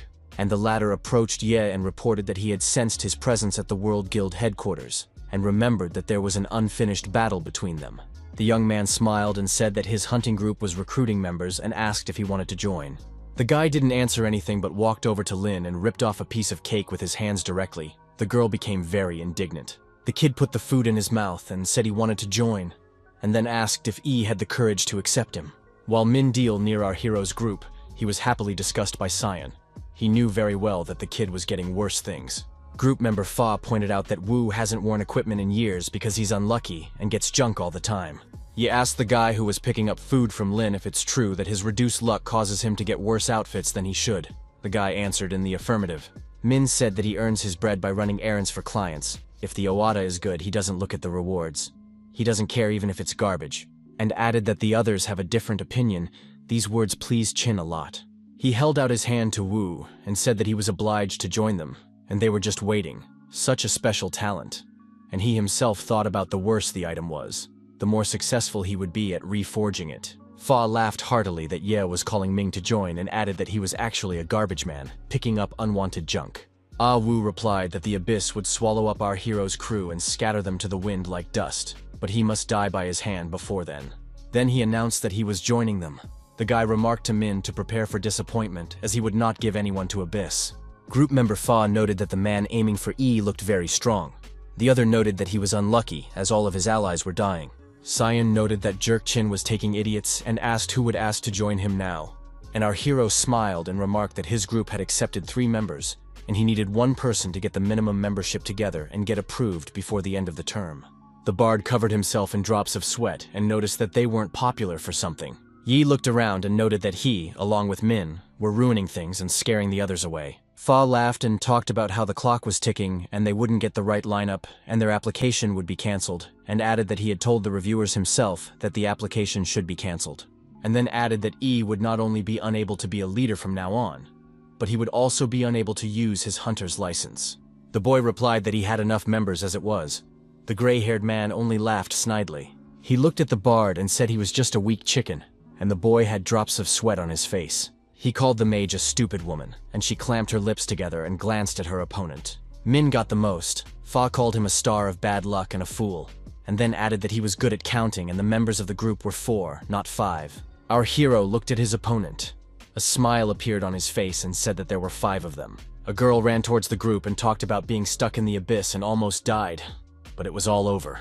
It was Lu Xingjian. She took a little breath and remarked that she was in favor of any movement. Fa and his group members stared at the girl and were very much surprised. One of the guys noticed that Liu's company, the sponsor of the World League, and although she is the youngest member of the family, she has a good image. Sion was very much surprised that she is together with Qin in the same group. The man noticed that Xingjian is known for her rebelliousness and has refused the family's training program, and they don't give her access to their special resources. Fa told his group members that it was time for them to go. The kid remarked that they hadn't been assigned scavengers yet and should wait, but the man stated that they had no particular need for scavengers. The clerk stated that the scavenger house group was founded successfully and allowed to operate, gave the lineup and congratulations, and then added that they could accept job offers. He asked her if they could follow the heart of the hunt into the abyss of A-Rang and take over all the collection work. Fa shouted that he and E-Rank couldn't bitch about their A-Rang's mission, but the guy pointed out that the abyss rank didn't matter to them, and if there was an opening, they could call back. The attendant said that the application was approved and they could participate in the mission of the abyss heart of the hunt, and Sion got very angry. The young man suggested that they should set aside their prejudices and work together. After all, A-Rang abyss with a good income. Fa got very angry, and then said if E decided to pick up after him with the trash, that was fine with him. He then added that he would make sure he got the slop and called the guy a lousy puppy. These words only amused the young man, and he jokingly replied that he listened and obeyed. Tun clarified if Qin had volunteered to be his slave, and he said no, and added that with the status of a garbage man, one could enter any abyss without restriction. And he added that a better ranked abyss was available to them, and that was a clear plus. And the bard smiled, and that was to be expected from him. E said that he expected to work as a scavenger, but the co-op heart of the hunt turned out to be a fluke, and they have the key to the Black Tower, the Black Stone Key, on their mission. The young man told his group members that such a job Fa was given to Fa for a reason, but because he has connections. Wu said that the key to the Black Tower is a ticket to the trial, and their rewards depend on the number of floors passed. There you can get curse lifting or cures for incurable diseases. Lin added that it is also possible to bring back to life those who died in the abyss, and noted that many people have tried to get the key, but only a few are allowed to find it and get there. Lao said that those who have succeeded are now without a doubt some of the strongest nowadays, like her brothers and sisters. Toon laughed and noted that everyone was aware of the key except him and asked if it could make him a superstar. He was told no. The kid got upset and then said he'd choose to get stronger then, and that's when they'd stop tedium. E smiled and said that they had a chance to get the key in front of them, and if they were lucky, they would be the first to discover it. The bard was very much surprised and asked our hero when he had time to plan all this, wasn't it, with his appearance? But the young man replied that he didn't think his group could recruit people so easily at all. And then he added happily that it had worked out much better, and the members of the scavenger house stared at him in surprise. After a while, both groups found themselves in front of a portal that led the players into the abyss. Toon was very much surprised. Drops of sweat appeared on his face, all because he saw the sky. The guy put his hands up and shouted that it was awesome. What surprised him was that there was no enclosed dungeon space. He calmly said that there are open-world abysses with no rooms as such, but also no signposts. It's especially dangerous as you might not find your way back and get lost. Our hero looked at the girls and asked why they were dressed up for the mission, and they said they had to protect themselves from the sun. The bard spoke a verse while both groups walked quietly forward, and all around them was the sand that Moon hated so much. Fa said he couldn't stand such open spaces, and then asked how far they had to go to find their target. The player read that according to reports, there was an oasis in the center of the abyss and a fortress in it. Sion was very surprised by this. He angrily remarked that as long as they were walking, not a patch of green could be seen, and no monsters were attacking. It wasn't like the A-Rang abyss. Some guy noticed that he had a strange feeling about this place, and the birds were circling in flocks, as if they were ready to attack at any moment. His opponent raised his head up and shouted for everyone to get their weapons ready, as those were not birds, but harpies. He added that when they are open like the palm of his hand, the monster has an advantage when attacking from the air. He then turned to the scavenger house and asked why they didn't hide. Did they really have enough to live for? E calmly asked what they had to fear. After all, harpies are good at picking people up and dropping them from heights, but they are generally harmless. His opponent remarked if any of them are captured, it only means they are not holding their ground. Another member of the Hunting Heart commented that they were just here to pick up the slack, and how dare they mock the main body of their group at all, and added that they were lucky the boss let them scavenge at all. While they were ranting, the harpies started coming closer and closer to them. They tried to fight back, but it was all in vain. The monsters had no intention of backing down. One of the members of the Hunting Heart group was grabbed and began to call out loudly for help. His partner jumped up to grab the guy's leg, but he didn't succeed. He only cursed. A few seconds later, there was a very strong explosion. No one realized what happened. The player who had been in the harpy's clutches for a few seconds fell to the ground. Dust particles flew in all directions. Lin, who was standing on the dais, noticed that she was thinking that the members of the hunting heart were the real elite. She put 2 fingers to her mouth, sulked, and calmly said, "It looks like some people gathered here for masses." The guy was shaking with anger and shouted that he was distracted. Otherwise, he would have quietly found cover. Chia noticed that they weren't holding their positions, and were also adept at shifting the blame, and summarized that this was how the main forces of the Heart of Hunting behaved. Meanwhile, the harpies once again began to approach closer and closer. They didn't even think of retreating. The members of the Heart of the Hunt were frightened. One wanted to warn their opponents, but the other noticed that they had asked for it and offered to see if they would hold their ground. Our hero squinted one eye and stared intently at the monsters. He didn't even think of running away. Just a second later, a weapon appeared in his hands, and he swung his sword with all his might. The members of the Hunting Hearts group were very surprised and asked each other what that was just now. One of the men was shaking. He asked how E was able to defeat them with one blow, and added that it was just luck. The harpy fell a few meters away from him. The guy was shaking even more. He was confused. The monster was coming closer and closer to the man. He didn't know what to do, and only from the last strength was able to scream for help. Just a few minutes later, E appeared in front of him and calmly massacred the harpy. He bent down in front of the man and calmly remarked that the harpies had excellent hearing, and if he screamed like that, more would fly down, and if he didn't want to go into the abyss, then let them shut up and move their legs. Fa at this time was also fighting the monsters that were not giving them a pass, and he was pretty good at it. The group members who were nearby were also attacking the harpies with all their strength. After a while, the flying monsters began to fly away.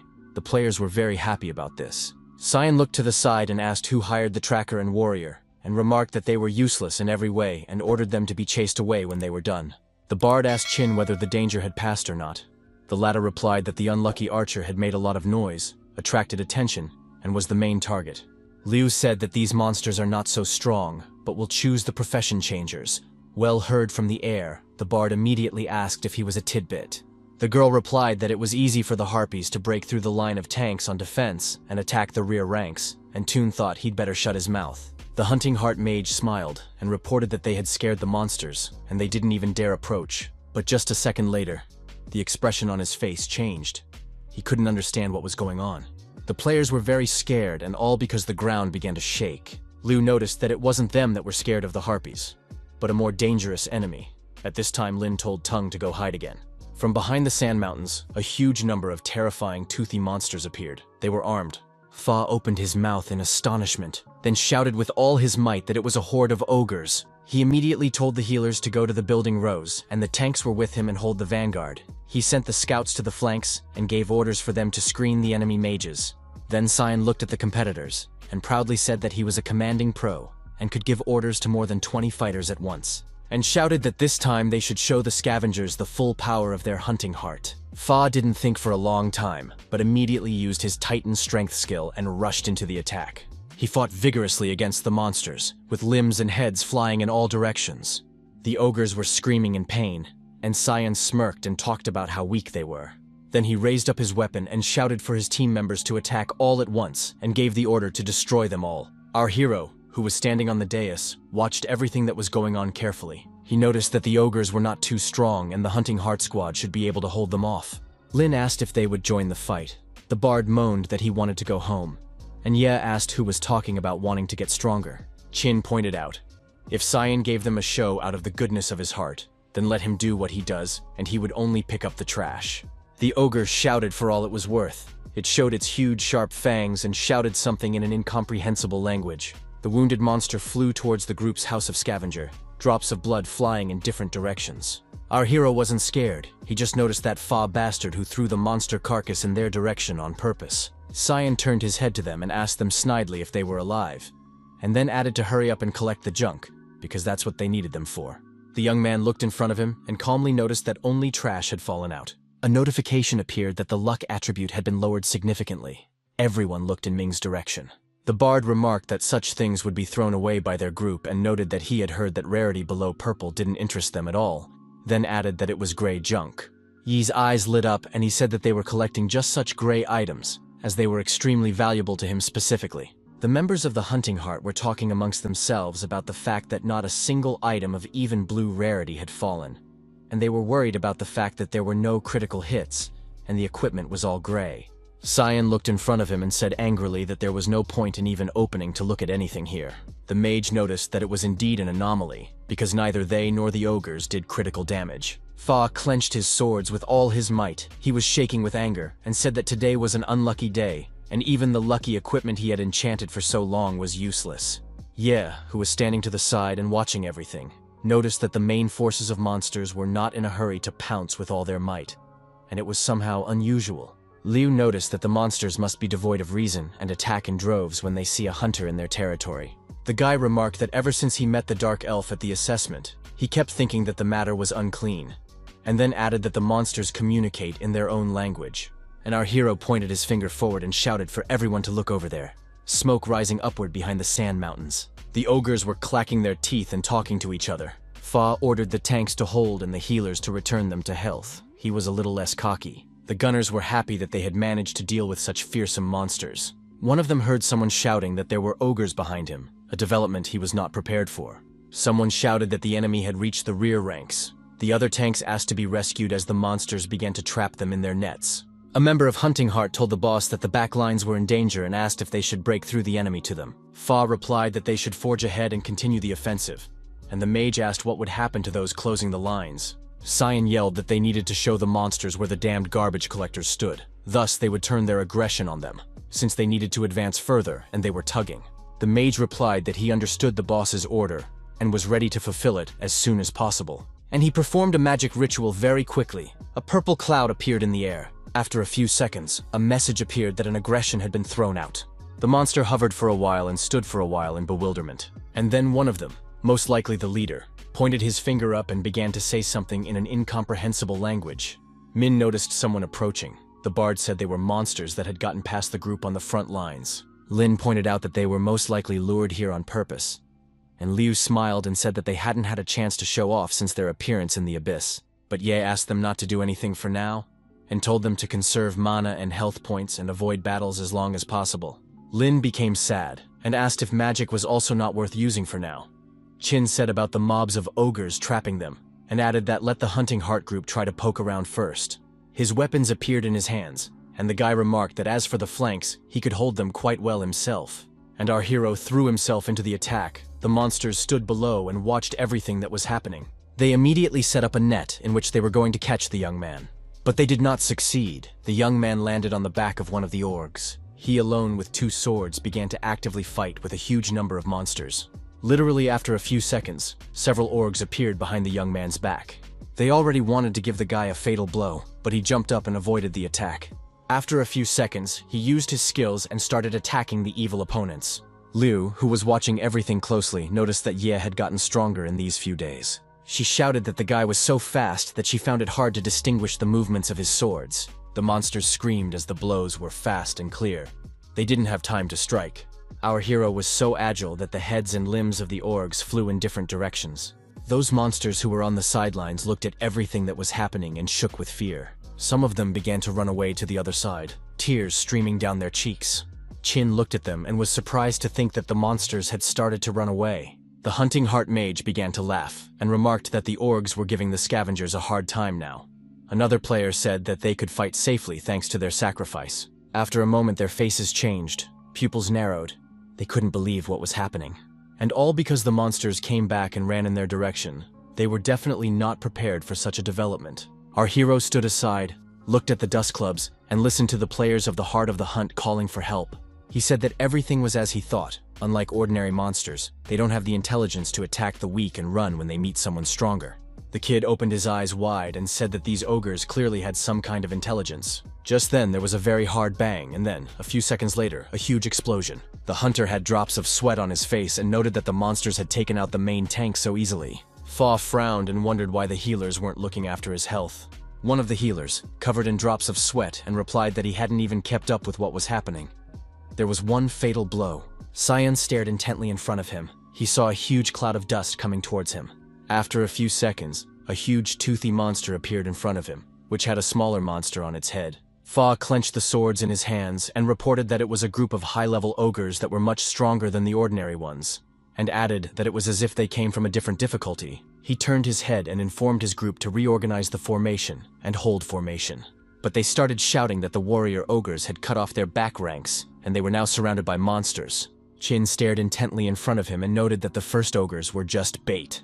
But Cyan was the first to rush to the attack. He held his swords harder and struck the monsters. His eyes glowed with hatred, and he asked who was afraid of some monsters, and added that against his power of titans, they were all trash. After a few minutes, a huge ogre appeared in front of him, clanking its teeth. The boss of Hunting Heart was very angry. He raised his head up and shouted for the monster to die as soon as possible. He didn't think for long, and immediately rushed to attack the huge monster, punching it in the stomach. But the org pulled forward a paw, which Fa struck with his sword and nearly broke it. Fa clenched his teeth and frowned, his face covered with sweat droplets from the exertion. The monster clenched his hand into a fist and slammed his hand into the ground with all his might. Lightning bolts went flying from it in different directions. Cyan was very much confused. He began to swear and questioned how the monster got such power.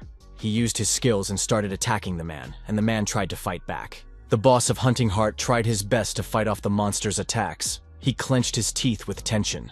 It didn't help. The monster threw Fa to the rocks, and he lay on them and wheezed in pain. The boss began to call out to the group members.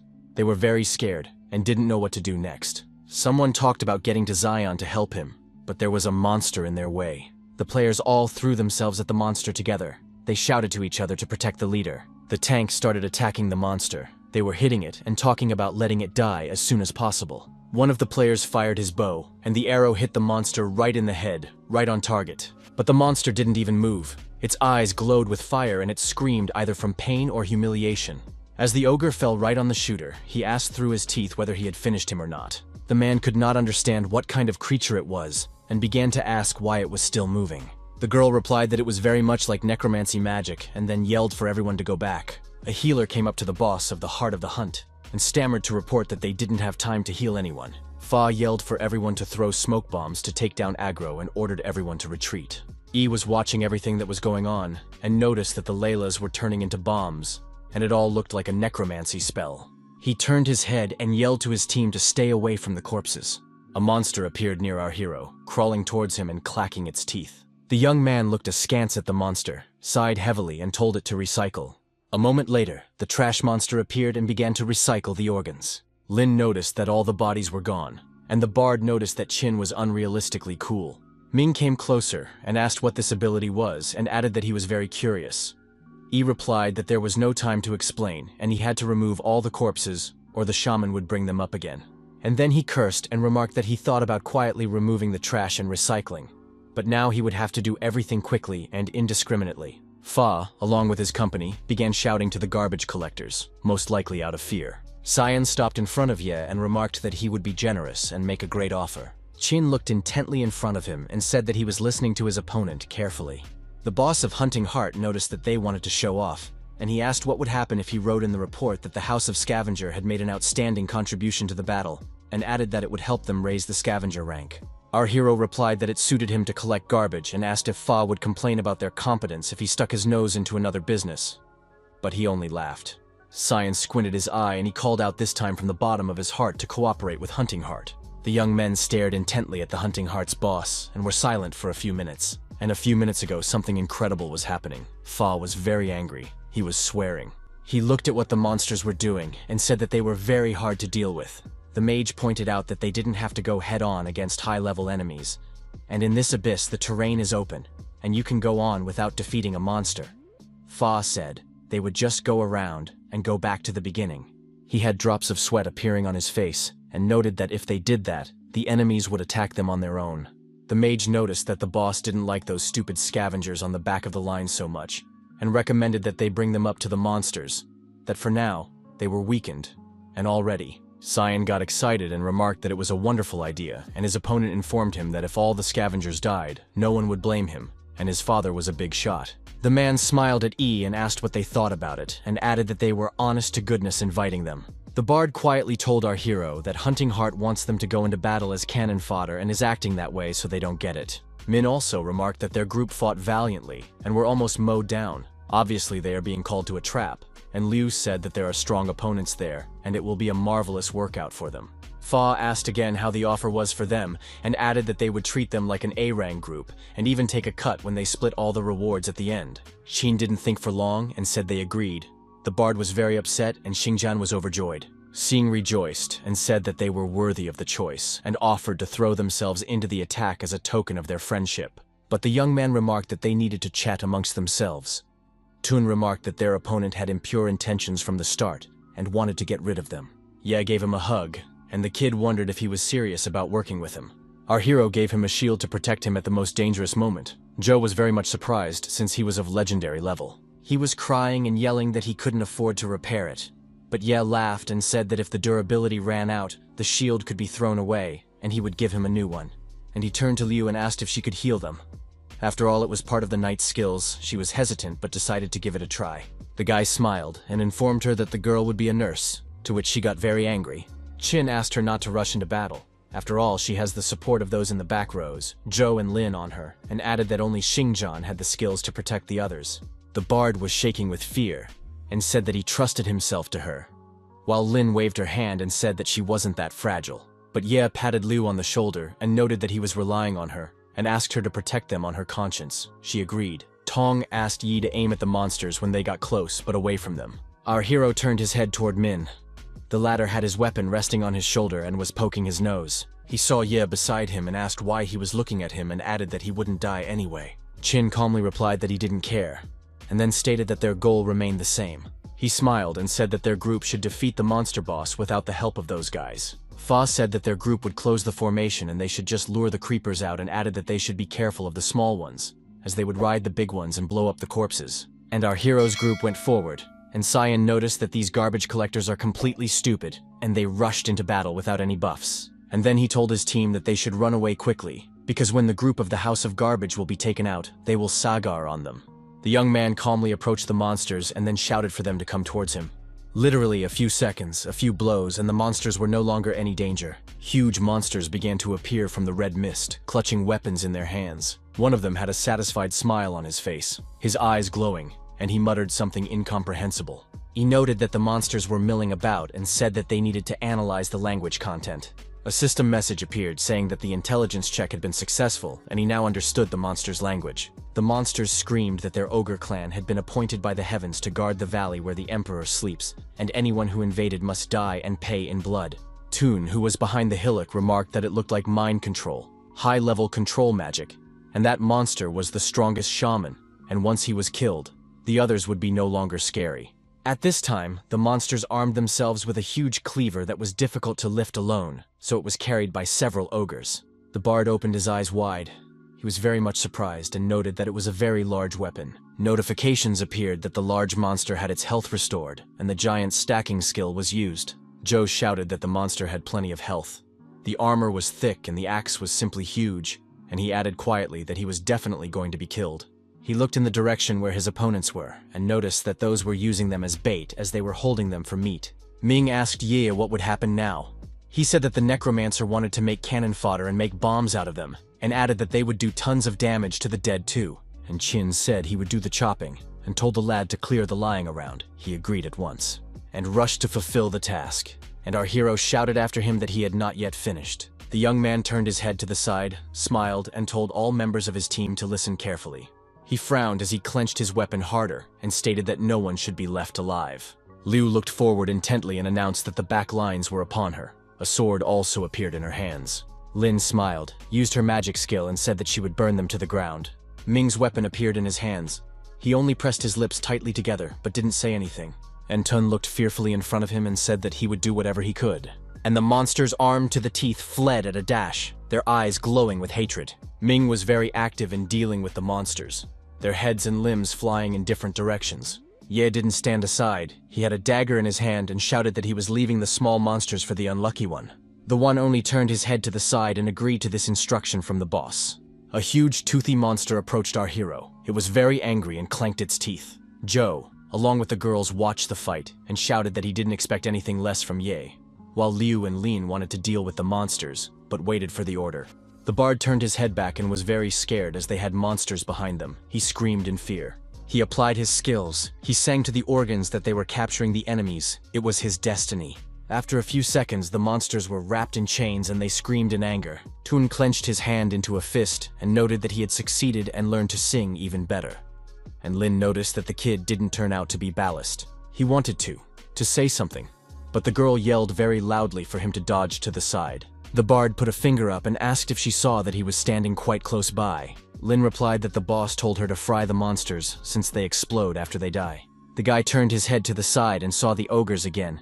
He noted that they were like moles digging holes in the ground. After a few seconds, a mage appeared in front of them. She was ready to fry the monsters. She didn't think for long and used her skill and roasted the monsters, standing there wondering if the burrows were connected. Lin thought and remarked that she had burned them to crust and dust, and Tun remarked that he felt like she was a walking bomb here. Xingjian gave the girl a hard look and told her she was doing a good job, and then remarked for them to try and keep behind her. She promised to shield them from the monsters, and if they got hit, to heal them. Lin shouted that she had orgies behind her, but Lu snapped her fingers, and in a few seconds the monsters turned to ice, and the girl noticed that in that case, the monsters wouldn't explode anymore. Zhu and Lin opened their eyes wide with surprise, and noticed that their partner was very strong. Xingjian stared intently in front of her. She was very sad. She was wondering where Yeqin was.